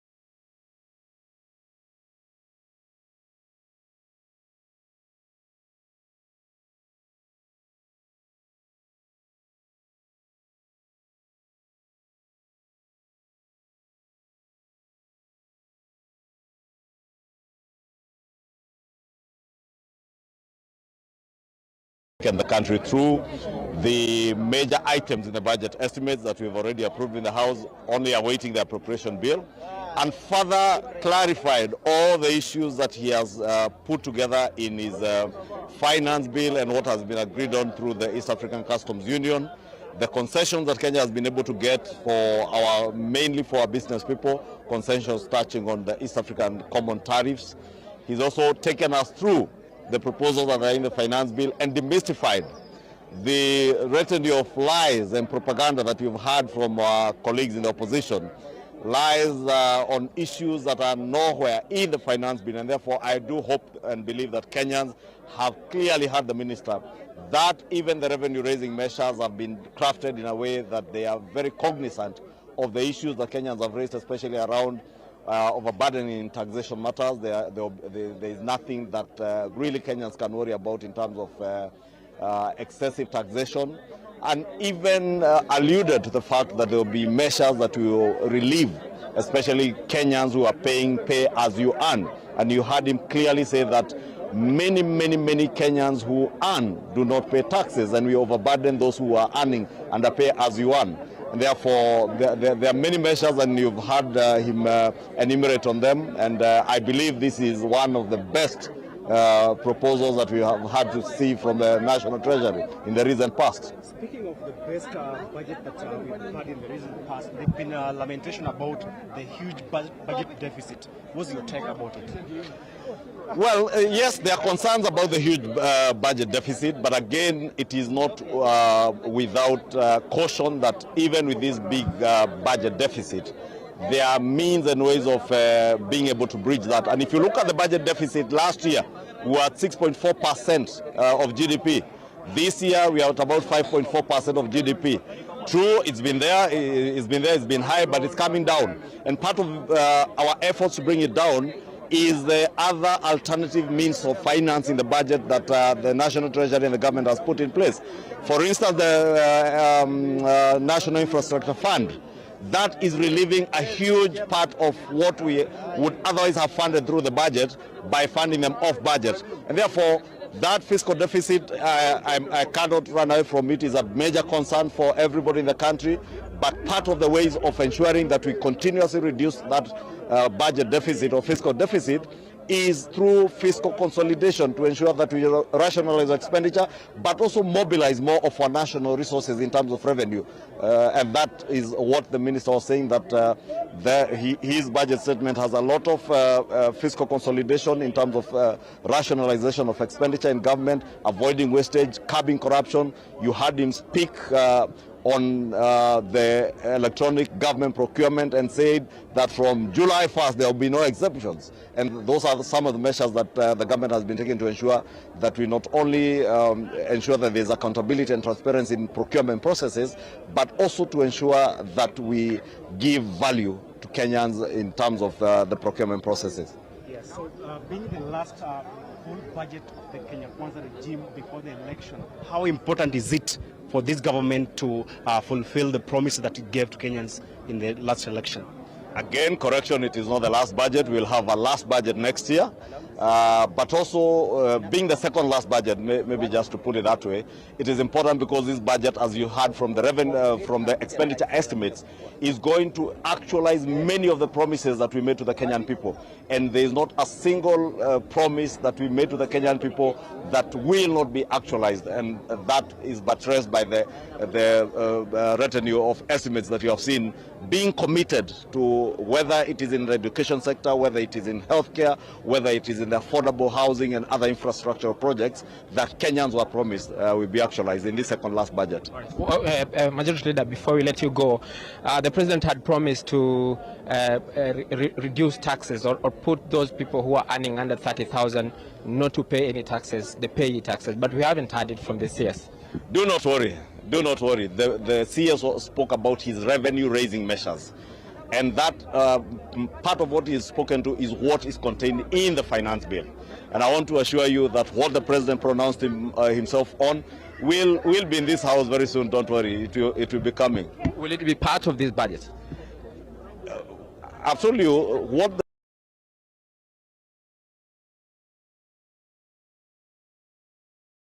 CS was doing is speaking to the revenue-raising measures as contained in what he has already submitted to the National Assembly in terms of the budget estimates, the expenditure estimates, and the revenue-raising measures.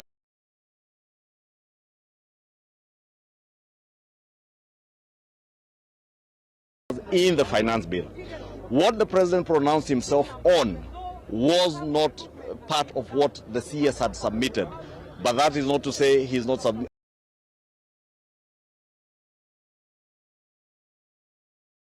He is not going to submit it. It will be submitted, and I can assure you and assure the country, and that is why you heard the CS speak to the burden that many Kenyans who are under pay as you earn bear on behalf of very many other Kenyans who probably are not paying taxes, who declare nil returns.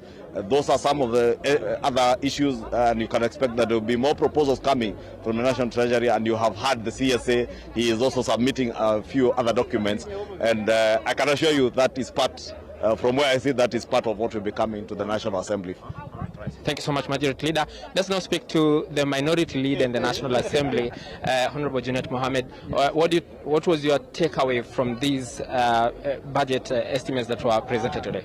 First and foremost, let me tell you that this was the most elaborate budget statement highlights that I've seen since I joined Parliament. You can see it has taken quite some time, and here the Cabinet Secretary has gone at length to explain to Kenyans what contains in the budget and in the estimates, and what contains in the finance bill that is before the House. And I'm very happy because for doubting Thomases, the Cabinet Secretary has managed to increase a lot of resources to where those resources are needed to go. For example, if you look at the infrastructure, 224 billion going to the Roads Department, State Department, 65 billion going to the Transport and Logistics State Department, Education getting 755 billion shillings, almost shy of 100, 200 billion, trillion shillings. So I think this time they have put their money where their mouth is. And I think if this budget is implemented properly, it will change the lives of Kenyans and it will make this country move forward. The CS is already there and he's ready to speak or bring it down to where the common wananchi can listen and understand. But before he starts, maybe quickly, we have seen a lot of borrowing that we're going to do in this next financial year. What do you make of it quickly? First, so long as government exists, borrowings never end. So long as government exists. We have to go to CS Mbadi. I hope you understand. All right, let's just go and listen to what the CS... All right, shortly we'll be hearing as our budget estimates.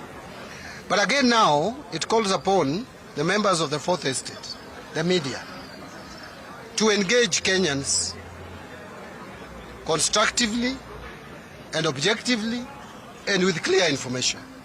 This is the time now for the members of the Fourth Estate to hold every leader accountable in whatever they say, especially regarding the budget estimates and finance bill. For example, when people make sweeping statements like they are defunding education, now I expect members of the Fourth Estate to come up with these figures and ask, defunding it from where to where? Where is the evidence? I have mentioned here, and I want to repeat it, education particularly. In 2021-22 budget, the total provision was 526 billion. That was 24.5% of the ministerial budget.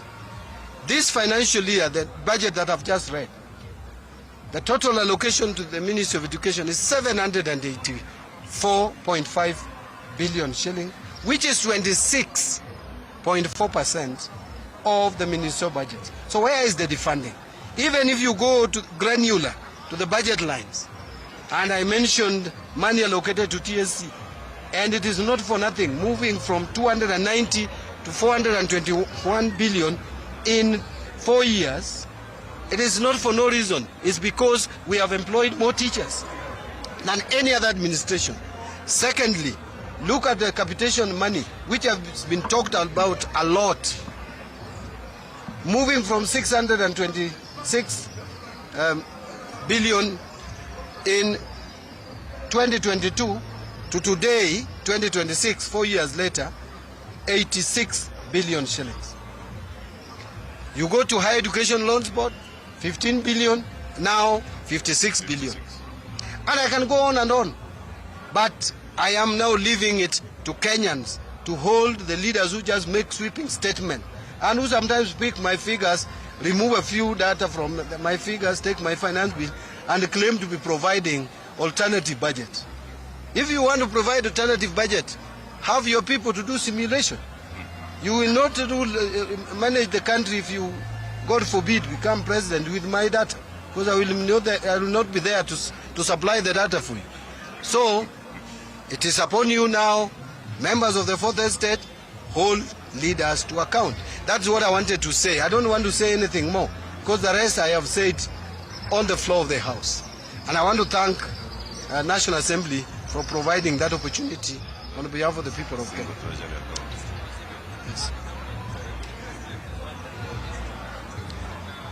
Maybe you move closer. I know where you are heading. You are talking about pay as you earn. Yes, even if it is not in the finance bill, it is not off the table. We are going to make sure that the promise by the President and the CS National Treasury will be implemented. So we wait for this. You should tell TOR you presented those papers in April. TOR? The President pronounced himself 3 weeks ago. Yeah, and you see, I've explained this, that there was some data and analysis that we were doing. We have now agreed, and the President has pronounced himself unequivocally that that is going to be implemented.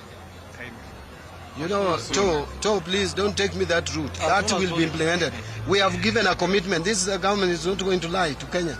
We have given that commitment. Wait for the commitment. It is us who said it. No one pushed the government to say it. It is us. President, myself, we sat, we agreed, and we have communicated. It will be done. And by the way, I was forgetting something. Someone claimed that they will implement treasury single account, single treasury account, and cut costs. We have already implemented, and I have just read there that we have saved over 61% of overdraft cost. So what is this that they want to implement?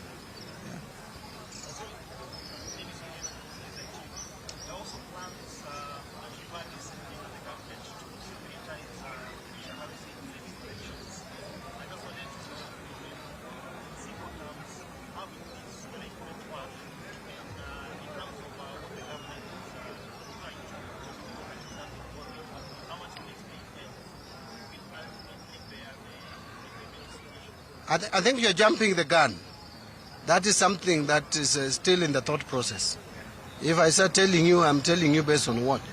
This is a thought process that has been started, and it may be actualized, it may not be actualized. We are thinking through how best to implement housing program.